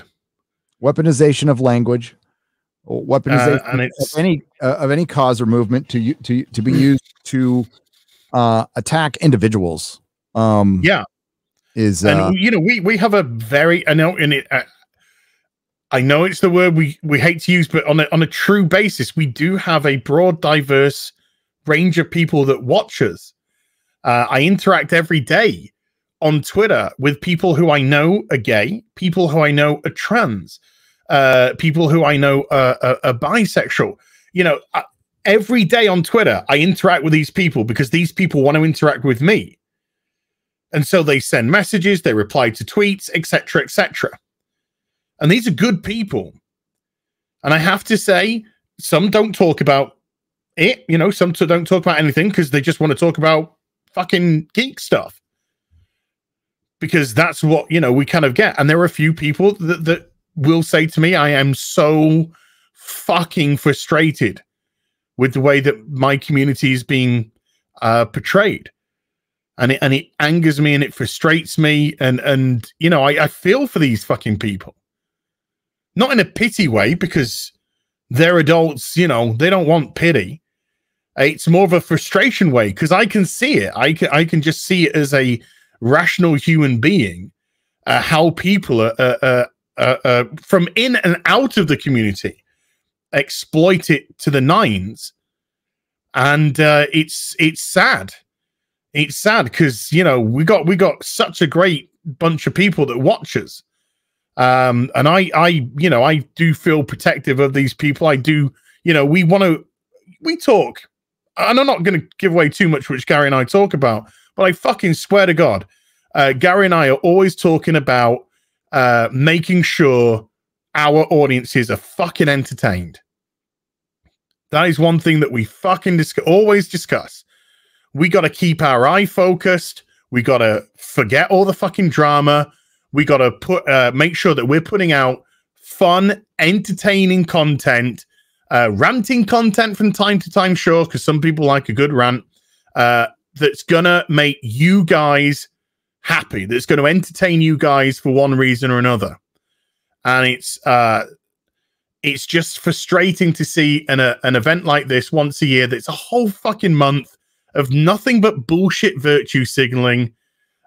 You just see the corporations tripping themselves up left and right in the name of virtue. Funko Pop rainbowing a stormtrooper from Star Wars, something that is meant to represent a Nazi soldier from World War II, because that's what Star Wars was a representation of. World War II in space, with the Empire being the Nazis. So when you've got corporations doing dumb shit like, oh, here's a stormtrooper whoopery poozy woozy that's been covered in a rainbow flagsy because pride dive, you've just covered a Nazi in a fucking rainbow and said happy pride. What do you want to do with the Funko Pop? Take it to fucking Auschwitz? Pop it down there? See how that fucking goes down? Happy fucking pride. It's so fucking dumb. And then you get, as I said earlier, you get your fucking video game companies.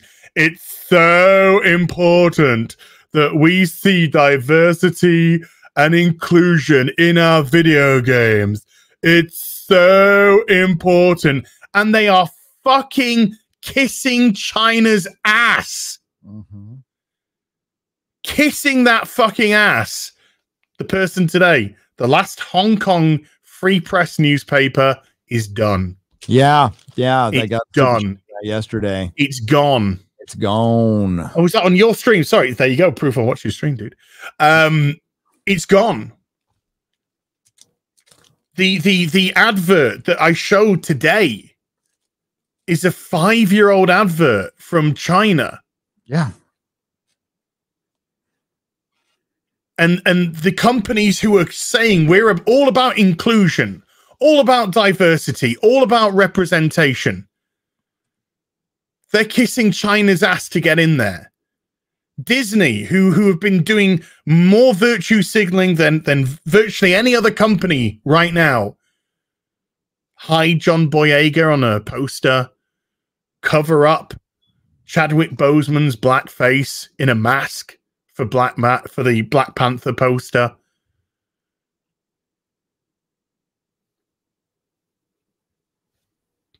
Have their camps in China where they are currently neutering the women.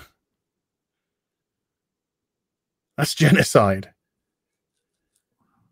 And they are kissing their fucking ass while turning to you and saying diversity and representation. And of course, as we've already said as well, other branches, they aren't changing their logos, Saudi Arabia, etc. You know, where homosexuality is punishable by death. Do you hear those companies speaking out against those other branches? Of course you don't.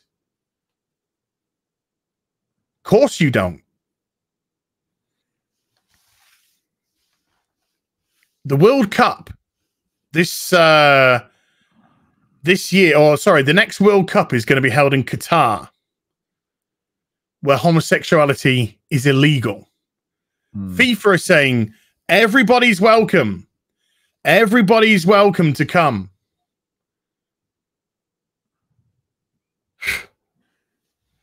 Come LGBT community, to a country where it's illegal to be who you are.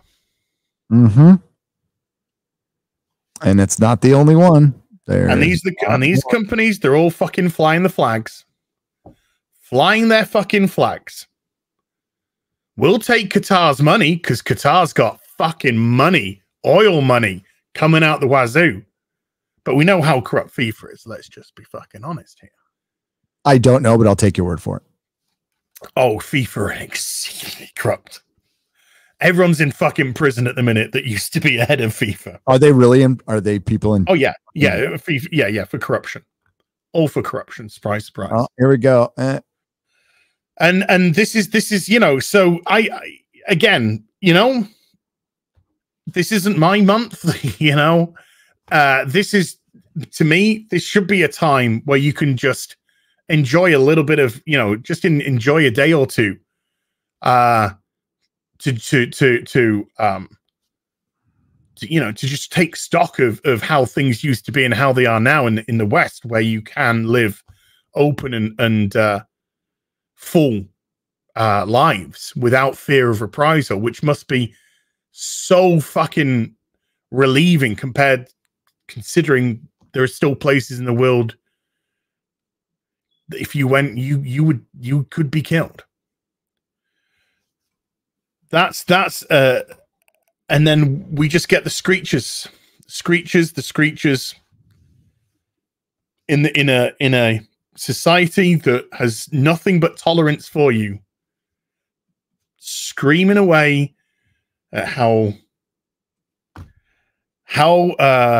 you know, misrepresented you are, how repressed you are, yada yada yada, and it's not doing any favors. No. Yeah. I think I mean it'll burn itself out. I mean, pride's never going to go away, nor should it. And it'll probably just go back to being someday what it was just to be a party. Like, if, you know, if people want to party, especially after this year, fucking party your ass off. Who cares? Yeah. The corporate aspect of it. It's like you said, it's the politicization, it's the weaponization of all this stuff that really is fueled by Twitter. For the most part, I know Facebook groups have something to do with that too. Hell, I've got a Facebook group. I rarely know what goes on in there, and when I check in, I get as much shit, if not more, than anybody else. So that's the way it goes. But like, yeah, it's just it's fueled by that stuff because we're not, actually talking to each other, and it's sad. It's sad, and the corporations are fanning. They're just gaslighting everything right now. Yes. Come July, the logos will change back to normal. And things will go on till it's time to exploit you until next year. Exploitation time. I'm so glad I put a downer. No, it's fine. It's just, it's just such a, and I express this through a silly meme, and that's how we have to do it. We express things through silly memes, and that's why they exist. And it's a way to lighten up everything, and also to keep in mind that things are bad right now in entertainment. Culturally, they're bad, but it's not the end of the fucking world. Okay, there's still a chance to fight this, and if you go about your normal daily life, are you really seeing any of this much out there? Not a lot, but it was over the last year we saw it bleed into the streets and saw the absolute worst of it. And this is what we were talking about up until it started happening. We're like, this shit is serious and it's going to get worse. And all it takes is some kind of tipping point, and we all watched it happen, and we've all seen the results now. And it's going to make the fight last that much longer. Whatever progress was being made was taken away, but that's why we're here. I would like to say, Gonzo, I'd like to express it more as Fat Yorkshireman points out corporate hypocrisy. I don't think I told any individual to do better, but I definitely called out corporate hypocrisy. But you can take it how you want. It's your prerogative. Okay, let's go into the stupid chat, baby. Scott, oh no, I think do we have? Yeah, we just got a Lyle Hammock with a $10. Leslye Headland is giving us more stupid garbage from Disney.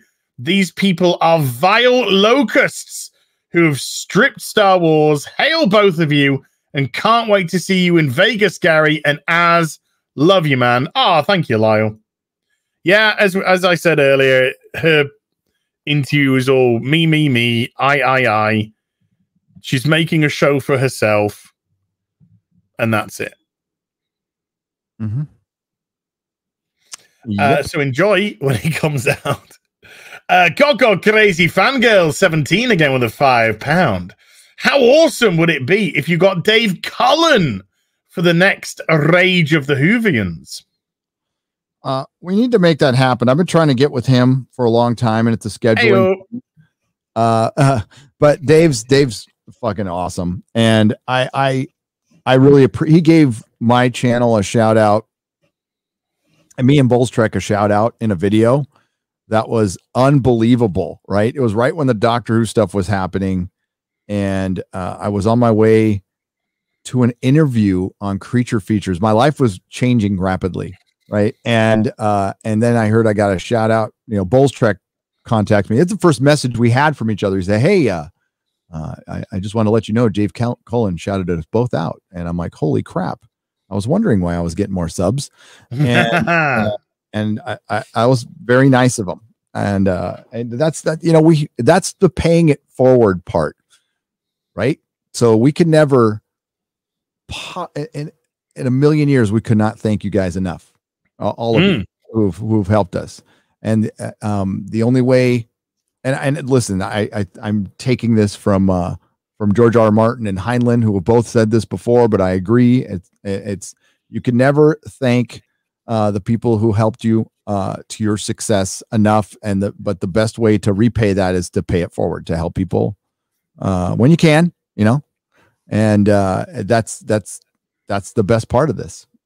So, that's why we shout out channels on Friday Night Tights, and despite it causing problems, believe it or not, we're going to keep doing it. I know, and because we want to, I know there's so much gratitude problem. So many gratitude problems at the moment. Le Chevalier de Lys with a 2 Canadian. I love that you love Babylon 5. I'm keeping quiet. I am loving it. To the Babylon 5. So I'm a bit obsessed right now. That's why I was waiting to see if that happened, and it kicked in to where I'm like, it's delayed videos. It's like, should I start a video tonight? Oh, I can watch a couple episodes of Babylon 5 instead. But now I have to shoot a video tonight. That should have been out today, but well, not a very good. I think I think it's important that we watch good stuff once in a while. I really do, to remember what's good. And I'm so grateful that you guys stayed on top of us so we would watch it, and definitely worth it. Just absolutely worth it. So good. Yeah. I get why we were getting harassed now. I totally get it. At the beginning, when we were just starting out, it was kind of overwhelming because we were kind of like, guys, we're just trying to start the show. But when you get to the good parts, you're kind of like, I get it. I know why you were just so excited for us to get to the Juicy Lucy stuff. Oh my God, watching it weekly must have been torture. Oh, I know. Not having the facility to fucking binge. Holy shit. Like, when I went on a binge, dude, I went on a fucking season and a half binge. I just took a day off work and went, fuck this, I'm just watching Babylon 5. Yeah, and they really need to return to this. They really need to return to episodic that you can sprinkle in an overarching theme, right? Doctor Who, RTD did that so well. So fucking well. Little hints here and there. Moffat couldn't figure it out to save his life. Yep. Go crazy fangirl 17 again with a £5. Let's hope Batwoman doesn't take a leaf from lockdowns and keep extending its season, even when promising to end it. Oh my God, please don't say that. There is a trailer for the final episode, and it does say season finale. Yep. In big letters on the trailer. So please, Lord above, please let it end. Yeah.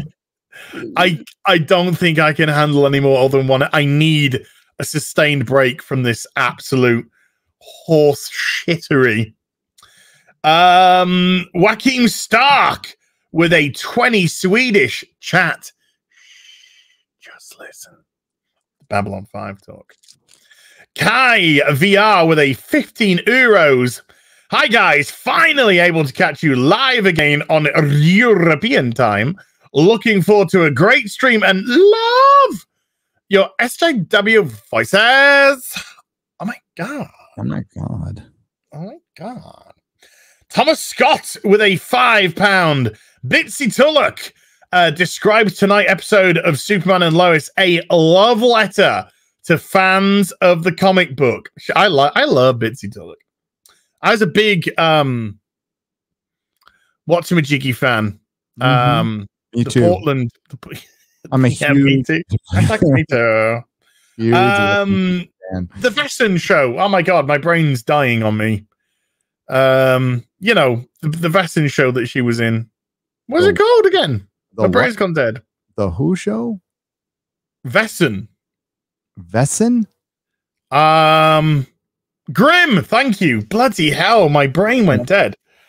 Grimm. I really enjoyed Grimm. I really did enjoy Grimm.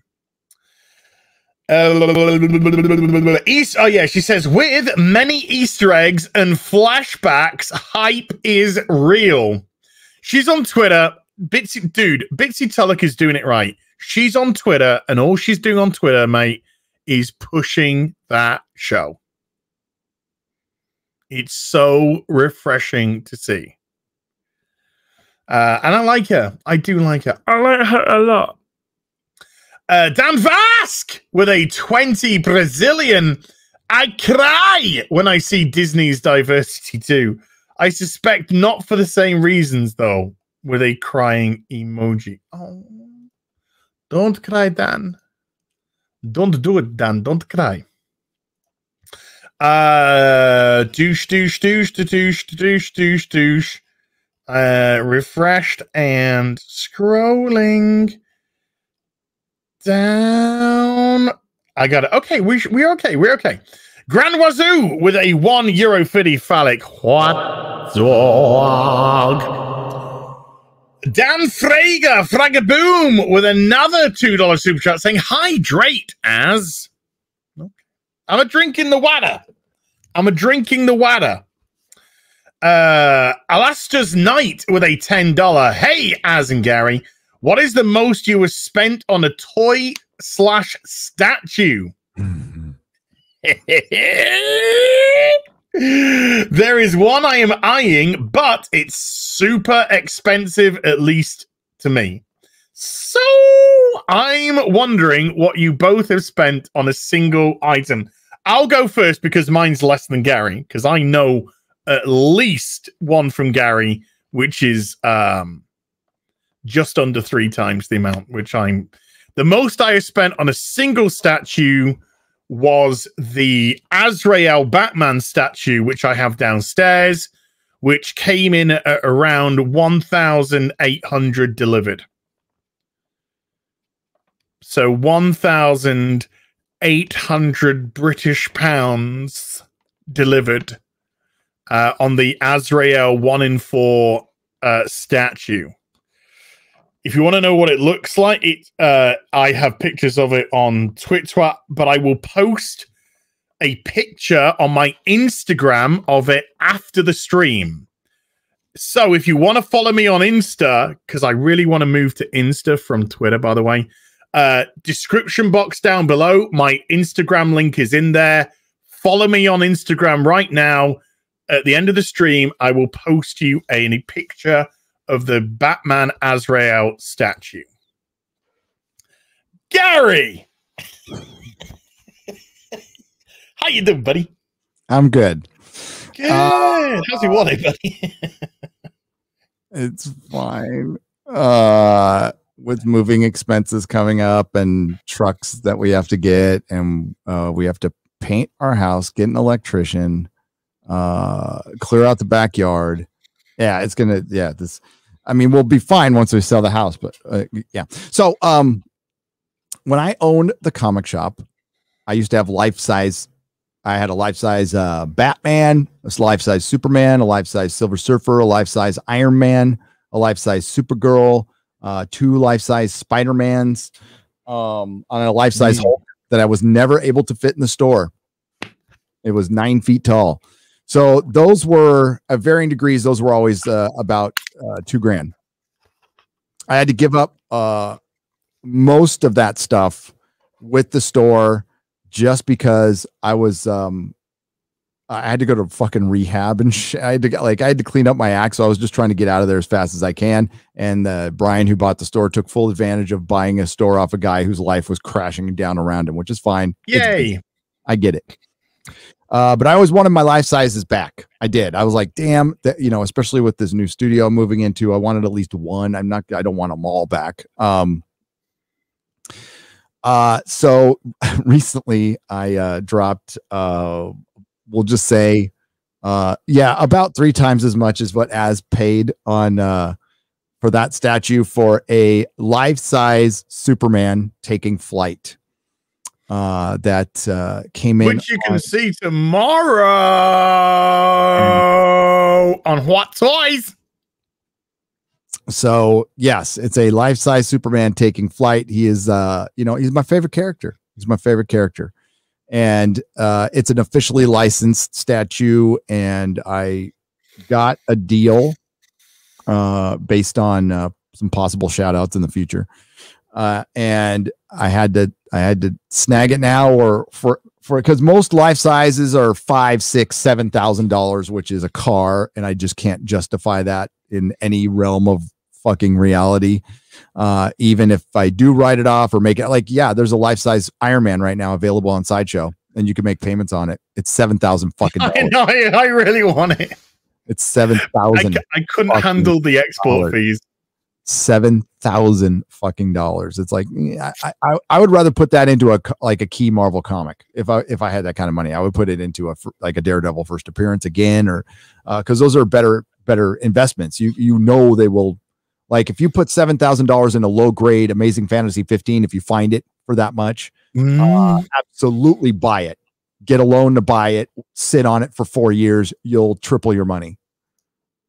You'll triple your money, or you just save it, and then as time goes on. But yes, I did get the Superman statue. That's what I've been hinting. So that's what I put on Twitter. I said it's arrived. It arrived on a fucking pallet. It's 200 pounds.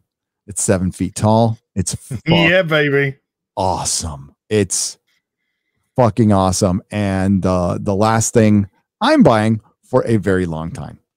So no more. By the way, chat, I've seen it. Yeah. But that's it. Mrs. Nerdrotic put the fucking hammer down on that one. She said, no more. I said, okay. We want to talk about the Optimus Prime. Optimus Prime. Yeah, I think we do.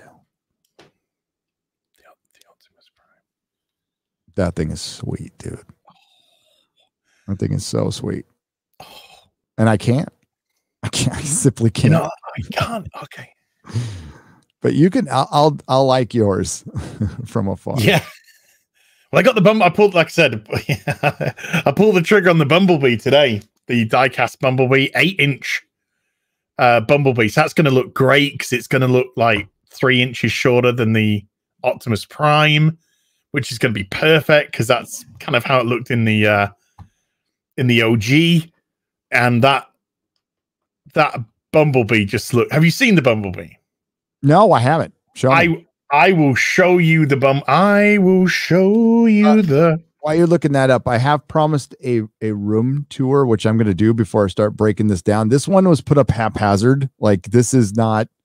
I'm going to have a studio wherever we're moving, a proper one, where people can come over and we can do podcasts and we can bring guests out and stuff. That'll be in my house, obviously, and. I have promised a room tour, but whatever doesn't fit in the new studio goes in the shop. That's like, I've got most of what I have is from before I started YouTubing.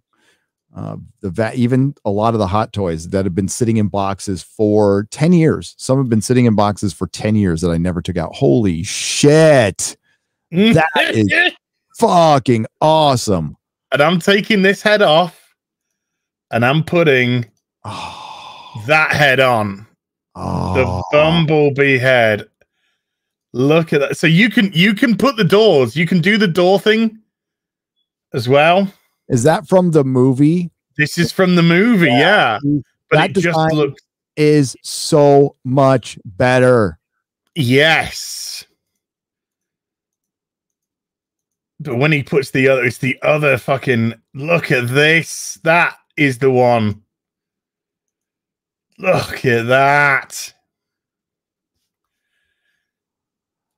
And this is going to go nice and small. Like I said, it's about 3 inches smaller than the Optimus. And that's just going to look fucking dope as fuck. Next to Optimus. Mm-hmm. Oh, so good. Okay, and who's the manufacturer? Is it Sideshow? Because they usually just no. This is 3A Toys. Okay, 3A. Okay, yeah. And this is the DLX diecast. So there's the Bumblebee. You can get the Optimus Prime from Bumblebee as well.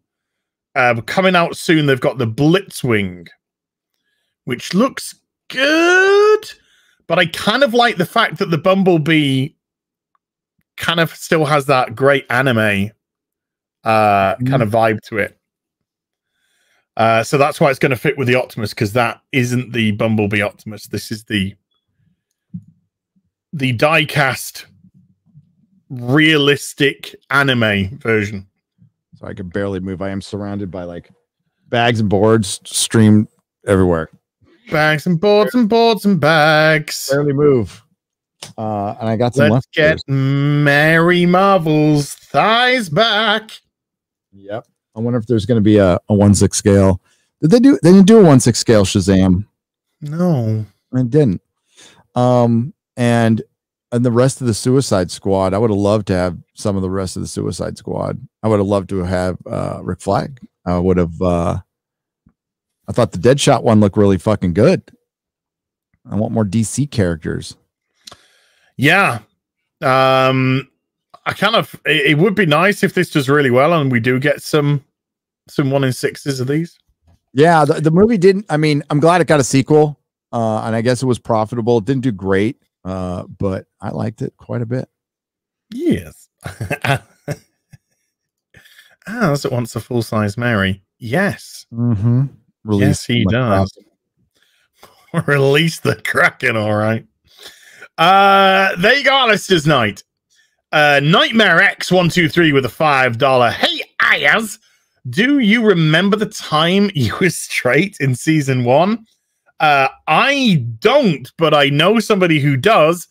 It, of course, was Supergirl's sister. She was straight, did you know, in season 1? I do remember. I watched Supergirl season 1. Yeah. Odd what happened. It's as if it's not a choice. As if it is a choice, I should say. Philip Demick with a $5. Jakar and Deline were in a sci-fi series about genocide while dealing with actual genocide in their home of Yugoslavia. Yeah, that would have been during the Slavic War. Yeah. Oh, so he was from Yugoslavia too. Yeah, she was a socialist, right? She was a socialist, and she had to run from her country. Mira Furlan. I was reading that in Wikipedia. And then somebody wrote a scathing article about her. Or no, well, no, it wasn't scathing, but it was just like talking about like what she went through and some truths that are and it was some of her stuff was erased or something like that in her home country, and they had to apologize for it. And they treated her pretty fucking badly to the point where she had to leave, right? She had to like escape her country or something. I'm going off of half an article I read, but yeah, she got fucked over somehow. And no, she is fucking fantastic in that role. She is so fucking good. So I can see why a lot of people were very sad, because like when she passed, I hadn't watched Babylon 5. Same. I was like, I'm sorry she's gone, but now I get it. It's a huge loss, and Jakar, my God, I'd seen that guy in other things. I can't remember. Star Trek. Star Trek. Yeah, it must have been Star Trek. Yeah. But dude, he is so fucking. Jakar is easily my favorite character. Like his arc is unbelievable so far. And I love Londo too, but we're not at the end of Londo's arc, I feel. A lot of people say they hate season 5. I don't know why. I haven't seen it yet, but I love the whole aspect of the shadows and more. Yeah, they were very sinister. Well, they are very sinister because they're still fighting them at the moment, but they found a weakness. Oh no, you're not there. Fuck. Anyway, but that scene where Sheridan was on the fucking elevated elevator and he's falling for like 8 minutes, and then oh God, why am I blanking on his name? The angel had to come out of his containment suit. It was, yeah. Kosh, right? Still not great with names, but Kosh. Yes, Kosh. Kosh, something like Kosh. And he was an angel, and he looked different to everybody else. And he flew up there, and like that whole scene where he's falling and stuff, it looks so bad. I was laughing. I understand that like the impact of the scene was fine, but dude, I'm like, Is the gravity a little lighter there, maybe? Or it could have been. It could have been because it's you never know. You could play with some gravitational theories there. I would love to see some crowdfunding happen and somebody redo all the special effects. I think that would, because like they did what they could, and it's the storytelling that really, really it fucking helps. And I honestly don't give a shit. Like special effects don't mean much to me. I as long as you're telling a good story, it doesn't need to look great. Unless you're telling a bad story like Loki, and then the special effects look really fucking bad, Well, special effects just become party tricks when there's no good story, and special effects don't impress me. Special effects don't impress me when there's a poor story. Mm-hmm. Special effects I don't want to think even exists. Like the best special effects are special effects when there's like a car or a street or a rock or a tree. The innocuous ones that you don't even think of. They're the best special effects. That's how special effects really should be. Obviously, when you got flying people, you got to have some flying people. But they just become pretty parlor tricks when the story is just shit. Yep. And they cannot compensate for good story in the slightest. Jake the Movie Geek with a $10. Hey guys, tomorrow is my 25th birthday. Here's some moolah. Everyone in the Friday Night Tights community is my new entertainment. By the way, I'm wanting to get into comics. I'm a DC guy. Do you have any recommendations? Yes. First of all, happy birthday for tomorrow, dude. Secondly, go buy 1990s, because I think they're going to be the best per buck. Bang per buck. DC characters of whichever you want. Superman, Batman, Green Arrow, Green Lantern, the works. Start in the 1990s when it's very affordable to pick up a load of back issues at a decent price, good price, and the stories were actually fun and enjoyable. Gary, do you want to put your penance in? Penance in for getting into comics as somebody who's a DC guy. Getting into comics for somebody who's a DC guy, just based on what you've seen in movies and TV and stuff. I would say always go to the sweet spot, especially with DC. DC's a much easier. It's easier to access DC than it is to Marvel if you're a newbie, because of Crisis and because of all the times they've relaunched their universes. And I would say just jump in there, right? And their back issues are cheaper. So you jump in with Crisis and Infinite Earths, which gives you whatever you need to know about the past, and it gives you a starting point right there. And then you jump into Man of Steel, Batman Year One, Green Arrow, the Longbow Hunters, which we didn't talk about again, and we're not going to have time to talk about today. I know. And another, and I want to get to the next one I want to do is Darkseid, Dark Phoenix, the crossover of Teen Titans and X-Men. We need to do that one. It's a single extra sized issue, and it's fucking great. I want to get to that, but that's where I would go. I would go with DC and you all new, Marv Wolfman and George Perez's all new Teen Titans. And again, those back issues, those trades are cheap, and they're fucking as good, if not better, than a lot of the Marvel stuff of the time. Contemporary comics were just great in the 80s. It's it really, I don't know. You talk. Also, Mike Grell's Green Arrow run in general, just go buy. And yes. And good luck. And yes, you'll get a lot of bang for your buck getting. I said the 90s because they're cheaper than the 80s, when you're getting to year one. But if he's going to get year one, just might as well buy the trade. Yeah, buy the trades and go to Half Price Books. Go to Amazon. It's Prime Day today still. So you go Prime Day, and I went and dude, you did. Oh, I bought something today, huh? I bought a bunch of Blu-rays Oh, nice. I bought a spinny thing for my new channel, which is going to open at the start of July.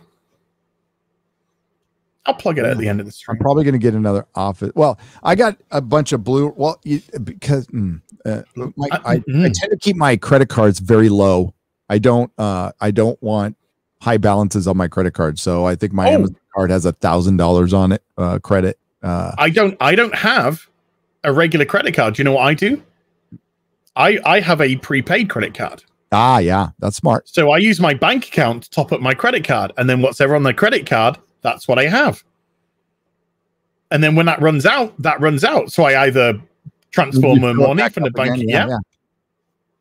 I just that's the way to do it. A couple $1,000 limits for renting cars and stuff. That's it. But well, with the Amazon thing, I bought Back to the Future, the Indiana Jones, which unfortunately 4K, Back to the Future 4K, Indiana Jones 4K, which unfortunately has Crystal Skull, which I'll throw away as soon as it comes in. And I got this special edition V for Vendetta, and then I got a bunch of Ray Harryhausen Blu-rays that I didn't have that I just like, well, if I can get them like for half off, I guess I can pull the trigger. So I got all the Jason and the Argonauts and Sinbad. Oh, can't wait to watch that shit. Oh, hell yeah. That stuff's great.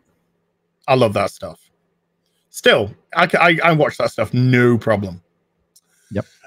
Plague Doctor with a $5. Hail! Love the show and my boys. Ethan Klein really proved how much soy he carries this morning. It's pathetic. It's pathetic. Black Tiger 001 with 5 Canadian. MFK round 43. I Want edition.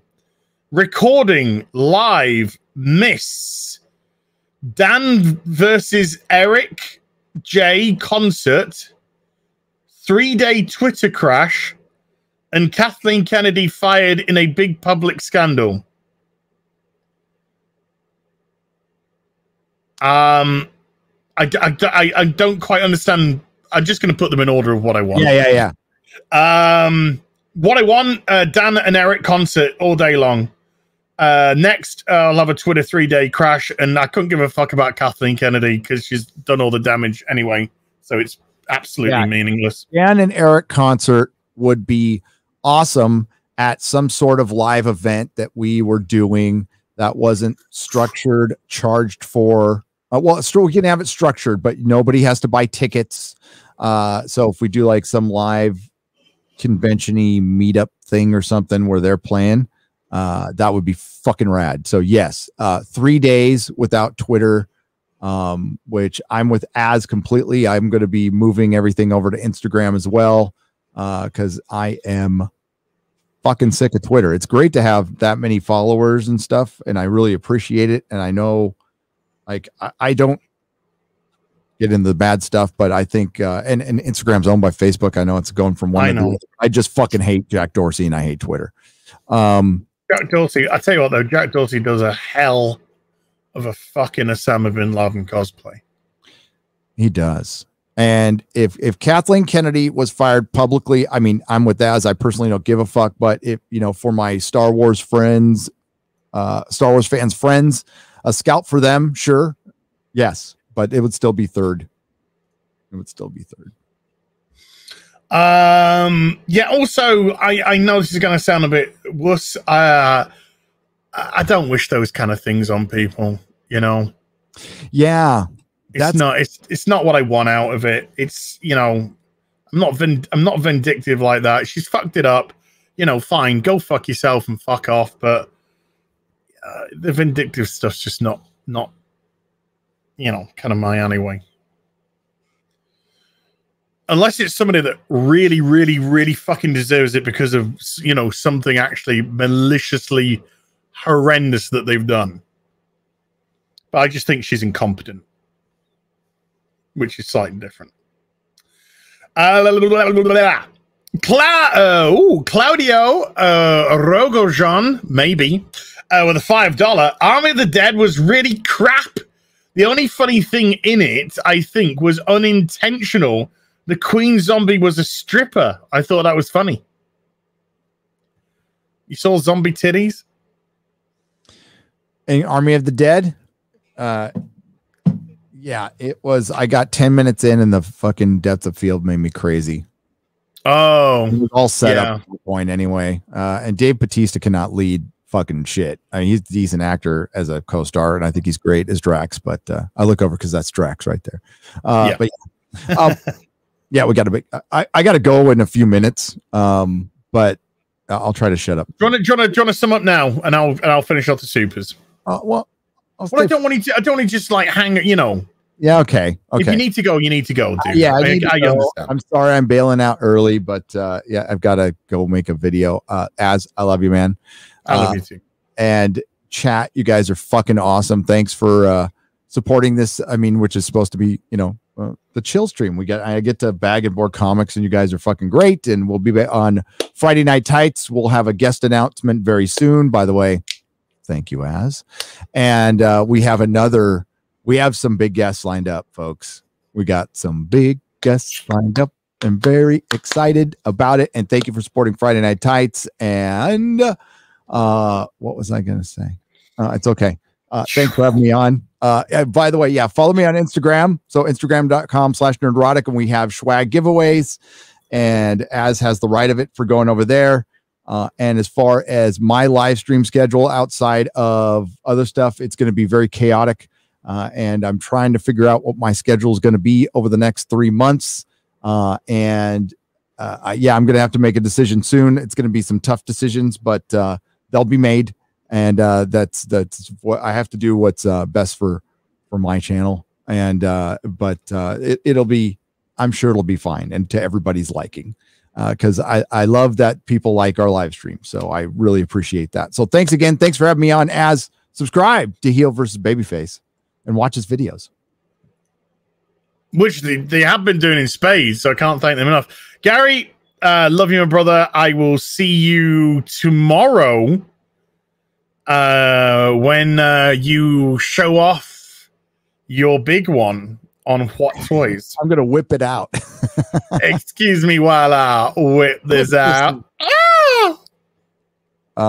And thank you, man. Thank you. And I will thanks for having me on. And I will definitely, I'll see you tomorrow. And Friday. You're a co-host. You don't say things like thanks for having me on, you okay.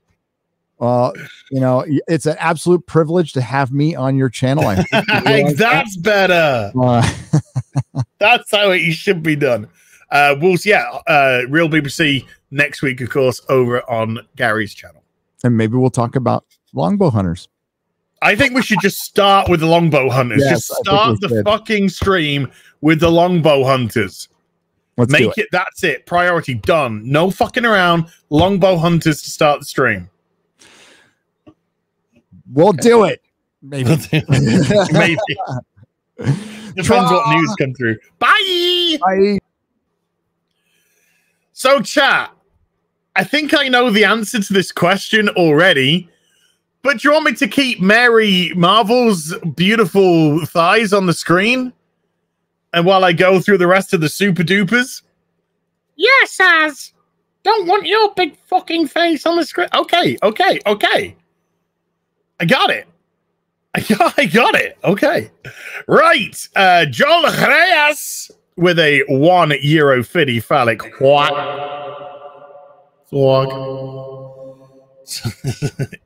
Somebody just said, of course. Of course. Adam is in the gulag with a £5 hail. Did you boys catch the new interview with George R.R. Martin, where he throws some shade at Dungeons and Dragons? It was an interesting interview for Windsor Winter News too. Yeah, winter is coming. Yeah. Zoom it. Oh, for fuck's sake, people. Hold on. Let's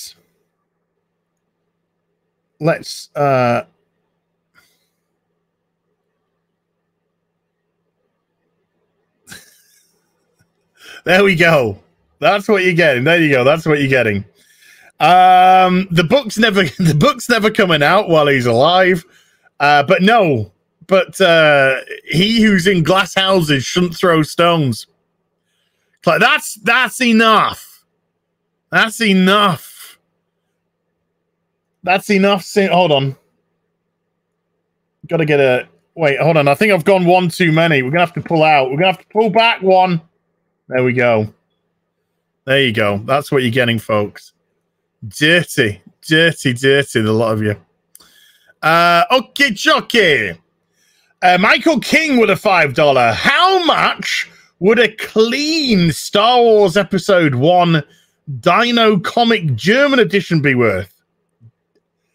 German comic pricings, no idea. You're going to have to look online for some sort of guide with that one. But in terms of German language or foreign language comics, absolutely no clue whatsoever. Sorry, Michael. Sorry to let you down there, mate. Man of War 665, Neighbor of the Beast with a $6.65 super chat. Ancient Chinese secret, huh? Oh, maybe. Hey, now Gary's gone. Should I drink a whole monster? Okay. Sarah B with a $1.50 phallic. What? Zorg. Hey, I'm jumping in on the hot dogs too early. Sarah, great to see you. Great to hear things are going well. Really, really happy about that. Saint with a $10. Hey, you guys. Name that reference. I'm glad my cocaine joke landed for you on Drinker's stream. This year's going to be god-awful for entertainment. Have a good one, gents. Oh, thank you, man. Caithness Barbarian with a £10. That Delenn speech is great. One of the best sci-fis. I keep hearing about a Flash film, and I think it's Flash Gordon. Then I'm happy, and I'm sad that they won't make a new Flash Gordon film. Yeah, hey, Sarah, I don't think we're going to see a Flash Gordon film ever again. Sorry. Oh, Elizabeth. Hey, lads, what happened with the intruder cat? Well, when I turned to say hello, it saw me, and then it scarpered because it got rumbled. But that other cat, clearly knew where Belle's food was. They've been in before. And they've nicked some of her food. Because some days, right, I'm just like, Belle's a good eater, right? She's a good eater. She only eats what she wants. And I always make sure that she's got full water and, a good bowl of food for her to eat. I can, put too much food in for Belle, and she'll just nibble. She'll just nibble what she wants. So it could last a few days. I filled in 2 sections of her food. And then the next day, they were, empty. I'm just like, Belle's not eating. How can Belle eat all of that? She's a good cat. It's not. It's the other cat. It's the other fucking cat coming in. G-Man with a $5. Honestly, the Chinese ad wasn't that bad. What?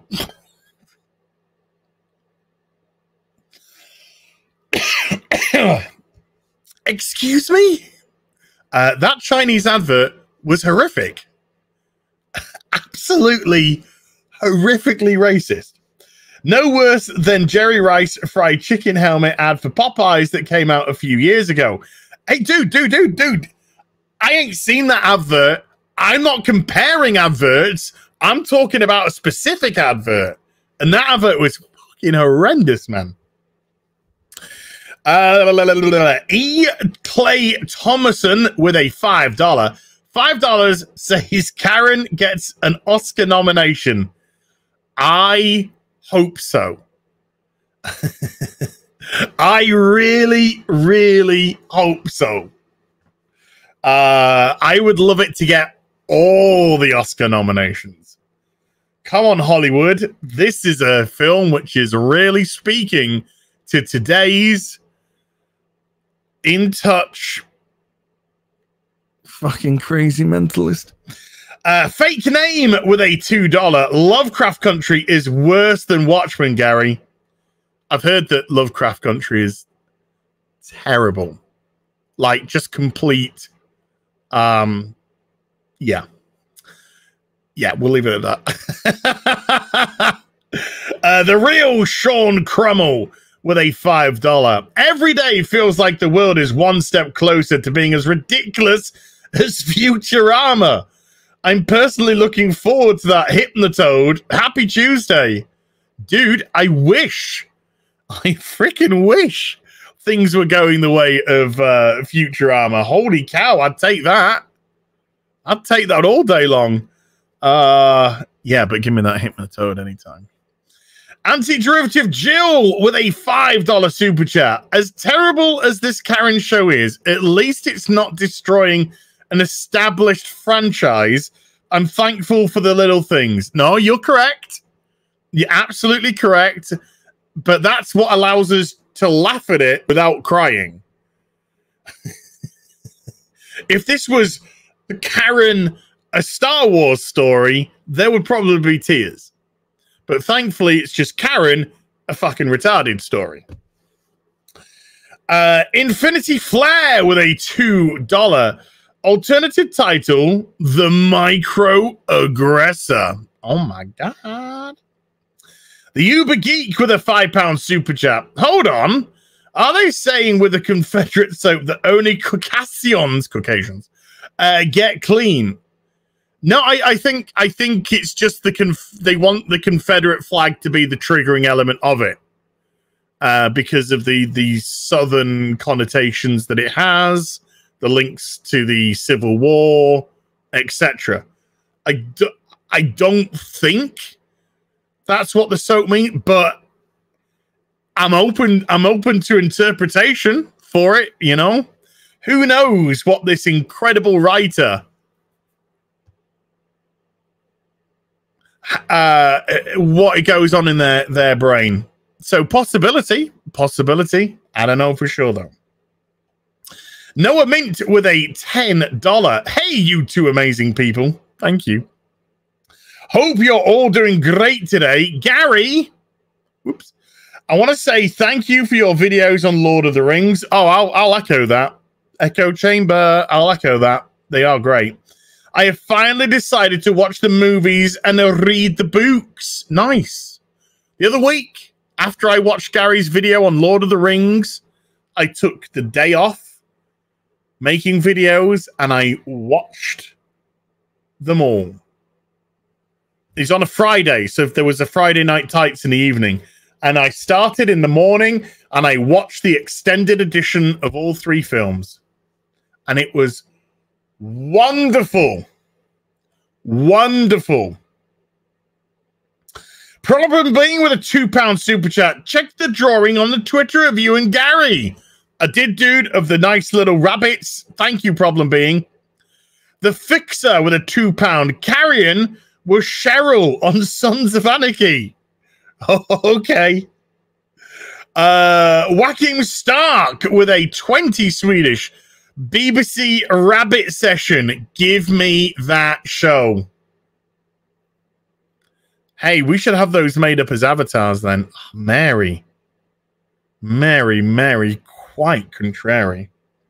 The Grizzly with a $5. How long until Disney implodes from all of the diversity and woke stuff? You can only drive away the normies for so long. Grizzly, you've got a really interesting point in that super chat. And that's normies. Because normies want normie stuff. Normies just want normal stuff. Normies just want to be entertained. Normies don't give a fuck about whatever your politics are, regardless of the left, right, middle, up, down, left. You know, they don't care. Normies sit down and they want to be entertained when they watch the telly. And if you're not going to do that, if you're going to put this shite up, they'll turn over. There's no obligation to watch. There's no obligation to care. They'll turn over. And if there's nothing on, they'll go do something else. They might get a DVD, put a movie in from somewhere that they will enjoy. Oh, yeah, let's go watch this film that we haven't seen in ages. Let's go watch that film. Grab some popcorn. Grab a pizza. Gary's just gone. He just went a few minutes ago. He was here for about 4 hours, 40 minutes. He's just gone because he needs to carry on working on his video. So I'm finishing off the super chats as I normally do. But yes, you are absolutely right. Normies will not tolerate this, and the numbers will speak for themselves eventually. From what I hear, the early numbers project that Black Widow is not going to do well. The early numbers, the sort of predictions are that Black Widow is not going to do. I am indeed finishing you off very well. So it's going to be interesting to see how it does. But apparently it's tracking not to do very well. Yeah, Thanos shocked. Look at my shocked face. Hold on. I am going to have to go full screen now. Look at my shocked face, people.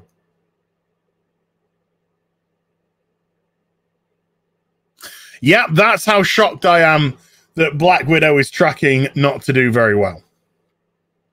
Mark Smith with a $5 as Heel versus Bunnyface and Gary Nerdrabbit. Cheers, brothers. Thank you, Mark. That picture was awesome, wasn't it, by the way? That picture of those rabbits was just freaking awesome, man. Ecanalist with a $5. Have you guys seen the crossover comic of Batman and the game Fortnite? It's called Batman/Fortnite 0 Point. Couldn't believe such a dumb idea. I have seen it. I'm not touching it with a barge pole. I'm not throwing money away. Thank you. But hey, look, if you play Fortnite, you can get yourself some cool costumes and shit. So, but I haven't played Fortnite in such a long time. I mean, I would have, you know, I could have spent some pennies if I still played Fortnite. I could have put some pennies towards some, if there was some bat related shit, I could have possibly done that, you know. But am I going to purchase the comic? No.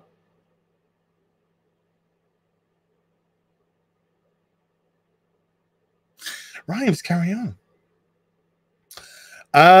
Piano Dan with a $10 super chat. Sorry if you've addressed this, but just wondering if you saw the casting news of Rachel Zegler in Snow White from the first paragraph of the book. Would that, my daughter, be white as snow? Yes, I heard about the. We have discussed it, but it's okay, dude. We briefly discussed it. When I saw the news on Twitter, I did put out a tweet saying, "You do know why she's called Snow White, yeah?" But apparently not. The actress, in case you missed it, tweeted out. Yes, I got something. I'm paraphrasing now, but she tweeted out something like, yes, I'm playing Snow White. No, I'm not going to bleach my skin. She deleted that tweet. Surprise, a fucking prize. But as I said to Gary earlier, I'm just bored with it now. You know? This is now the expected norm to happen. I would be shocked. I would actually be shocked if they had cast a white female. That would have actually genuinely have shocked me. This doesn't shock me because this is what they do all the time now, and it's just getting boring. And I ain't gonna lie. Sorry, I just saw Athena. Those ties. Oh yeah, baby. I ain't gonna lie.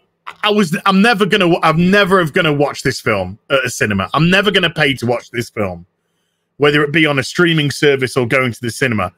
You know, I ain't gonna make up some bullshit and be like, wow, you know, I'm not going to go to the cinema now. But it's just obvious and boring. Just obvious and boring now. But it's not. This isn't made for me. This isn't meant for you. I know. Corey Timmons with a $5. Thanks, Gary and Az. I started my channel. It's called Truth's Piracy. It's conspiracy stuff. I don't know how much, but y'all have me the best inspiration to try at least. Go for it, Corey. Go for it. Dude, if you got something you want to talk about, do it. Do it, and do it with gusto. With gusto, dear sir. Whacking Stark again with 20 Swedish. Cover art, Emma Frost. Ultimate Collection.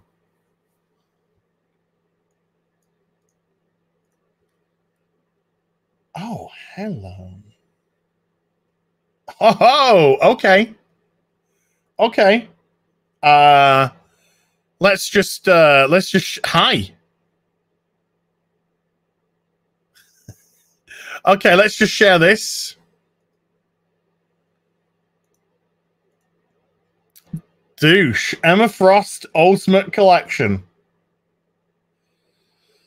Remember when comics used to look like this, guys and girls? You know, women like seeing beautiful women as well. There's no denying that. Women like seeing beautiful women, but that is a cover. That is a cover right there. Ladies and gentlemen. Ooh. Hiya.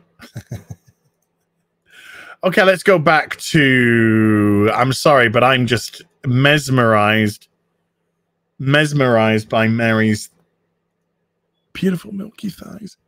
Dermy Wormy with a $5. I recently purchased Invincible Volume 1 and Superman Red Sun. What else would you recommend or suggest I purchase? Dermy Wormy, I normally give the same stuff, which we've all heard a million times here. Killing Joke, Year One, etc., etc.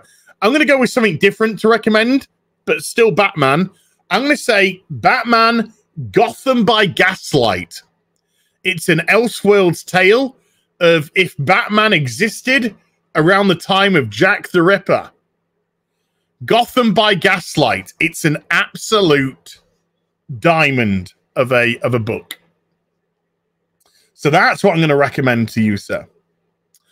The Great Muda with a $5. Hey, gents, I have a very good condition Walking Dead #1. Would you suggest getting it graded or just selling? I would be tempted to get it graded. If you get it graded and it's a good grade, then it's going to increase the volume and it's going to increase the value. Sorry, and it's going to protect the comic at the same time.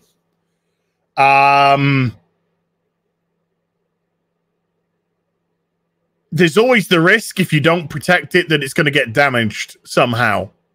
So just on a personal level, I would get it graded, sit on it. Unless you want to make an immediate sale, I would get it graded and sit on it personally, because I think that will just probably likely go up and up in price. The Randman with a $5. With Holly Woke race-swapping classic movie characters, can't wait for them to get to a remake of Tarzan. Oops, evil laugh. Well, Tarzan, of course, is based off Greystokes, the book and the Greystokes of who he is as a character. They did do a realistic Tarzan film called Greystokes, which was very depressing. Especially when, like me, you've been brought up on, me, Tarzan, you, Jane. You'll never get Tarzan again. Well, sorry, I'll rephrase that. You'll never get a white Tarzan again. You'll never get a white Jane again. That will never happen. Who was who played Tarzan? Johnny Weissmuller. Johnny Weissmuller, who was an Olympic swimmer. If you didn't know, by the way, folks, Olympic swimmer Johnny Weissmuller played Tarzan in those black and whites. And they were great. I used to love them as a kid. Love them as a kid. Jake with a £2. Christian channel doesn't apply on live streams. No. No. Christian channel, not on videos. Yeah, live streams, not so much. Not so much. Nightmare X123 with a $2. It's postmodern, not modern. I think they're talking about the art on Jesus Christ. It's that time of the night where, folks, my brain's dying.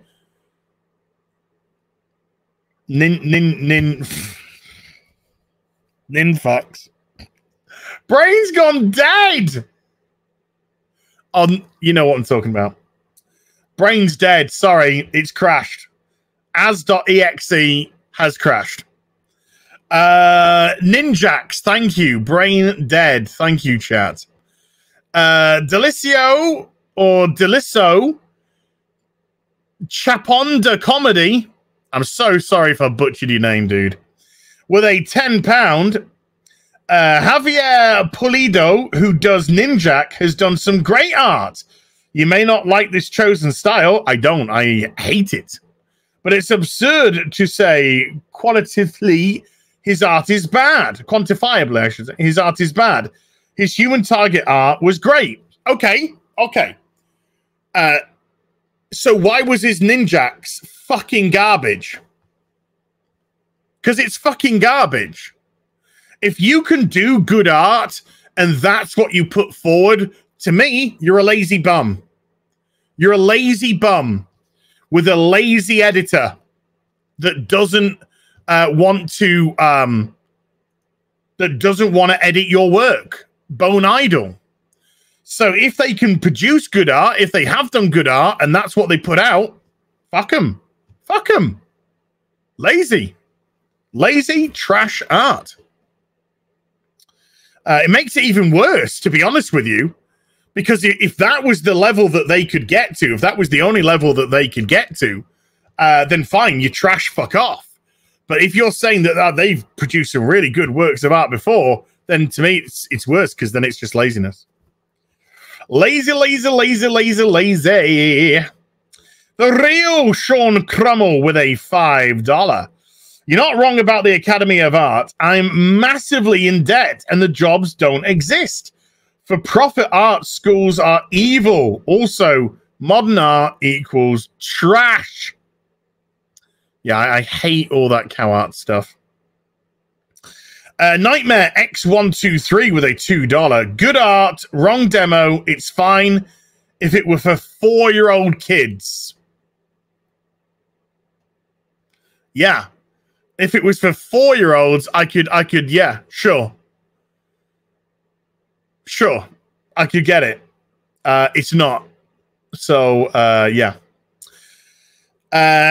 Enoch Mammon with a $50 super chat. Enoch, thank you so much, and thank you for being patient for me to get round to your super chat. Gary's defense of the artist reminds me of Adam Sandler from Big Daddy. Hey, be nice to delivery guy. It's not his fault he can't read. Hey, look, Gary's more than entitled to his own opinion, you know. I see that and I just see trash. I just see trash. And after the other tweet, lazy trash. Red Monarch for a $5. Good afternoon, gents. So if all else fails for the MCU, do you think they'll use the FF Fantastic Four and the Watcher to fix the timelines and end up back in the original 616 timeline and bring the 616 the MCU? Honestly, no. I don't. I think they're going all in now with the MCU. The MCU phase bore. I've mentioned before, I won't, repeat myself too much, but you just have to look at the upcoming shows. They're all female-centric, and the vast majority of them are failed comics. Failed. We've got Ironheart coming, failed comic. We've got Kate Bishop coming in Hawkeye, failed comic. We've got She-Hulk, failed comic. We've got America Chavez, failed comic. These are all failed comics that they're now releasing.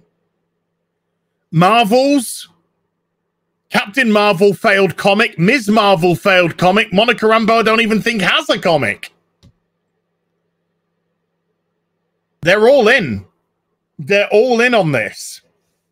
And if it fails, if this all fails, which I'm absolutely positive it will, I think the Eternals is going to... Well, I think, first of all, and I've been saying this all the time, so if you've been following me, you know that I've said this all the time.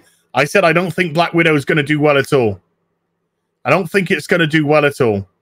I think I predicted 35 million opening weekend. 35 million. I think Eternals is going to do terribly. I think Marvel's is going to do... I don't think it's going to do terrible, but I don't think it's going to touch anywhere close to Ms. Marvel, to Captain Marvel. I don't think it's going to get anywhere close, anywhere even near, remotely near. And so let's just play silly beggars and say I'm right. I could be wrong. I could be wrong. Let's just say I'm right. And so they're now in a quandary about what to do. They'll take the Fantastic Four and they'll just diversify them all up, and then they'll just go again. That's what they'll do. They won't learn from anything. They won't try and go back to how things were. They won't go back to those just fun romps. They'll just take the Fantastic Four, gay them up, black them up, trans them up, whatever they're going to do. They'll do it. Trust me, they'll do it. And they'll just go again. Because they always double down to SJWs. So I'm sorry to piss on your bonfire then. I do apologize, but I just don't see it, Red Monarch. Grand Wazoo 42 for a €10. I would not call these new books art. Manga rules now. This art has developed since the 19th century, and the form has a long prehistoric, even earlier. Mangakas respect that and try to improve it. Look, again, I think that artwork was trash, and it looks like it could be lazy trash, but it's trash. And the editor's trash. Ryan's athlete foot flavored pizza, fucking hell, with a £5. Finally, a cinema trip this week for Fast 9, ignoring that John the Cuck Cena is in it. Ay. See you later, Optimus Prime. Rising Storm with a £10. Good evening, guys. First super chat I've ever done. Thank you, Rising Storm. Hope it's done. I hope I did it right. Yeah, you did. Is it sad I knew manga before comics? No. You're lucky. I first learned about manga when I was around 13, then comics when I was around 19, and now I'm 23. No, you've done it the right way round. You probably saved yourself a lot of heartbreak, dude. You probably saved yourself a lot of heartbreak. John Bloor with a £5. Like good special effects, a good moral, political, philosophical message delivery is so seamless that you shouldn't even realize it's not just a part of the film. Exactly. And the problem that we're having more than like Orange Man Bad. Yeah, we see plenty of like Orange Man Bad stuff here and there. But the worst thing right now is the intersectional feminism. That's the worst thing. Because they're not elevating women, they're putting men down to try and elevate a terrible character. So all that you end with is a useless male and a shitty, horrible, unlikable female. Which, by the way, if you don't realize already, is actually a male in female form. Because that's how they think strong women are. They wrote about this in the video game industry recently, about how they change female characters to be more masculine and basically men to make them strong. So these strong women are just terribly done versions of men. Whereas you can have a strong woman like a Delenn, for example. You can have a Delenn, and Delenn is feminine at the same time. Lara Croft. She ain't taking no shit. Feminine woman. Feminine woman. Didn't have to be masculated in any way, shape, or form. But now we get fucking... Now we're getting bloody Aloy with fucking super duper chin. Jaw action coming. 'Cause masculine. Joakim Stark again with a 50 Swedish this time. I try not to contaminate Az's chat with my cat girl fetish. Oh my god. Phoenix Tangent with a $10 piracy and fan subs slash scanlations have been a part of the anime and manga genre for decades. Now the genre is more popular than ever. Losing money to piracy is bullshit. Yeah, that's just the latest excuse. That's just the latest of a series of excuses for not taking responsibility for their own fuck-ups. Brown Gasian with a $5. I see that Ninjak's artwork, and when I compare it to manga artists like Yusuke Murata, Kosuke Fujisima, or Neiku Kenzuchi, obviously manga is winning. Well, one manga comic is outselling the whole of the US comic industry. One. Let's say that franchise gets cold. Let's say Demon Slayer gets cold. Okay? There'll be another. The reason why Demon Slayer will most likely get cold is because another hot anime will rise. That's how it seems to be with anime. One just falls because another elevates itself. And if Demon Slayer's ended, that's it. Then another one's going to take its place. The next thing will take its place. Micro, maybe, with a £5. Tethered as is definitely a bot. Please, hot my dog.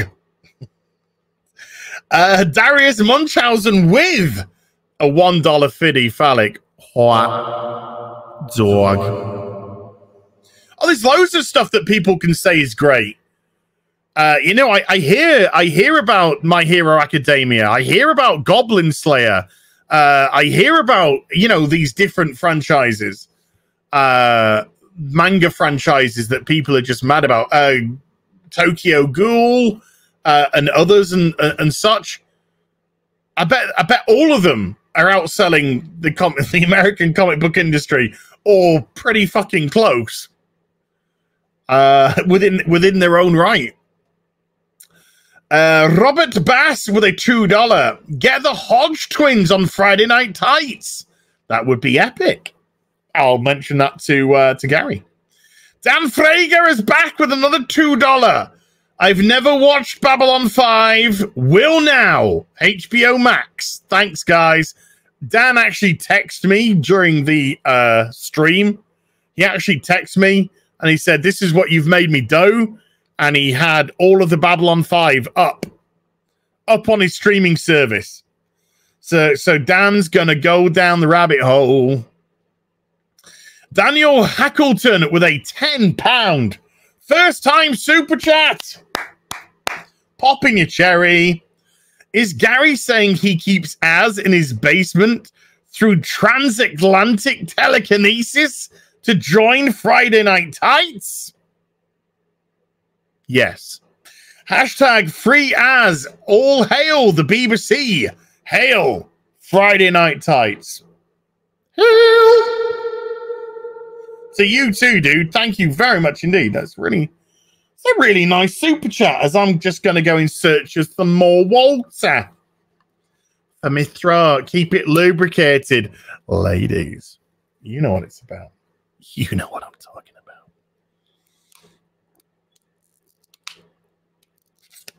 Back of the throat. Moons of Madness with a $1.50 phallic. What dog? Vanessa, thank you ever so much for helping out, my darling. Take care. Have a lovely night. Cook a lovely meal. Can I have some, please? Thank you very much. The Smoking Patriot with a $10. Went to a local comic shop yesterday to get my first ever comics. Some of the Power Rangers ones. The guys there said those sell like crazy, and they have a hard time keeping them on the shelves. They did a really nice crowdfund recently for the Power Rangers with the various stuff. Just by the by. TLJ Screwjob with a $2. Hey guys, how's out Twitter by the end of 2020 going? Well, like we were going to go to Parler. That was the plan. We were going to go to Parler. Gary and me, this is when I say we. Gary and I were going to go to Parler, and we were going to shut down the Twitter. And then, as most of you will know, Twitter fucked Parler because they colluded with Amazon to have them pulled. So Parler got pulled down. So by time Parler went back up, it was dead. It was dead. And Parler are now suing either Google or Amazon, or I think it's Amazon. So there's no point in even going there because it was a dead site.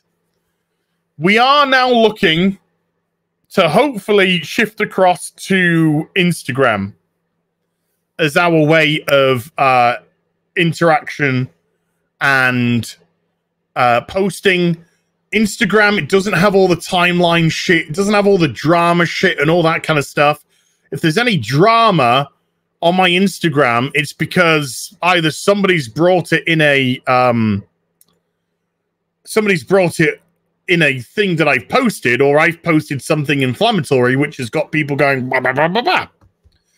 So from a mental health perspective, Instagram, I know it's run by Facebook, but it just seems the lesser of two evils, and the quieter of two evils. So, you know, I won't mind sticking a few pictures up on Insta a day for you guys, and then I can just focus on my other shit without having Twitter there. Because it's so easy to fall in the Twitter trap, you know? It's so easy to fall into it, and that's what it's designed for. It's designed to cause confrontation. That's what it's there for. And you know, I fall into the trap. I do. I'm human. To err is human, and all that. Danny's ASMR Gaming with a £5. Shout out to Geek Corner. Stockton on Tees picked up some Star Wars comics from the from the 80s, 1980s. Really friendly staff, good people. There you go. Geek Corner, Stockton on Tees. If you're UK based, sounds like a great little place. Maybe look them up, give them a little bit of love, give them a channel. What's the new channel? Then I'm going to be opening up a second channel in the beginning of July. No exact date, but it's going to be before the middle of July. And it's going to be called, because I now have a name, Hot Toys. I'm going to call it after the toy show that I stream. So the channel's going to be called Hot Toys. It's going to be a Heel vs. Babyface channel, affiliated channel. And on there, all I'm going to do is I'm going to be showing off my 1-in-6s or my purchases, my figures, my toys. It's just there to geek out with you. Statues, you know, it's just there to purely geek out with you. Lego, might do some Lego builds on there. So that's what it's there for. It's there just to relax, not bothered about views, any of that stuff. You know, if something happens, it happens, and great. But the primary function of the channel is just to allow me to geek out about stuff which I love, and hopefully you guys and gals, you know, will get something out of it, entertainment wise. Yeah. No, not necessarily going to be a video every day on there, but definitely do one a week. Definitely at least do one a week. And my main channel is just going to continue as normal. So all it's going to be is additional content. It's just going to be additional content, and that's it. Is Hot Toys moving to that channel? At the moment, I'm going to keep Hot Toys streams here. Then after the stream, I'm going to shift the stream over to the Hot Toys channel. So I'll stream it on the main channel, and then after it's finished, shift it over to the Hot Toys channel for people that have missed the live stream. Sci-Fi Freak with a $5. My favorite speech is from Babylon 5 was season 2, episode 20. Jakar's speech to Londo. Yes, we actually mentioned that as well. We mentioned that earlier. That was an absolute doozy. Not that alt-right guy with a $50 super chat. Thank you very much indeed. Gave up politics last year, found Drinker, then Gary, then Az, then Midnight's Edge, WCB, Star Wars Girls, Geeks and Gamers, Clownfish, and more. I've got great content every day during work and more. Thank you and hail. Not that alt-right guy. Thank you for finding us. Great channels there. A load of great channels there. So I'm glad that you've found something that you want to watch. You found something that can entertain you. And there's an eclectic group. So, you know, depending on how you're feeling, could easily depend on who you want to watch that day. So that's awesome. TJ with a $50 super chat as well. TJ, thank you very much indeed. I feel your pain, Gary, with the prison memories. Oh, yeah. Nothing crazy about it. Love you guys. Your streams are my favorite. I love when y'all stream together. Just don't cross your streams. Oh, my God. And here, take my money. You're worth every penny. Oh, thank you, man. Toxic man flu's misogynist woodpile. With a $5. Gary is 6'4", 6'9" with the afro. There we get to Athenan's $100 super chat. As so thankful that I found you, Gary, Ryan, and the whole Friday Night Tights crew. Love your content and insights into all things I have loved for more than 40 years. By the way, Kitty Pryde / Wolverine Mini is amazing. If you have not read it, hail to both of you and the chat. Athenan, again, massive thank you for that super chat. Norwegian Kryptonian with a 55 Norwegian. Can you please do a review of Supergirl Season 6? No. Would love reading a story about a naked bald man running naked down the street screaming in the sun. No, no, no, no. I can't handle it. I can't do Batwoman and then do Supergirl. I can't do it. I can't. I would die of fucking cringe. Die. I tells thee, die. Not the alt-right guy again with a $5. Forgot to add, no telling how many bots there are like me. Oh yeah, you're a bot, dude. You're all bots. You know, I think we got up to like 3,000 on the stream today at peak. Just 3,000 bots that I bought. Don't worry about it. David the Batman with a $5. As just pre-ordered my first 1 in 6 Black Transcendent figure, aka Zach's black suit Superman. Excellent. Excellent stuff, dude. I love hearing stuff like that. Then WG's $100 super chat. Howdy, gents. Here's another donation for your No Burrito Left Behind fund that said, has Az even had a burrito yet? No. I've checked with the UK's highway agency and they assured me there's no established speed limit to getting a burrito. Az, stay calm and burrito on. I hope Gary is able to send me. I hope he is able to send me a burrito. I would like to eat the burrito. Chris Rhodes with a £5. Az, come give CrossFit a go. I'm in Yorkshire and it's loads better than a regular gym. All the coaches are amazing and help for any level of fitness. Chris, is there a below rock bottom level? Bearing in mind, I have basically done nothing since Coof started apart from get round. So yeah, is there a sub? Is there like rock bottom, and then is there a sub rock bottom? Because that's where I am, dude. Right there in the sub rock freaking bottom, dude. Yucky thump. But thank you for the super chat, and I appreciate that, Chris. I truly do.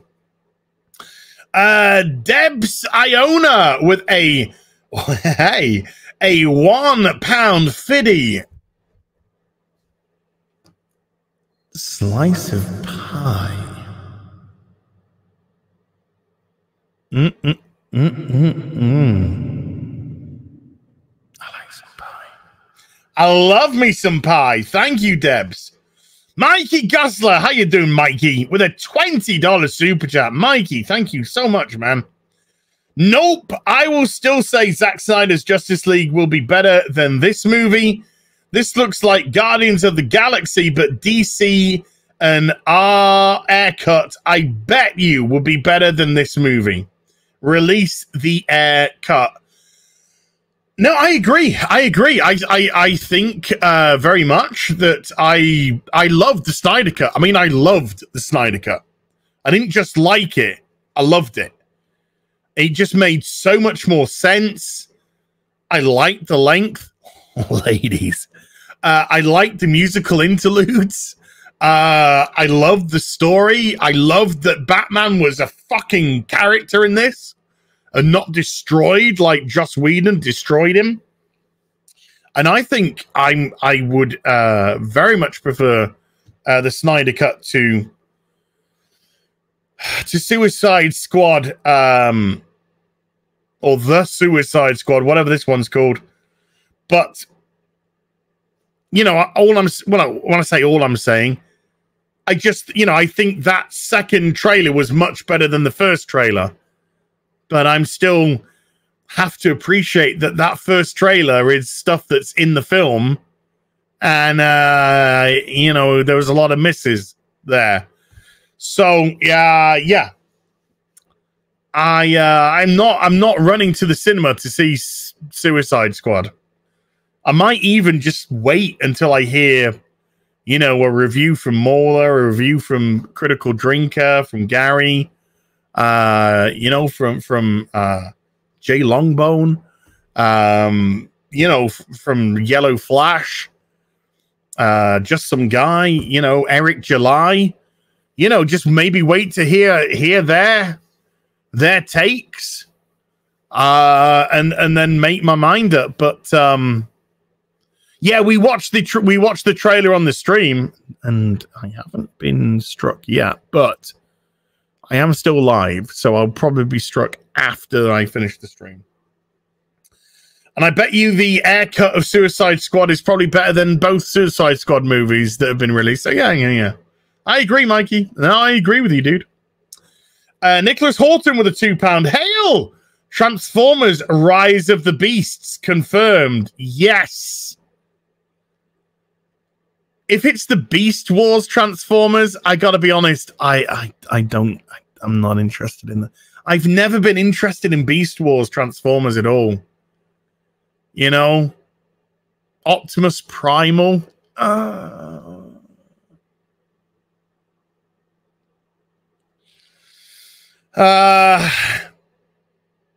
got a feeling that this is going to be trying to cash in for on King Kong versus Godzilla. I could be wrong. Ryu Stu says, I'll wait for the Kevin Smith review. Oh, I have the Kevin Smith review right here. It's amazing. It's fantastic. Go watch it. There you go. It's already written, dude. It's already written. Debs Iona again with a £1 fiddy. Slice of pie. Oh, I like that pie. And then Debs Iona again for the third time with a £5 pie for Gary after his fast. Oh, the pies were for Gary? I wanted a piece of pie. Yeah, okay, whatever. Rupert Patterson with a £5. We are way past Crazy Town and now lost deep in the heart of Psychoville. I'll give you a fucking amen for that, dude. Angela Curry with a $5. Hey, Gary. In Vegas, stay away from Circus. When I was there, smelled like orange cleaner. Burned my nostrils. Ooh. I'll tell him that. Promise. Bogey with a $2. The corpse is mother. The corpse is father. TJ with a JT even, not TJ, JT, the other way around, with a $10. The ports in China closed down most of last week due to all the workers getting the coof. So Timmy's not getting a 1 in 6 statue for Christmas as they shipped them out now. They're back at 70% capacity. Ouch. Bruno Adams with a $5. Hail, Gary and Az. Question for Az. That's me. Would you consider bringing back the dry eraser board thumbnails? Those were always good. I don't think so, Bruno. Maybe once in a blue moon, as not as a treat. God, that sounds like fucking DSP. As a treat. If we hit the subscription goals, maybe bring it back, once in a while, just as like a special one-off. But I think it ran its course. I think the thumbnail board, it was great while it lasted, and it ran its course. I gotta be honest with you, Bruno. When I stopped doing those thumbnails and went to and I know that I'm not a great thumbnail creator, okay. But when I went back to more traditional thumbnails, I actually got a raise in audience. So, yeah, we're gonna stick with the with how things are going. But like I said, you never know. Once in a while, they might just pop out just for old time's sake. When you meet up with that ex-girlfriend that you haven't seen for 15 years and you're having a drink and then you get a little tipsy and then you're just like, do you want to, for old time's sake. Orif with a $25 super chat. Thank you so much. Just for the hell of it. Good show, guys. Oh, well, thank you ever so much for that support. Then we get the other $100 super chat from Athenan. One more before I go. Spoilers, he came back. The naughty boy. Here is hoping that they never make a remake of Babylon 5. Some things never need to be because they are perfect the way they are. Sounds like me. I can't even say that with a straight face. Claudio Rogojan, and again, I'm so sorry for butchering your name, dude, with a $5. Forgot to mention this earlier, but Army of the Dead, the convoy, is called the Four Horsemen. Get it? Symbolism. This is so deep, according to the fanboys. And then they follow up again with another $2 super chat saying, wait, what happened to Mark Waid? He went nuts, and no one in Hollywood is ever going to touch him for any projects because they know he's a crazy, unstable human. And he's now making his own comics. Humanity First, which are selling so bad that he even fired his token writer.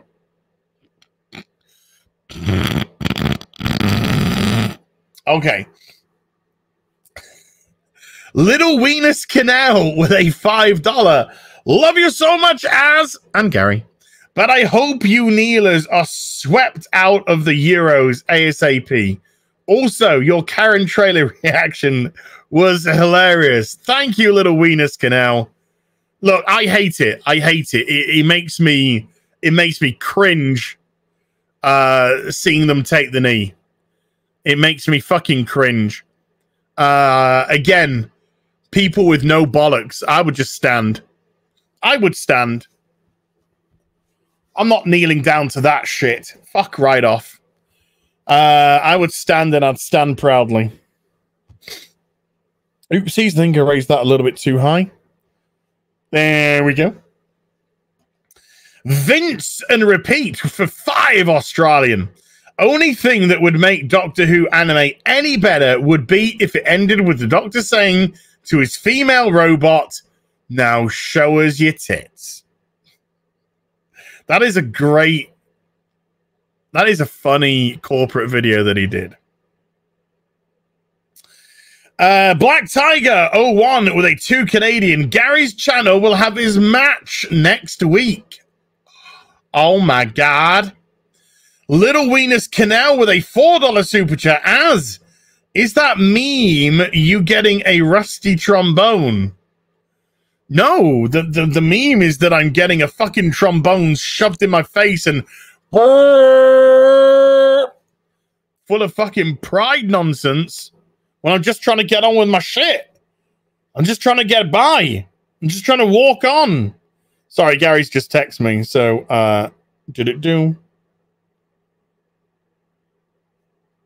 Okay, well.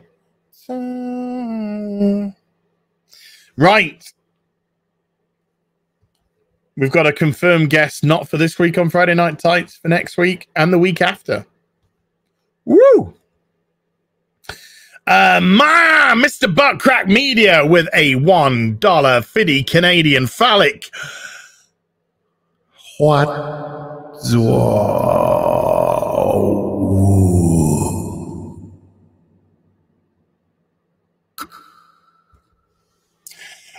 Chris Topher with a $5. Is it gone or is it still here?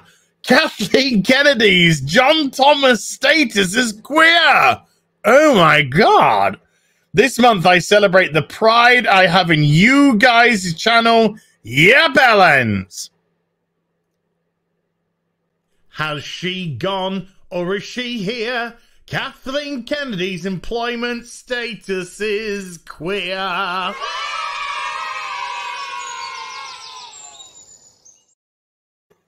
Because you deserve it. Because you deserve that. You deserve it. There you go. Thank you very much indeed, man. Scratchpad with a 5 Canadian. I don't think Pride Month will hold for more than another decade. The trend is overbought at this point. I think it's overbought now. Honest, this year it's just been to me. It's just been,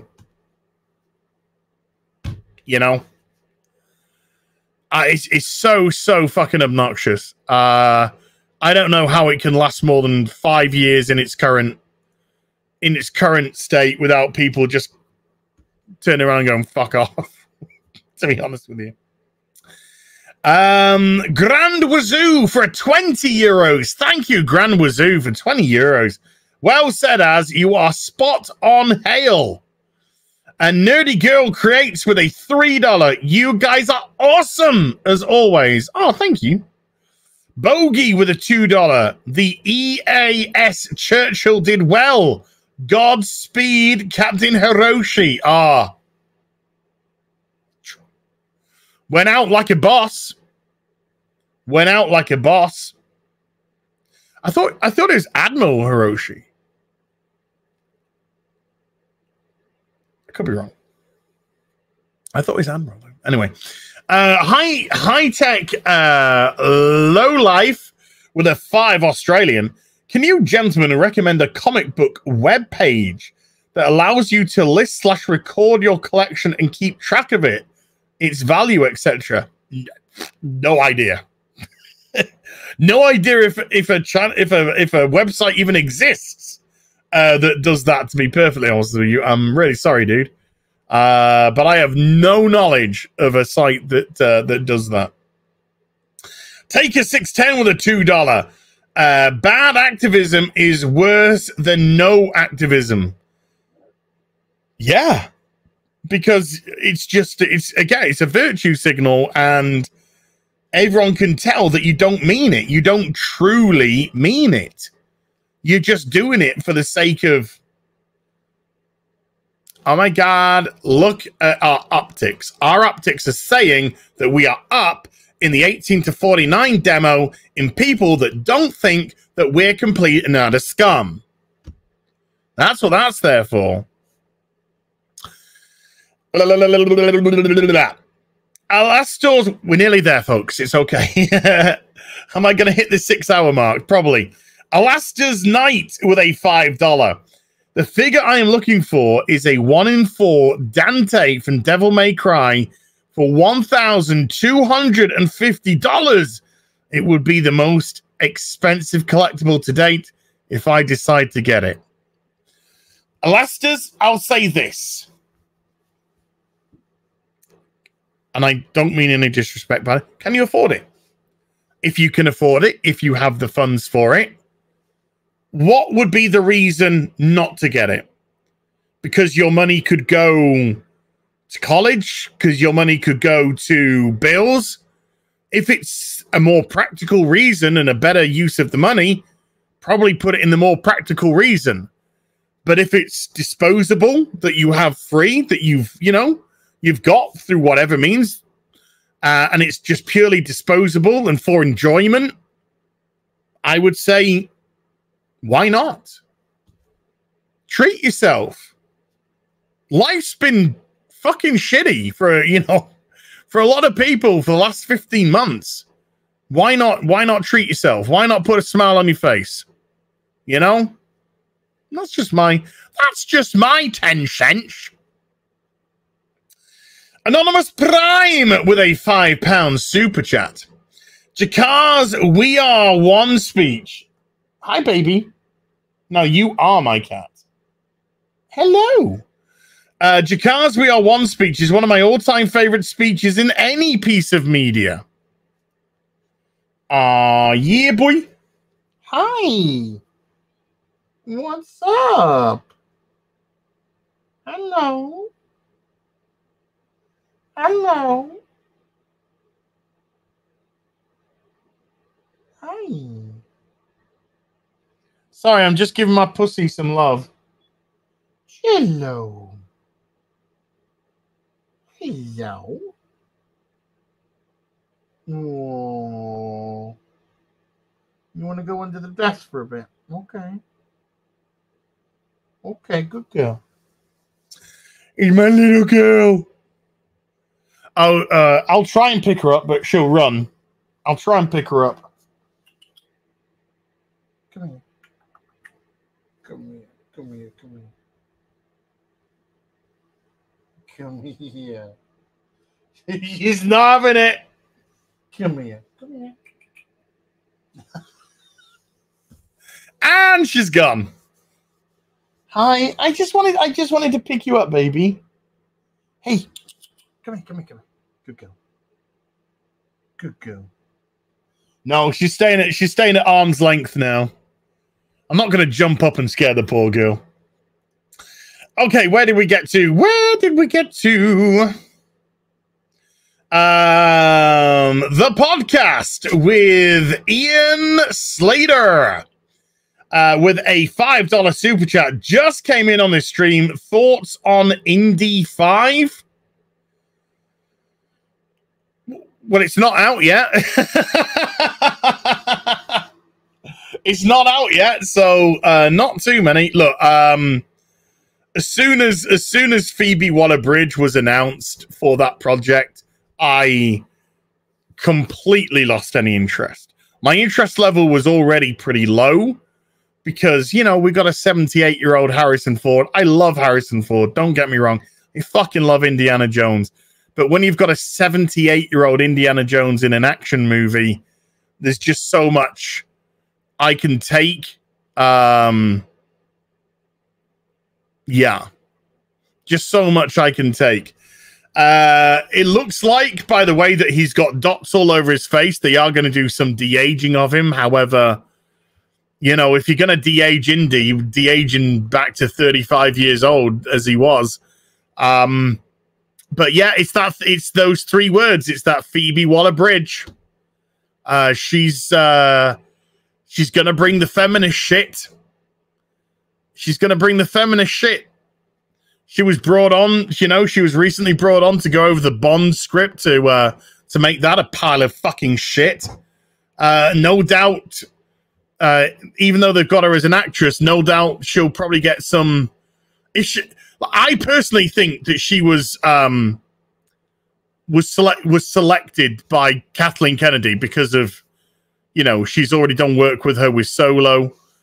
So I got a feeling that Kathleen Kennedy made that appointment in cast, and I wouldn't be surprised if she had some sort of say, or she could have a look over the script and point out problematic things. So I got no hype. I got no hype whatsoever for Indy 5. To me, Indiana Jones finished in 1989 after The Last Crusade, which was the perfect ending. Just perfect ending.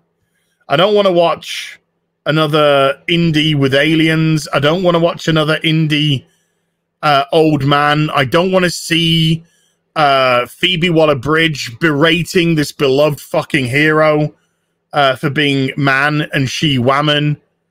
I don't want to see any of that. I don't want to see any of that at all.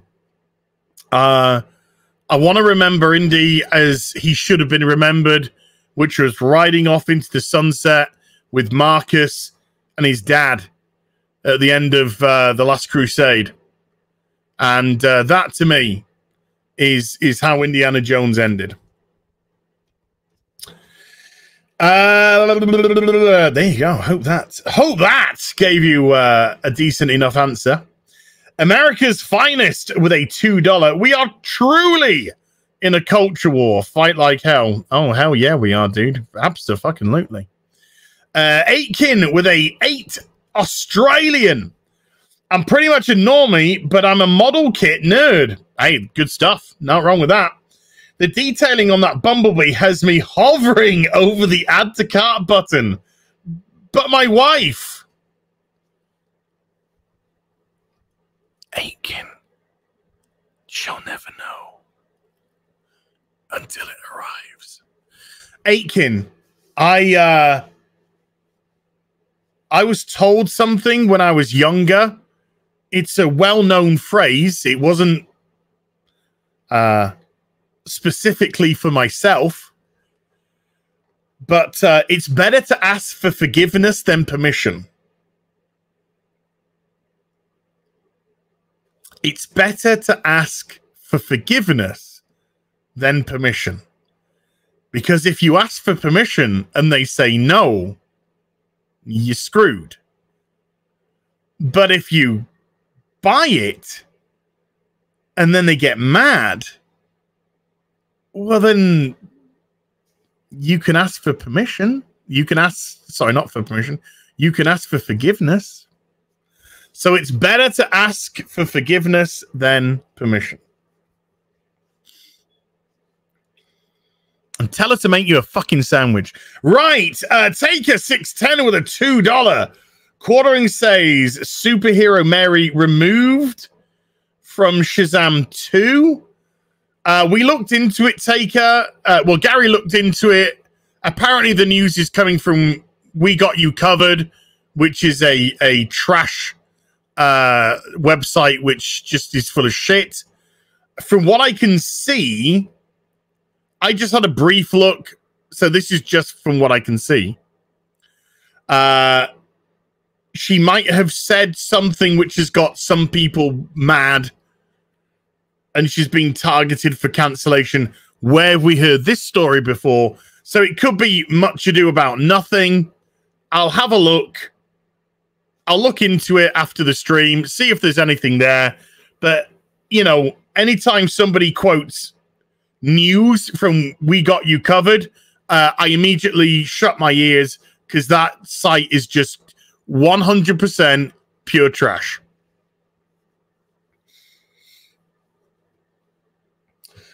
Sino with a 5 Canadian. Justin Trudeau, oh yeah, set to pass internet censorship bill C10, targeting social media platforms like YouTube. Please share. Prayers for Canada. Yeah, Justin Trudeau is a fucking tyrant.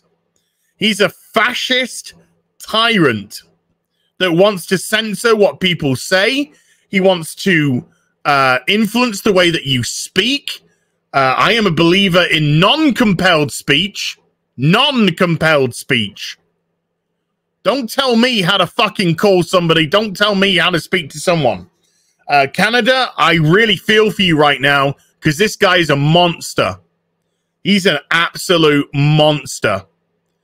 And you need to get him out. You need to get him out of fucking power. Looked great in blackface, though, didn't you, Justin? Remember that? You know, remember when you did that blackface, Justin? No? Don't remember? There's pictures. I can bring it. Do you want me to show you? Okay. Athenon, I told you he came back with a $10 super chat. Those thighs.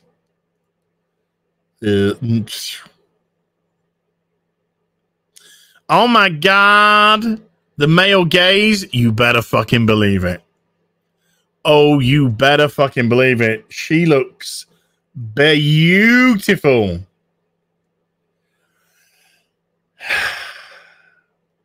This has restored my faith in humanity for at least 24 hours. Okay? Just saying. Just saying. Tick ties save lives. Oh, yeah, baby. Oh, yeah, baby. Riff Magos with a 5 Australian. Hello, Az. Here's a Fight Club match for you. Leslye Headland in one corner. Scarlet male toxic gaze Johansson in the other corner. I don't know. I was gonna say I bet you Leslye Headland would just beat her down, you know, with her diversity powers. You know what I mean? But after reading what Leslye Headland said about crying every time somebody mentions gay, just say gay to her, make her burst into tears, and then punch her the fuck out. Bruno Adams with a $5. Mike Tyson versus Greta Thunberg. How dare you? Athenon back again, dude, with a $10 super chat. You've been too kind today, man. Way too kind. You can never go wrong with any of the DC Elseworlds annuals from 1994 and the JLA The Nail series from 1998. Just good stories with non-woke look at alternative heroes' journeys. Great show today, Az. Oh, thank you, man. Well, I mean, that's why DC had the Elseworlds series, so they could just do, you know, they could just do different things with their characters. They could put Batman in Victorian England to fight against Jack the Ripper. You got Batman, Red Rain, Batman versus Dracula, which was freaking superb. Superbly written, and the artwork by Kelly Jones was so perfect. So perfect. And that went off into a trilogy. Yeah, God, the 90s. I mean, I know I sound like such an old, out of touch guy right now, but you know, the 90s to me, that was just some great fucking comics. That was just some great comics. You come, I try. I know I've told you this before. I'm sorry, but I want to talk about something that pleases me for a second. I traveled over 30 miles. Over 30 miles on the bus to get to the nearest comic shop to me. And I did that trip on the Friday. Because I was so fucking excited to pick up the latest, the latest floppies of Batman and Detective and Shadow of the Bat and Legends of the Dark Knight and Catwoman and Robin and Nightwing and Showcase. And then the annuals that came, and the one-shots, and then it branched into more. Then it branched into Green Arrow and Superman and Action Comics and Green Lantern. And then Legion of Superheroes, and then just Wonder Woman. And I was buying 100. Well, when I was buying like 100 because the prices were much lower those days. Because this is before this is why when they were still printing on pulp. And then I would spend, £100 a month. And where I was working, I was getting paid £1.69 an hour. £1.69 an hour with a 30 pence an hour attendance bonus. If you missed a day, if you called in sick, if you were late, you lost your attendance bonus. So I was getting at £1.90 if I was there all the time, and I was a young boy, and I wasn't there all the time. If I was a good boy, and I got paid weekly, and I got paid weekly in cash, it wasn't cash in hand. It all went through the tax system because it was a proper company. But this was just a company that paid in cash in brown envelopes each week on a Friday. And every Friday I would get my pay. And my pay would be, I think it was like 60 something pounds. About 66 pounds a week. For a 5 days week. For a 5-day week of slogging away. It was hard fucking work. And then on the Saturday, I'd go to the comic shop. I would travel on the bus 30 miles to go to the comic shop and drop 25, 30 pounds on getting comics. Because I wasn't, when I started collecting, wasn't just getting the latest issues. I was then going and buying back issues. Because I wanted more. I wanted to know more about the character. So I was going and then buying the back issues.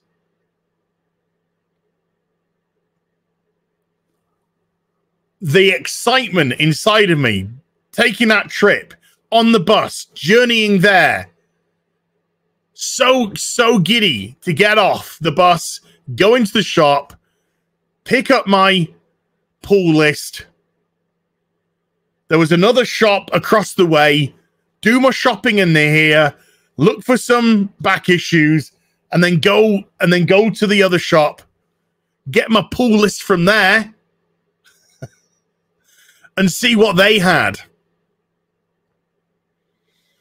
And I would spend, like I said, between 30, it could go up to £50. I lived at home, you know, I didn't pay rent at that time. I lived at home. And on the way back, I would spend my money and I would have a brown bag about that thick, comics.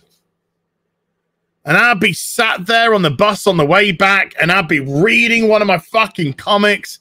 And I'd be so excited to get home, read them all. That's what I did. I'd get back home, straight upstairs, on the room, jump on the bed, comics out, one at a time, read them, bag them, board them, put them in the boxes. Fucking great. Great times. Now I don't buy a single solitary new comic because they're fucking trash.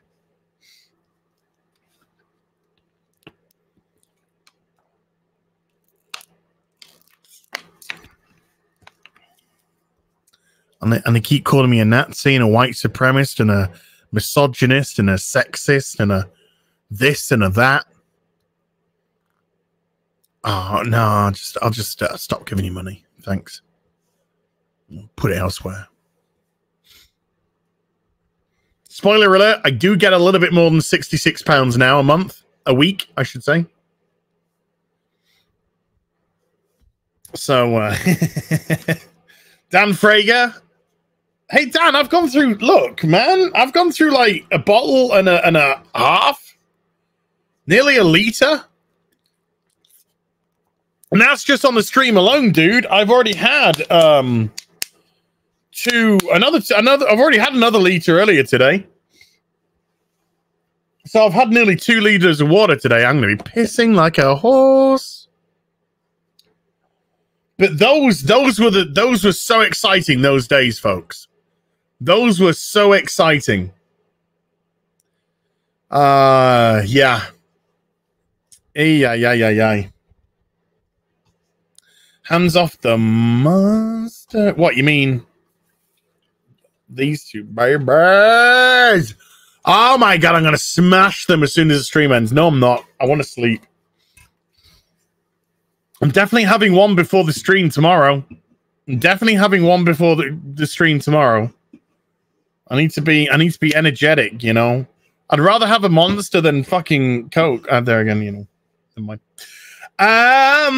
Where did we get to? Yeah, so Athenan.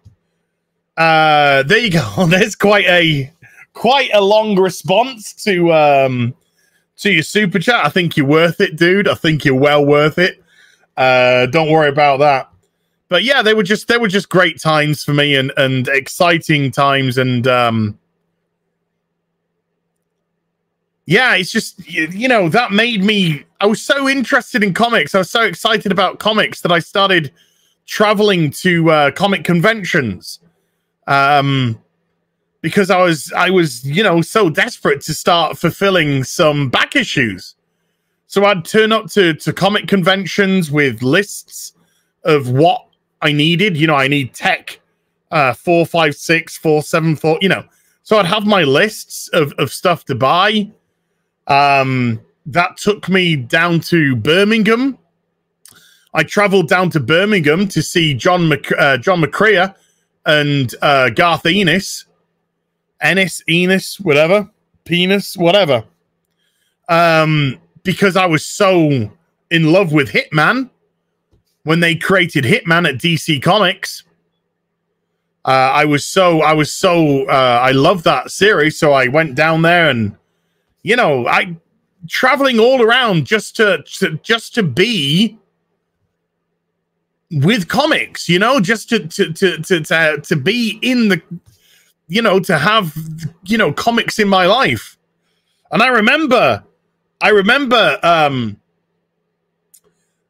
I went to see John McCrea and Garth Ennis, for that meet and greet, I remember that's where I picked up Green Lantern 46, 47, 48, 49, and 50.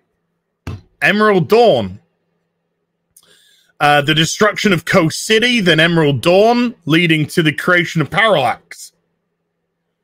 And right at the end of issue 50, that's where we got our first look at Kyle Rayner. And I decided I'm going to give this Kyle Rayner guy a shot. And so I started collecting Green Lantern then. Started collecting, because I loved Hal Jordan, but then I started creating, then I like, I'm going to give this Kyle Rayner guy a chance. So I started picking it up from issue 51 onwards. The infamous, what's now infamous, thanks to fucking Whale Simone, fridging incident.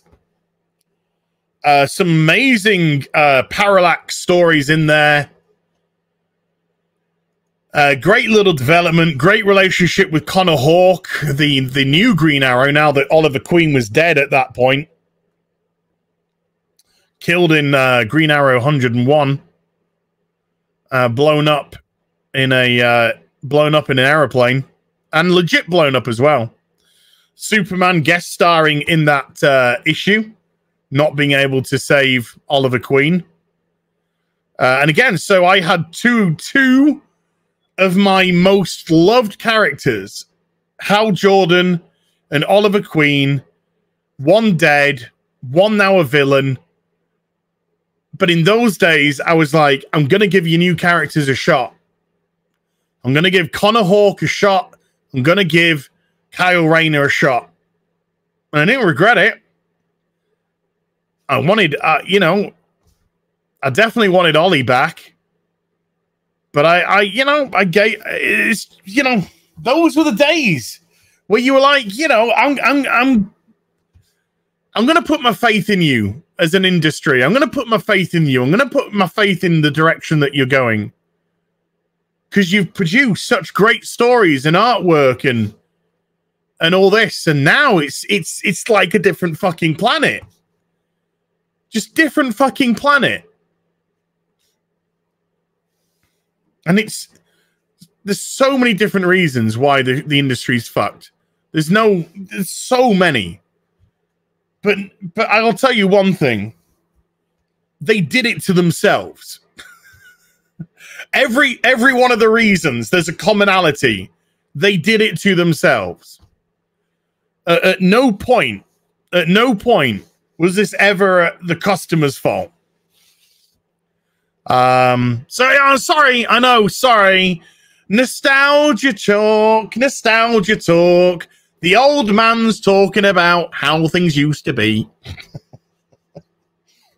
But they were great times and they were great memories. I went to Liverpool, Clive. I went to Liverpool to do comic shopping. I went everywhere that I could. I went to Manchester. I went to Liverpool. I went to Birmingham. I went to Chester. I went to London. I did a huge comic buying spree in London with my university loan money. Oh yeah. Yeah, so I went to London with my university loan money, and I decided that this was where I wanted to... Sorry, I'm going off. Tell me to shut up if you want me to shut up. Just say, shut the fuck up, please, for God's sake. But I took my... I'll see you later, Purple Valkyrie. Thank you so much for beautiful modding tonight. I really, really am grateful, especially with all the casino... free spin webcam fuckers. So thank you so much indeed. But yeah, I took some money from my university loan, and I went down to London, and I decided there that is when I wanted to buy the Death of Superman. I wanted to buy all of the Death of Superman. I wanted to read the whole story from where it started to whichever books it leaked into, to the black polybag Superman 75, The Death of Superman by Doomsday, which came with the black armband that you would wear with the Superman logo on it, the respect. And it didn't stop there. It was The Death of Superman, and I wanted to get Funeral for a Friend, which was the storyline which continued after, and then I wanted to go into Reign of the Supermen. So I went all over London, calling up comic book shops. Do you have Superman 73 in? No. Okay, next. No. Okay, next. Yeah, we've got an issue. Taxi. How much would it cost to go from here to this comic shop? That's going to cost you about 15 quid, dude. Let's go. Because I wanted the whole thing. I needed to have the whole story. I wanted to read the whole thing. I didn't want to miss a single part. And I remember I'd got everything that I could. The Death of Superman, Funeral for a Friend, Reign of the Supermen, and it was starting to get dark because it was that, you know, that time of the year. It's around about 4 o'clock, 4:30 in the afternoon, and it was starting to get dark, and I knew that I wanted to get back home, and I just like walked out of this comic shop that I'd been in, and I think I went to like a Subway or something to get myself a sandwich. And I walked out of there, and I noticed in the corner of my eye this bookstore. This bookstore, because it was dark, the light was, you know, the light was pretty prevalent, so you could see there was a bookstore. But what was interesting is I think I saw like a Superman logo or a Batman logo or a Wonder Woman logo. There was something which caught my eye that said to me, they might have a comic or two. So I walked to the bookstore, and it was predominantly books. And I just said to the guy, because it was like a small, very small shop, and there was like books outside and stuff like this. And I said to this guy, I said, this might sound like a stupid question, but, you know, I just see this, whatever pulled me to the store. Do you sell comics at all? And he said, I got some boxes of comics down here, if you want to have a look through them. And I was like, I'd love to. I'd love to. Do you mind? So he's like, no, of course not. So he pulls up these boxes of comics, puts them on the table for me to fan through. And it had a complete run of Crisis on Infinite Earths. And I'd never read Crisis on Infinite Earth. I'd heard of it, but I'd never, I'd seen the iconic covers. The Death of Barry Allen cover, the Death of Supergirl cover with Superman holding her. And they had the whole run. They had all 12 issues. And I said, oh, how much? How much for this if I took these? And he went, £1 a comic. £1 a comic. I was like, sold. So I picked up a whole run of Crisis on Infinite Earths, 12 issues, maxi series, for £12. I was low on money now, really low on money that I brought. You know, I brought a certain amount of money, and I went back home to where I was. Well, went back to uni, I should say. My home was many, many miles away. But I went back to uni, and I just remember getting back and having all of this loot. This was loot to me. This was Mecca. I'd won. I'd found the promised land. And I just spent the night reading these fucking comics. One went down, the next came up. That's how it went. Just reading the whole Death of Superman. And then when I read through the Death of Superman, going into Funeral for a Friend, then going into Reign of the Superman and the Return of Superman. And then after that, which was long into the morning, with packets of open crisps surrounding my bed, comics surrounding my bed, I nailed that Crisis on Infinite Earths, and I was not sleeping until I'd read it all. Those were good days.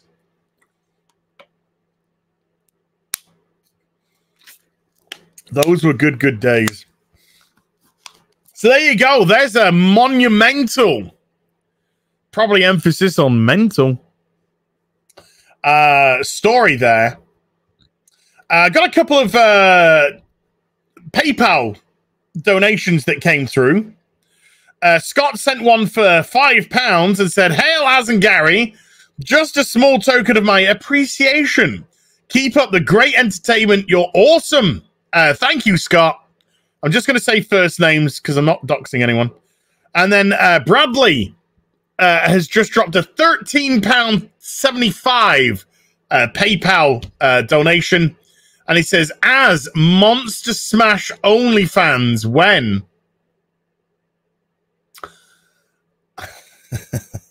It might already be up. You never know. It might already be up. So thank you, people. I haven't plugged it, folks, because I don't like plugging that sort of stuff. But I put up the PayPal link because some people have been asking, can we, donate without going through Super Chat? Because some people don't want to go through Super Chat. So there's a PayPal link there. We still got a few more Super Chats to go through. I'm so sorry about that totally self-indulgent story, by the way. It was just, those were the days, those were the days. So I apologize for that self-indulgent story, but I couldn't help myself. I could not help myself.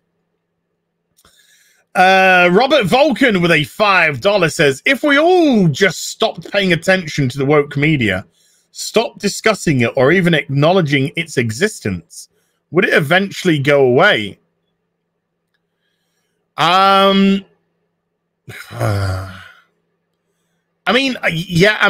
Yes. Eventually. The pendulum will swing back. The pendulum will swing back. It always does. It always does. It goes back and forth, back and forth. I think we've probably got another... few years of this, though. I think we've got another few years, another 3 to 5 years, probably, of this nonsense before enough people just get fucking sick and tired of it.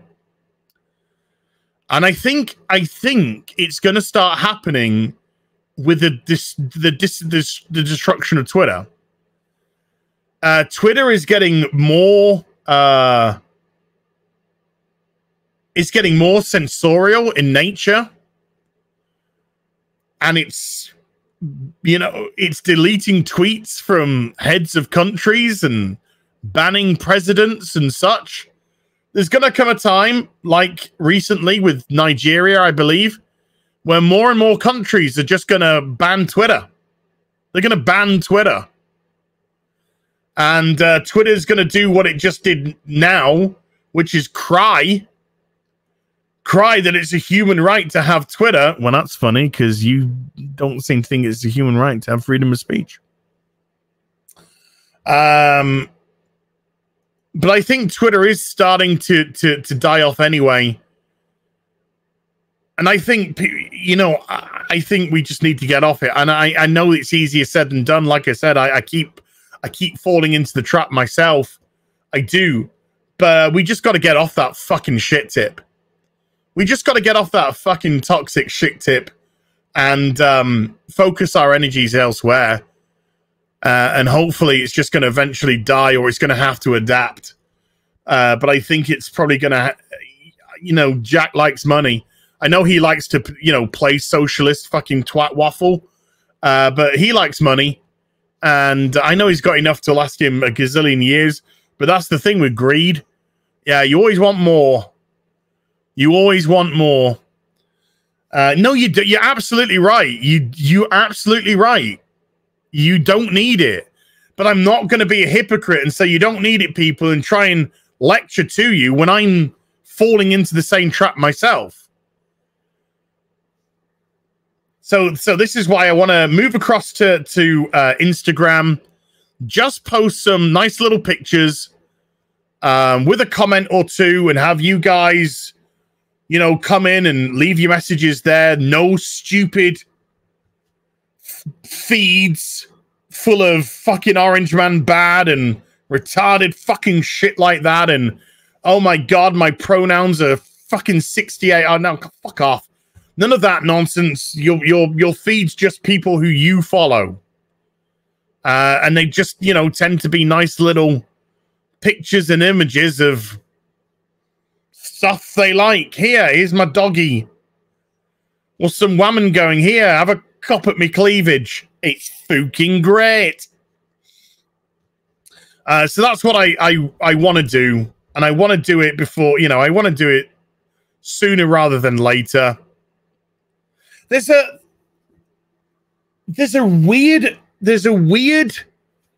I think fear is the right word. There's a not that I'm going to lose anything. There's a kind of fear that you feel as if you're going to be missing out on stuff. And when I say fear of losing stuff, I mean like fear of losing viewers or you know, I don't think that's going to affect anything. But there's kind of like this fear that I'm going to miss out because I'm not on it, which is bullshit. As cleavage, I do that fucking cleavage all the way, baby.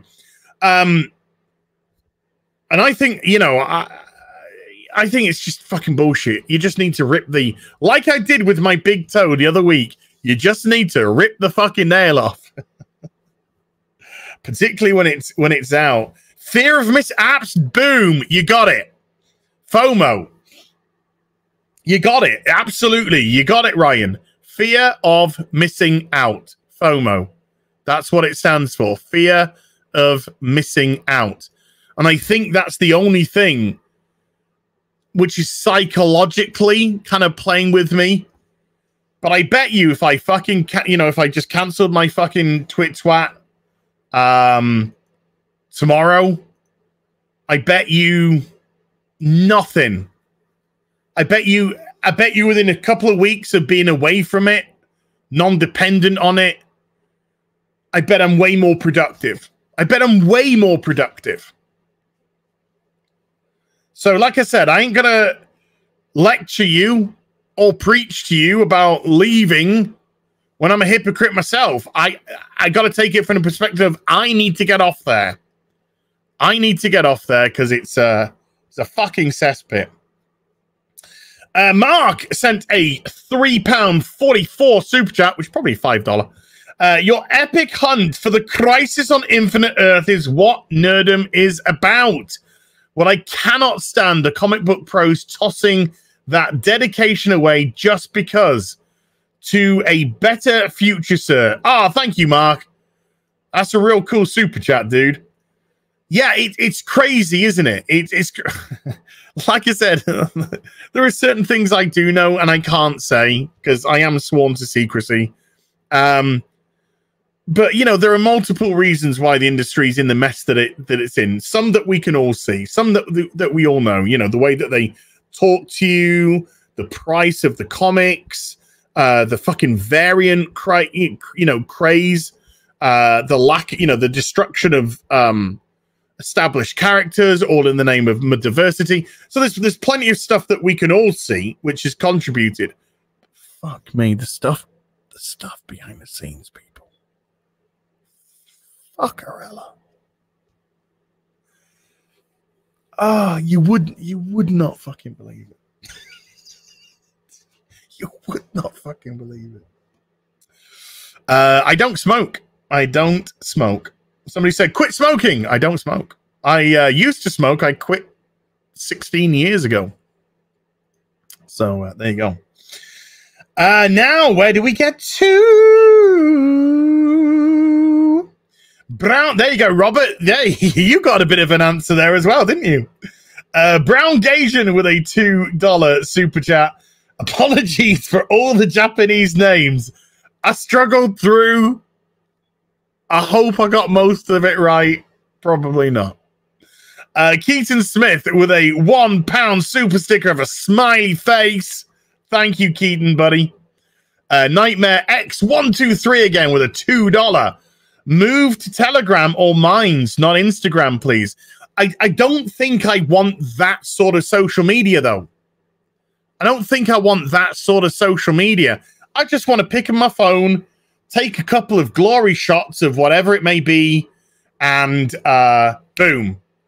Put them up there, and that's what I want. And then if you want to talk about the picture, cool. We'll talk about the picture. Or if there's any like little questions, hey, Az, I see this picture. What do you think about? So, you know, that to me is the better way. I don't think I want a Telegram or a Minds or a the other one. I think I just want away from all of that. I just want away from all of it. I just want to post some titty pics for you, you know? I just want to post some titty pics for you. That's all I want to do. Little Weenus Canal with a $3 energy drink recommendations. Monster Assault and Rockstar Zero Carb. Oh, wow. Hey, I tell you what, there's some devilishly nice monster flavors.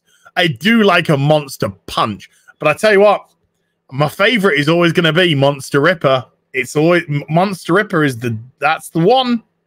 That's the one.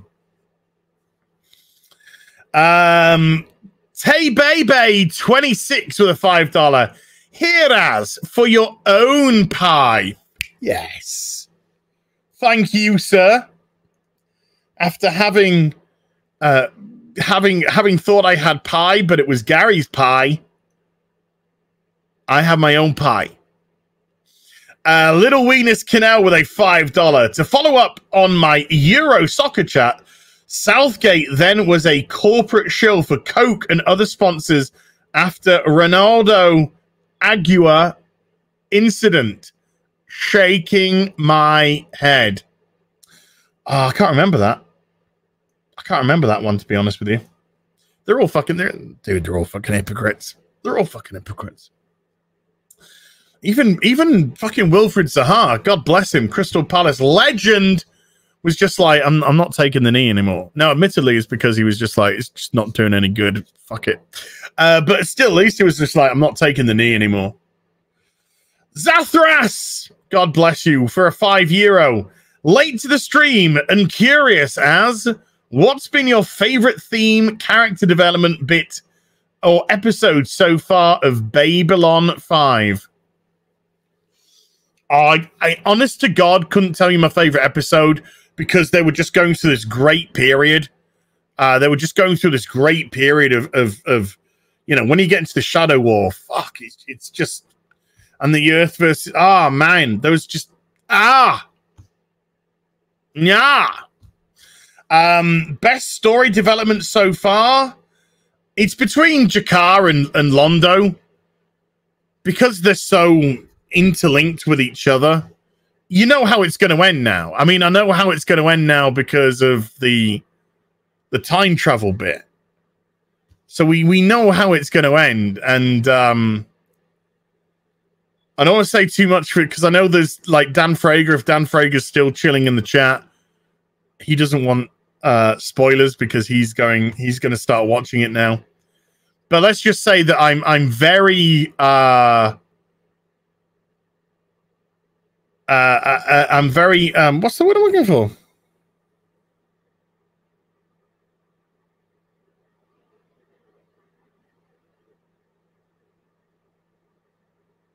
satisfied. I knew it began with S. I'm very satisfied at where their stories will end. It makes sense. It makes sense, and obviously we have seen a little bit extra, if you know what I mean. Nudge, nudge, wink, wink. But there's just been some absolute doozies. There really has. There's just been some absolutely doozies out there. Is the word you're looking for aroused? No. Satisfied. Close. Clive Calculator with a £3. My Old Haunts, Odyssey 7 plus magazine poster center. Nice. Nice.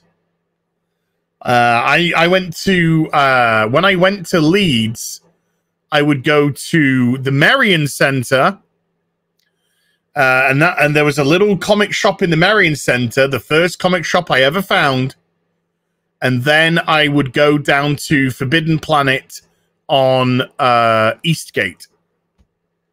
There you go. And I think we might just be there. One more, folks. Wonton sombrero with a $1 phallic. What dog? Oh, what a perfect way to finish. Perfect way to finish on a what dog.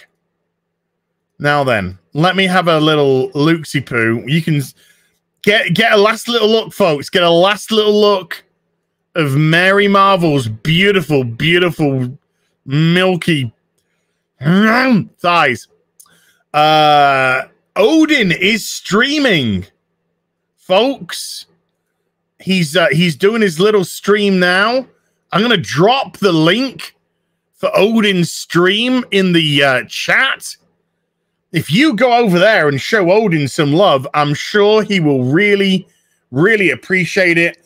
I want to thank absolutely everyone who came to the stream tonight. Thank you so much for hanging out. Thank you so much for joining in the conversation, asking great questions, asking silly questions. I love it all. I love it all. Big thank you. Sorry, I'm trying to multitask and I'm a man, so that's just off the fucking table. I want to thank my moderators, some who have already gone. I believe Purple Valkyrie's already gone and Vanessa's already gone. Jennifer, thank you so much indeed. YouTube still haven't got rid of the casino webcam. I don't think they know which one they're meant to be right now. Bots, I'm hoping they'll get that sorted soon. So thank you so much indeed for dealing with all that nonsense. Everybody who hit the super chat button and the PayPal button, thank you so much indeed for supporting the channel. You support it like a monster, and I honestly don't know how to thank you enough. You are absolutely beautiful people. Everyone who hit the membership button and became a member of the channel, again, thank you so much indeed. You got all the as emotes to play with now at your leisure. And finally, thank you to my beautiful co-host, Gary from Nerdrotic, who hung around for the best part of 5 hours today before he had to go and do some work. God bless the poor guy. I will be back tomorrow, 8 p.m. UK time, right here for What Toys with Robert Meyer Burnett. Gary will... Did I drop the wrong link? Did I drop the wrong link? Yeah, I dropped the link to join me on the studio. Hold on, let me just stop that. For some reason, it gave you the link to come in. You're not coming in, folks. All right, Odin, I'm going to drop the right link in. Somebody was like, can I join? No, you can't. Yeah, Cloud. Get out of it. Hey, you. Get out of it. Get. Hey, I'll tell you what, though. I'm going to do that soon, though. I'm going to do that soon. I put the correct link in now. I'm going to do a stream. I don't know if it's going to be, probably a solo stream where we're going to go through some of the, I'm going to go through some of the news, and I'm going to play with it. You can fucking come in. You can fucking come in. Oh my God, man. I was like, dude, that's not the right link, man. I'm dying. Imagine if I did that at the beginning of the fucking stream. All stream, I'm there fucking booting people. Oh no, I probably would have invited some in, actually. Yeah, man. I probably would have invited a couple in. Jennifer, get your ass in here. Come on, woman. How you doing, buddy? I'm doing good. In fact, I'm going to be on a stream with Pop XP, Sarah Frazetta, you know, Frank Frazetta's granddaughter. Yeah. So I'm really excited about that, man. So, I bet.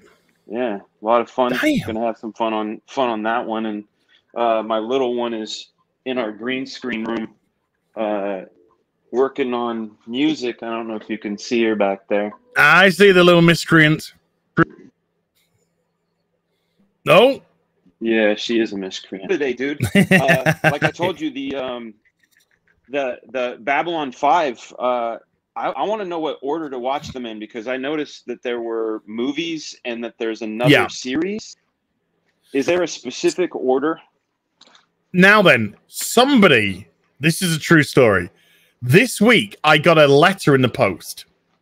And this letter, I don't recall the gentleman's name off the top of my head. I'm sorry, but it's downstairs at the moment.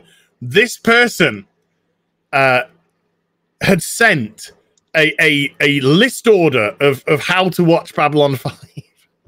Really? So I will photograph it and send it to you. Please do, man.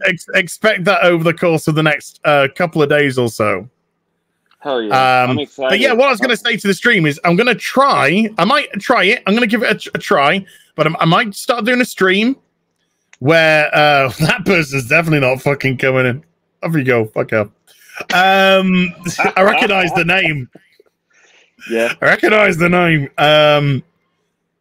Yeah, I'm going to do a stream. I'm not sure when. I'm not sure if I'm going to make it like a regular. Maybe. I don't know. Where I'll drop the link in. You've done it yourself.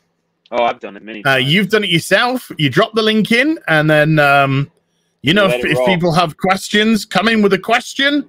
Yeah. Let's see how it goes. Yeah. Should be all right. Oh yeah.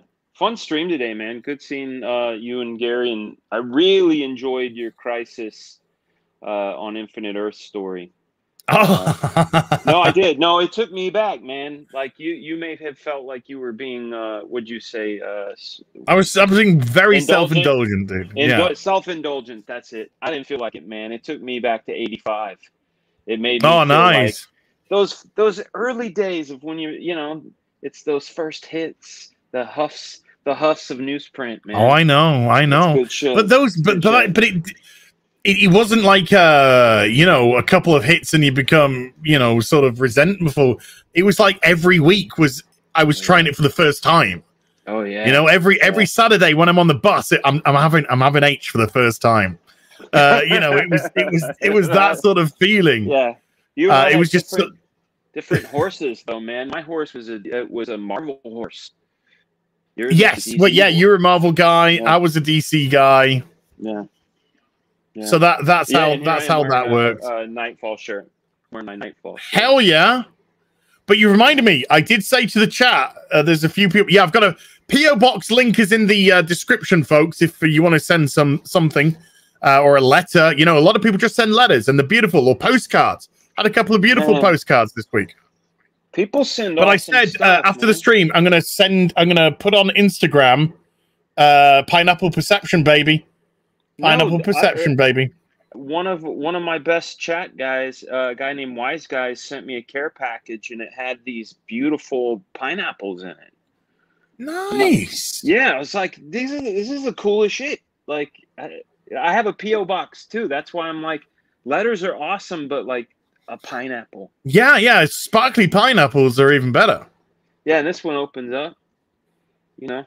Ooh. Oh, is that like a fortune thing? It was a fortune. He packed a fortune cookie in there as well. So, I mean, that's what I'm saying. Really thoughtful stuff. So yeah, Sin has all kinds of thoughtful stuff. I get cool, dude. I have had Blu-rays. I've had comics. I've had lovely letters. I've had just people reaching out and telling the stories and stuff. Yeah. Like I said, postcards. People just sending postcards. You ever get the handwritten ones? It's been really cool so far. You ever get the handwritten ones? Oh yeah. The letters are all handwritten.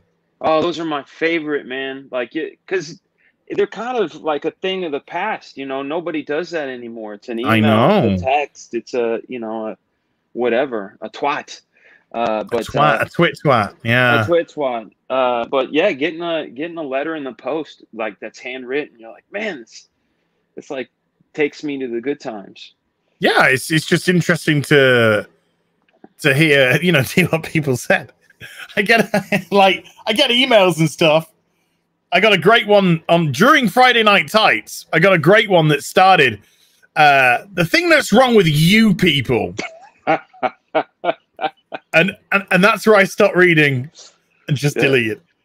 Oh man. The thing that's wrong with you people. And it's like this spurg, and I was just like, sometimes though, man, I get comments on my pages and sometimes they're really thoughtful. Sometimes they cut, but they're thoughtful. Like oh no, this one wasn't. I had a little look at the end of it. This one was cunty. This one was somebody who just wanted to be a nerdy boy. But those even make me feel good. Like when I get thumbs downs, I'm like, hell yeah, man! Somebody was like, I motivated them enough that they fuck that shit. Like oh, well, hey, I did my Loki episode 1 review. Normally, I mean, ladies, I get like an average like from like 98%, Yeah. And I did the hi to the person in the studio. Hi. Who's just joined below. Hi. They call themselves hi. Hey. When I did my Loki review, it got an 80%, 20%, 80% likes, 20% dislikes on my take on the first episode. But I'm cool with that. Do you know why I'm cool with that? Did 130,000 views. So you can come in and do your opinion for that. You could come in and do your opinion for that any day. Yeah, man. But yeah, if someone's gonna write you a hate note, they sat down. I'll read a hate note that comes in the post, no problem. Yeah, because that's taken effort. Yeah, but an email, yeah. I get that shit all the time. I ain't got time for that shit. God, you give a f. As I say to Gary, when we chat off stream, and I've said today, on stream anyway, so I'm not giving anyone any secrets. When we talk to each other off stream, we always say to each other, stay focused, ignore the drama, think about your content, think about entertaining the audience, think about doing the best job that we can. Those so need to be put in stone, man, and put on. Well, that's it. We keep ourselves motivated. We keep ourselves. Let's go. Let's do this. And then we see the. Have you been getting the ads for Masterclass? Like I've been getting tons of ads for Masterclass on Instagram, and they had this special of like buy one get one. Like give one away. So I gave one away to my writer, but I ended up getting it because they had one with James Cameron, and the first one I dipped into was Wayne Gretzky, because they talk about the athlete mindset. It's not like how to play hockey; it was just kind of how to think like an excellent athlete. And it shit's awesome. It sounds like what you just said. Literally, the stay focused, ignore the drama, focus on the content, focus on your audience, be the best you can be under your constraints. It's good shit, man. It's just kind of commonsensical stuff, but Friday Night Tights is doing great. We're loving the interaction from the audience. We just want to make sure people are entertained on a Friday. Want to make sure people are hopefully entertained on a Tuesday. Somebody did say on my Sunday gaming stream I did, they went, "Hey, Az, hot take, but I actually like Real Boosie more than Friday Night Tights." I was like, dude, I'm on both shows, so that's fine for me. Yeah. No, I'm gonna say that's a win. Sounds like a win on both. Yeah, I love Friday Night Tights. I wish, like, I haven't been able to watch them this month. I've been doing this thing called Frega June on Monday, Wednesday, Fridays. But I always send people your way, and I go, hey, if you could watch anything, go watch that. But if you're gonna come here, then come here. Well, folks, we had Dan lined up as a guest, ready to come on, and then your kidney stones. I know that was you got hospitalized. You have no idea, dude. I was like, whoa, they're asking me on Friday Night Tights. This is cool. We're going to talk about WandaVision. I'm going to get all caught up. And then, whoa, that's why I keep telling you to hydrate, man. Worst fucking thing ever. Yeah. And this guy's like just come back from the hospital or some shit. He's like in bed. Looks like a fucking chemo fucking patient. He's just like, I can do it. I'm like, Dan, no, Dan, rest. I'm not gonna fucking kill you. I'm not gonna get you on the fucking show and kill you. Let me just tell you that I'm not gonna officially declare it, but that might have been the Percocets talking. You know? No shit. Yeah. Yeah. You fucking whacked off your tits, and you said, "Oh, I'll do it. Yeah. I'll do it." Here's the green laser. He goes BBC to Hot Toys to Friday Night Tights. Woo. I'll tell you what, though, man. I think that was like almost a godsend too, because I think didn't Zack Snyder? Hi. Oh, that's my daughter. Yeah, I know. Zack Snyder self-implode like literally right before that? Honestly, actually, I think it was, because I think Eric July was. We got Eric as the guest. Yeah, because it was originally going to be WandaVision, and then Zack Snyder did the self-implosion, and the whole show shifted gears. I'll check him out, dude. I'll check him out. Yeah. Sorry, dude. There you go. I highly recommend kombucha drinks. Way better than energy drinks. My wife used to make that stuff with a SCOBY. It's like it's a living thing, and like they eat like fruit and all that stuff, and it creates its own carbonation. And I mean, it's good for your gut health, that's for sure. I don't know about it giving you any sort of extra pep.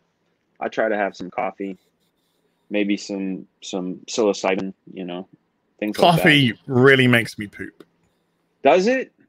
Mm-hmm. Man, see, I have it before. Like, I have a regularly scheduled I get up, I'll have a wee, I'll go downstairs, I'll have a coffee, and then my body's just like, it's poo time. Yeah. Gotta have my poo-poo. Set an alarm. You know? Whatever, man. I say disgusting stuff all the time. Like, I was upstairs with my kids, and I let out a fart, and it shook the couch.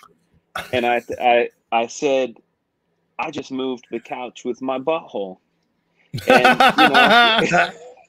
the kids are like, Dad, you're gross. But, I'm like the queen. I never fart. Yeah. Apart from, if you see that, by the way, if I'm on a stream, this is when I fart, right? If I'm on a stream and then suddenly you just see this. Oh, okay. Yeah. That means I've just farted. If it goes mute for like 5 seconds. I do. If I do it, I'll hit the mute and I'll do the one cheek sneak. The kind of the leg up. Like if I throw a little leg up, it. The little one cheek sneak. Yeah. Did you ever see that? I just go, and then I'm back. There was a soundboard back in the early internet days, and it was a fart soundboard. And I remember they had like the question, the motorbike, the wet one, but the question one was my favorite because it sounded like, huh?